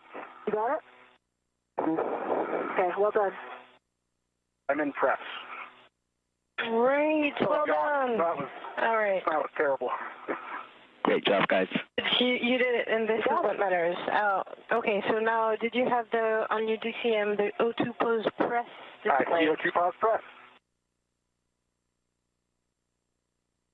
And with a little bit of assistance, the crew was able to get that O2 actuator in a good config ahead of repressurization. Chris, can you check EV hatch MPEV is closed? EV hatch MPEV is closed. Copy. Now we're gonna start repress with the IV hatch equal valve. Copy. Copy. You are both gonna get an alert tone. Copy.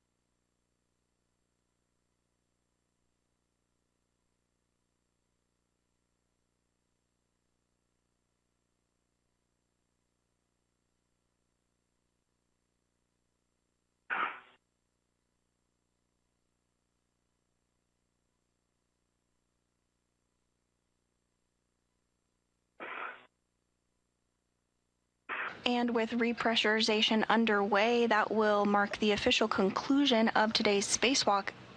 Today's spacewalk lasted 7 hours and 20 minutes and officially ended at 2:40 p.m. Central Time. Pressure inside the crew lock is now approaching 3 pounds per square inch, currently at 2.67 pounds per square inch. You want to take my TCV to 5. Copy 5.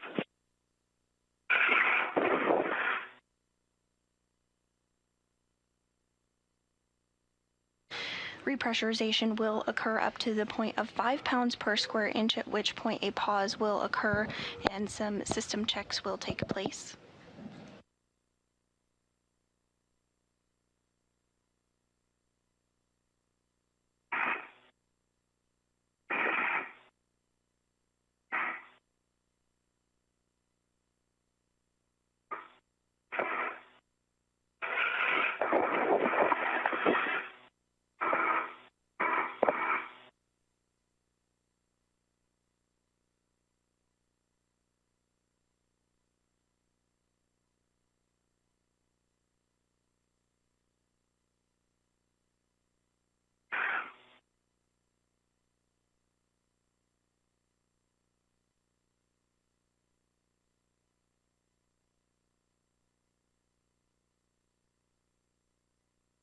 During today's spacewalk, NASA astronaut Chris Williams and NASA astronaut Jessica Meir successfully replaced a failed joint on the Canadarm2. That was joint number 5. They repaired they replaced the arm joint with a spare that was outside the International Space Station. Today's spacewalk was the 280th in support of space station maintenance, assembly, and upgrades, and the third of 2026, as well as the third of Expedition 74.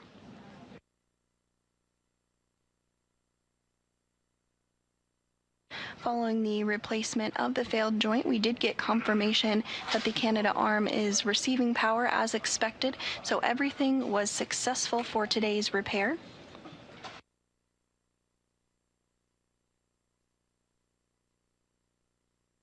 Pressure inside the crew lock portion of the International Space Station approaching 5 pounds per square inch, currently at 4.85. Again, today's spacewalk was 7 hours and 20 minutes.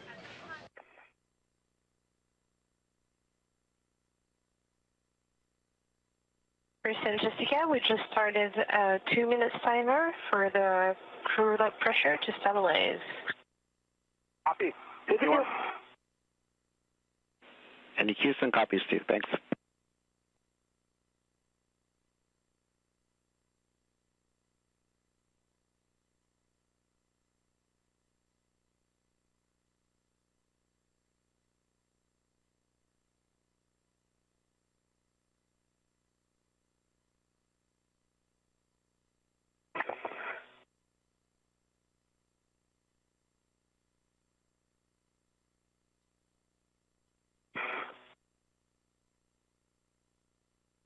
And Sophie, for the rate, I am able to clear, but I'm having to use my Valsalva for my right ear, so let's not increase it. Let's keep it where it is, and I'll let you know if I need to reduce. Copy, no faster and might go slower. Thank you.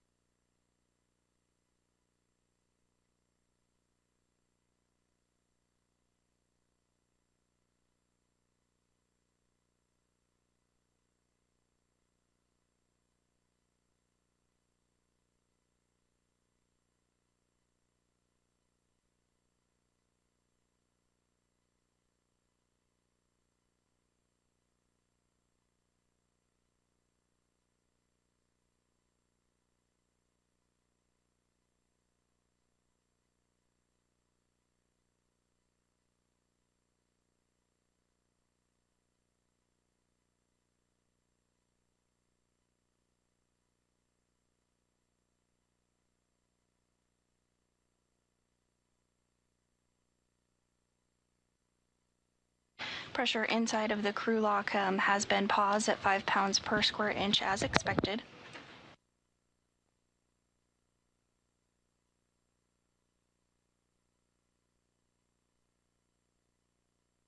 And with today's 7-hour, 20-minute spacewalk, we do have some updated statistics for you that we'd like to share.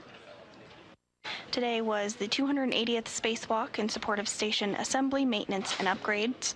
The third out of station this year, the third of this expedition, Expedition 74, and it was the second spacewalk of Williams' career. He now has a career total of 14 hours, 22 minutes under his belt, and this was the fifth spacewalk for Mir, totaling 36 hours, 6 minutes. After this 1 minute. And so, Jessica and Chris, we want you to check your switch glove heaters are off OFF. And as the crew continues to step through those procedures, just a couple more statistics. The spacewalk did last, of course, 7 hours, 20 minutes, and in the space station's lifetime, we have had 73 days, 21 hours, and 54 minutes worth of spacewalking time. Thanks for report for EV2. Okay, just small black dots for EV1 and nothing EV2. Now on your DCM, both EV1 and EV2, you have put your O2 actuator to IV.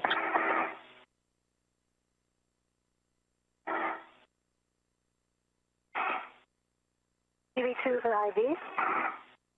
EV1 is an IV. Well done. Now we are going to continue the repress and expect an alert tone. EV1. 2.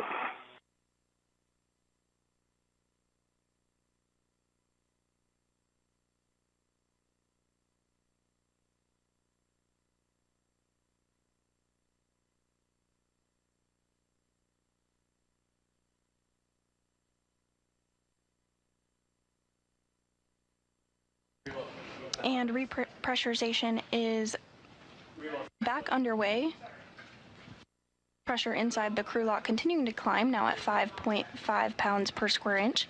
Again, we'll get to about 14.5 pounds per square inch, which will be the equivalent of the interior portion of the International Space Station, at which point hatches will open, and both Williams and Mir will be brought back inside the equipment lock of the International Space Station. And if you've been with us since early this morning, 6 a.m. Central, you'll remember the crew was kind of attached to the walls inside the equipment lock and had their safers installed. We'll now work that in the reverse process. The crew's simplified aid for EVA rescue will be removed, and their helmets will come off, their gloves will come off. They'll have the opportunity to get out of their spacesuits and get comfortable and have a very well-deserved rest and meal.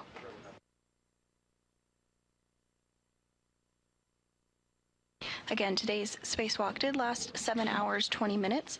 While inside the spacesuits, the crew is not able to eat, but they do have a drink bag that they can utilize.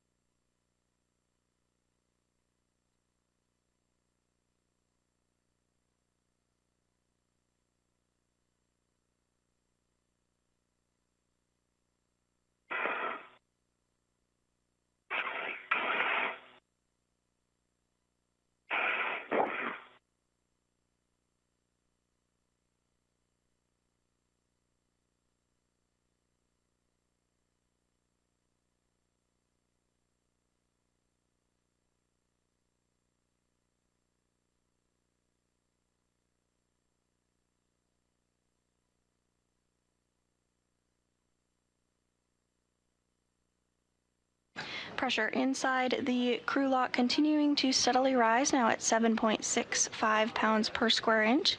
Inside the equipment lock portion of the space station, European Space Agency astronaut Sophie Adeno, as well as NASA astronaut Jack Hathaway, continue to monitor and step through those procedures alongside these spacewalkers, as you can see.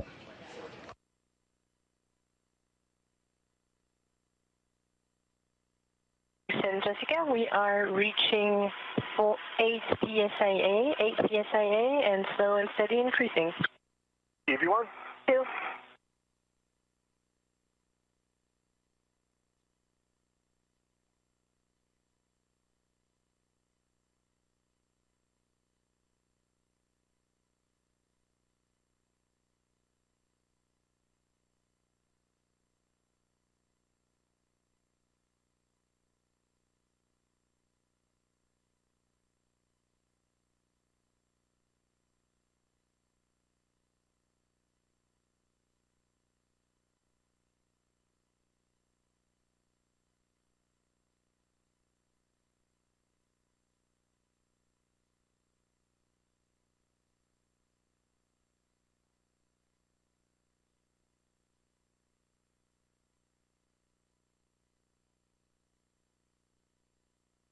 The spacesuit that the crew members completed today's spacewalk in is called the EMU, which is the extravehicular mobility unit, is essentially an individual human-sized spacecraft. Contains all the life support system that the crew might need. and has 6 layers and provides atmospheric containment, thermal insulation, cooling, solar radiation protection, and micrometeoroid debris protection.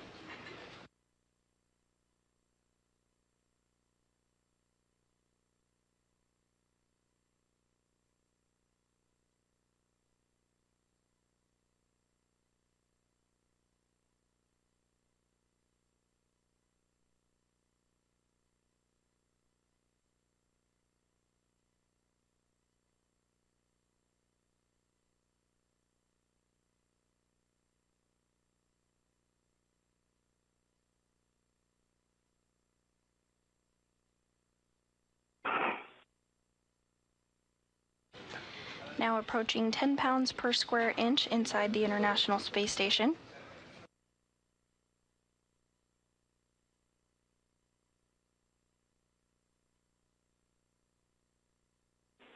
Airlock Houston on 1, just want to let you know we expect another. Mr. Jessica, we just reached 10 psia, still and steady increasing.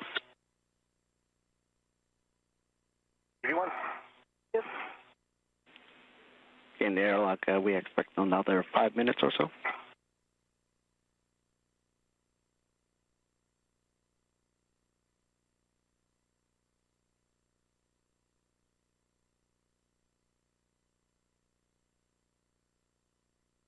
And you just heard Capcom, or Capsule Communicator Aki Hoshide, communicate with the crew inside the International Space Station that there's about 5 minutes or so remaining in repressurization this afternoon. Following repressurization, the hatches will open between the crew lock and the equipment lock portion of the space station, and both Williams and Mir will be assisted back into the equipment lock portion, which you see on your screen currently. At this point, Adno and Hathaway will help both crew members get out of their spacesuits, but first they'll help them doff or remove their simplified aid for EVA rescue, otherwise known as SAFER.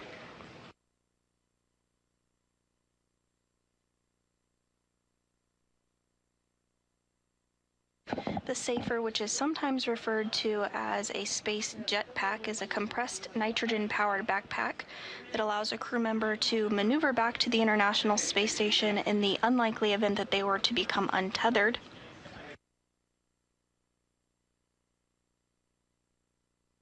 As part of their spacewalk training at the Neutral Buoyancy Lab here in Houston, Texas, crew members learn very early that it is critical to remain tethered to the International Space Station at all times, and the crew practices that throughout their spacewalk training, no matter what the task for the particular spacewalk might be. However, each crew member does wear the SAFER, that simplified aid for EVA rescue, during their spacewalks, just as a precautionary measure.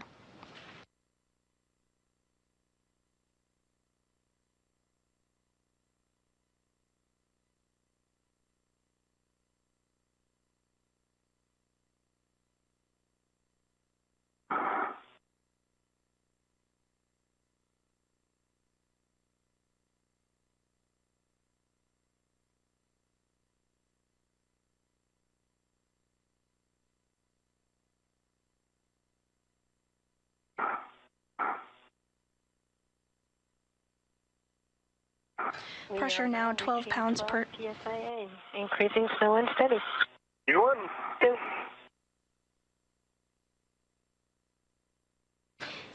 And pressure inside the crew lock now about 12 pounds per square inch.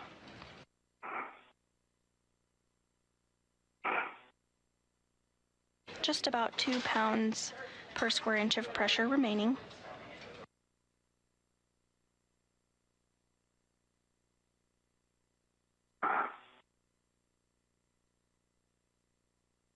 Today's 7-hour, 20-minute spacewalk was the 280th in support of space station maintenance, assembly, and upgrades, and successfully restored functionality to the Canadarm2 following a joint failure.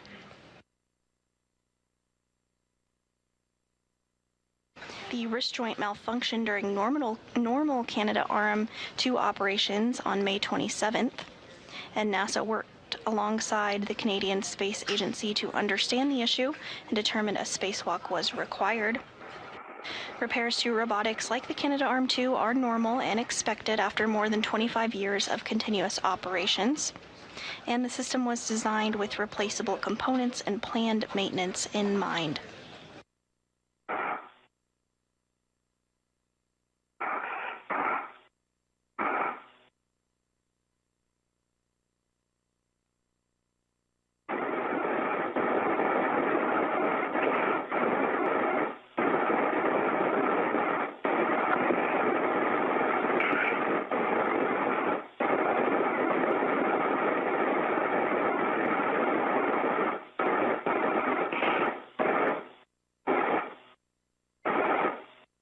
£13.5 per square inch inside the crew lock, just about 1 pound per pressure remaining.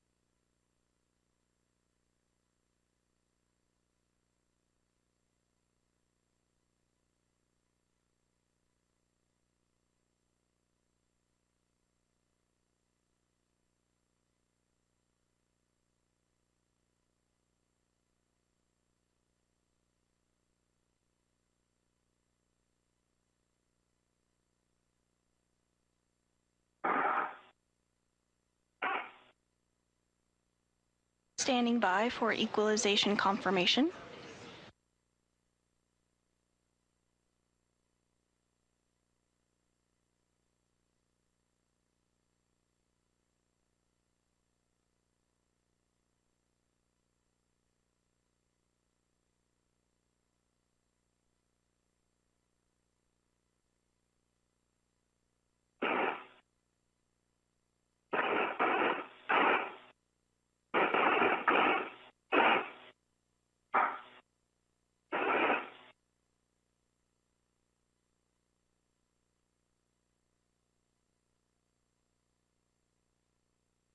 Again, increase that equalization complete. We are going to open the IV hatch.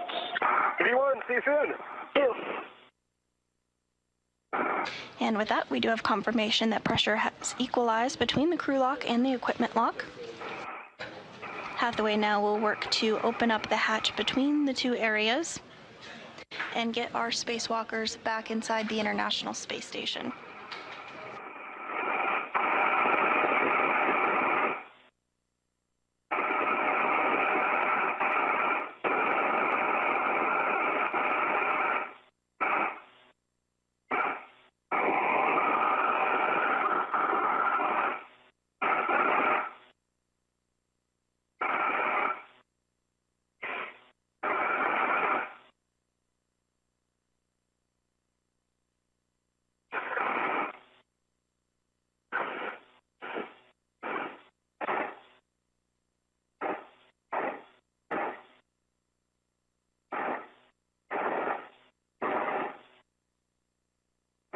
And the hatch has been opened between the crew lock and the equipment lock.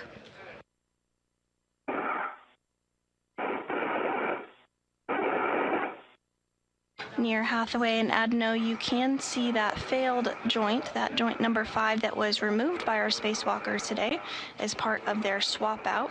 I'm not sure if my tether's released or not. It's not. Hold on. I got you.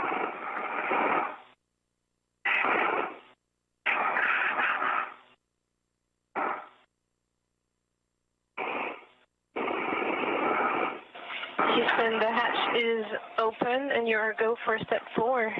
Okay, copy that. That is in work. Yes.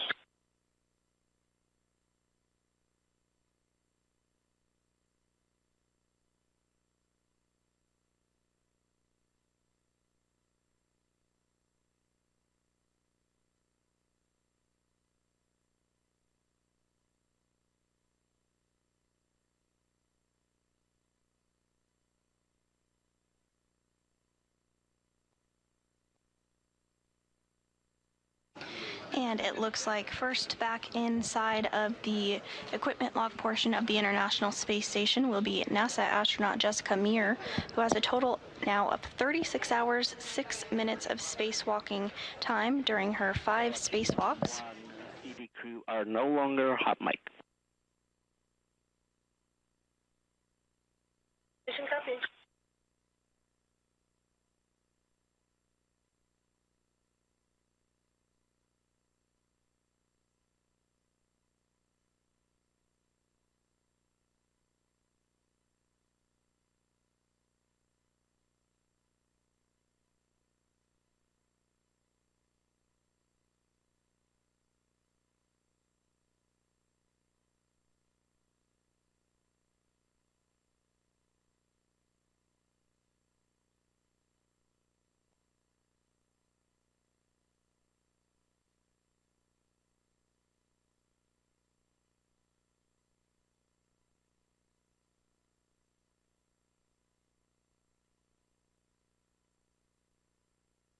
And as you can see on your screen here, we do have the safer simplified aid for EVA rescue already removed off of Meir's spacesuit.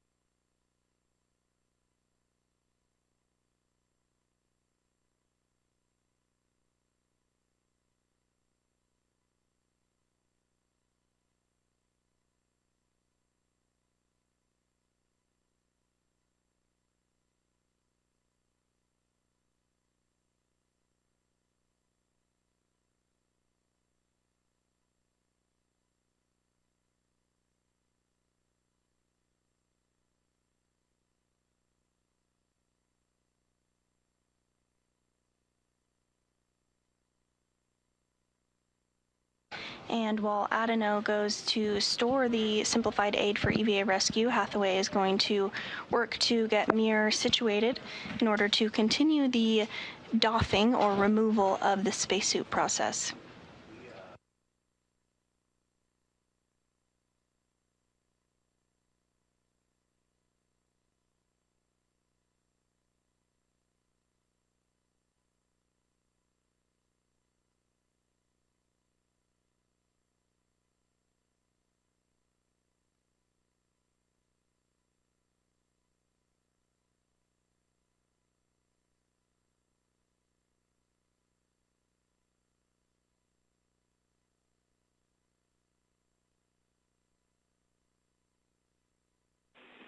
And Airlock Houston on 1, be advised for EV1, when you go to step 7, he reported some black smudges on the gloves, so we'd like you to use the damp towels to clean those.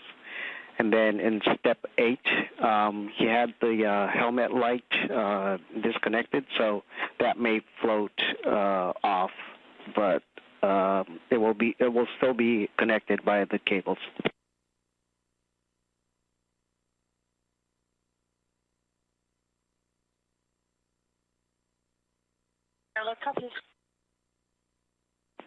And Sophie, we do have you in the Node 1 camera.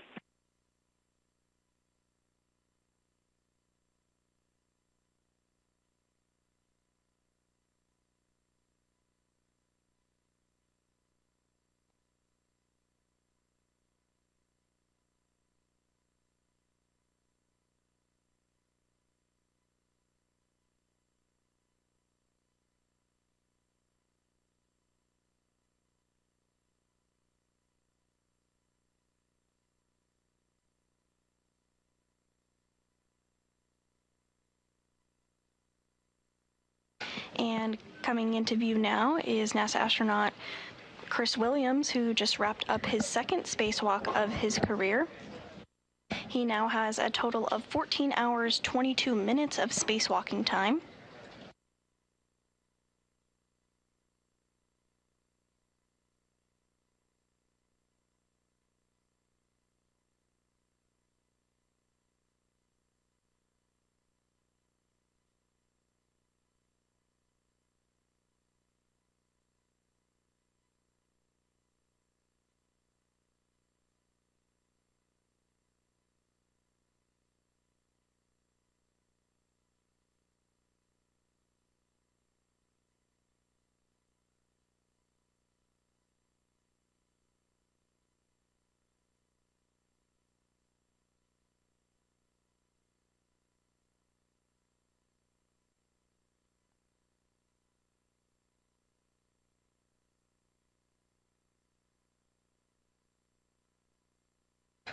Add an O, and Hathaway will now work to get the simplified aid for EVA rescue off of Williams' spacesuit.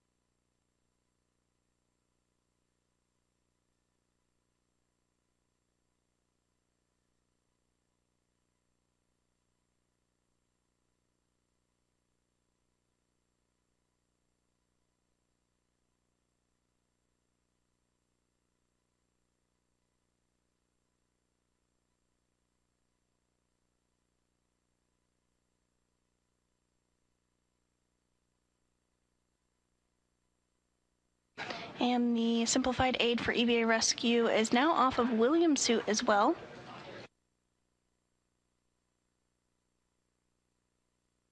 Hathaway getting Williams into position to help continue the process of doffing or removing the spacesuit. As you can see, he's taking off that mini workstation on Williams now. That's where all their tools and tethers were configured throughout the spacewalk, including the pistol grip tool, which, as you know, has been utilized quite frequently during today's spacewalk.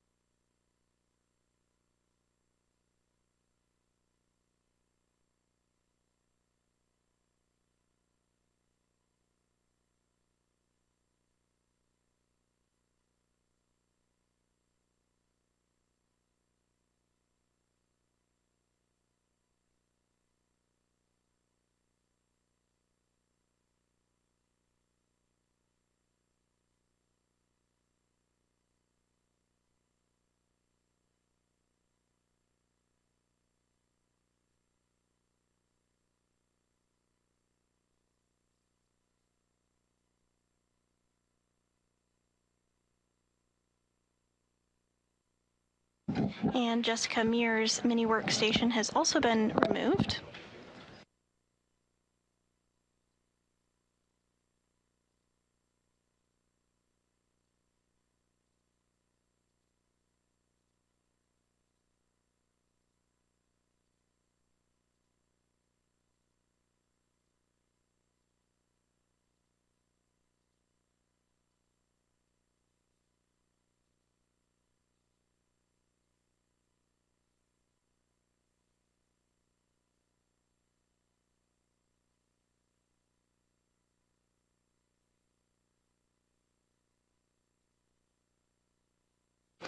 And it looks like Hathaway is now working to remove the helmet of NASA astronaut Jessica Meir, completing her 5th spacewalk of her career.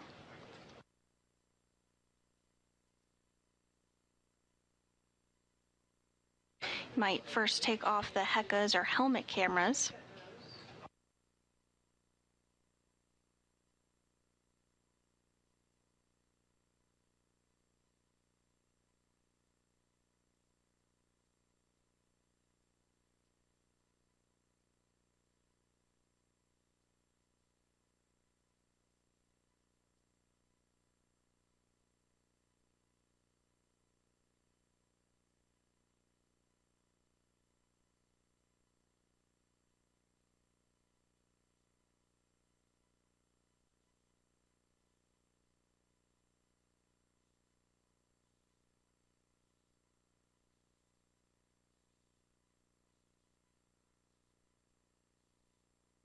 And back inside of Mission Control Houston, you're getting a view of the Orbit 2 team, who has been led by Flight Director Fiona Ankoviak.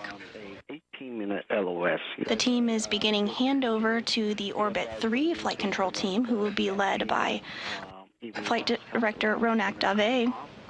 But you can stow it. And the suit conference and the PMC, we can pick it up after we come back.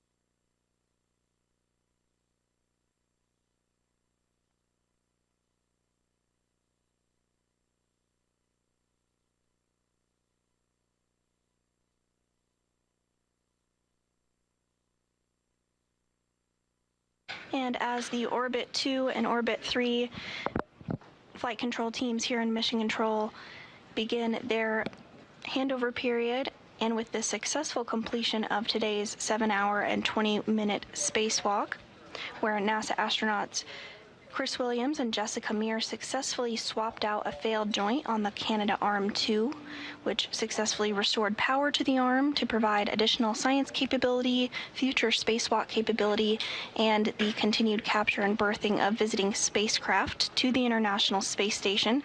That is going to wrap up today's spacewalk and conclude our coverage for today. But I did want to say thank you so much for watching and following along with us today. Signing off for now. This is Mission Control Houston.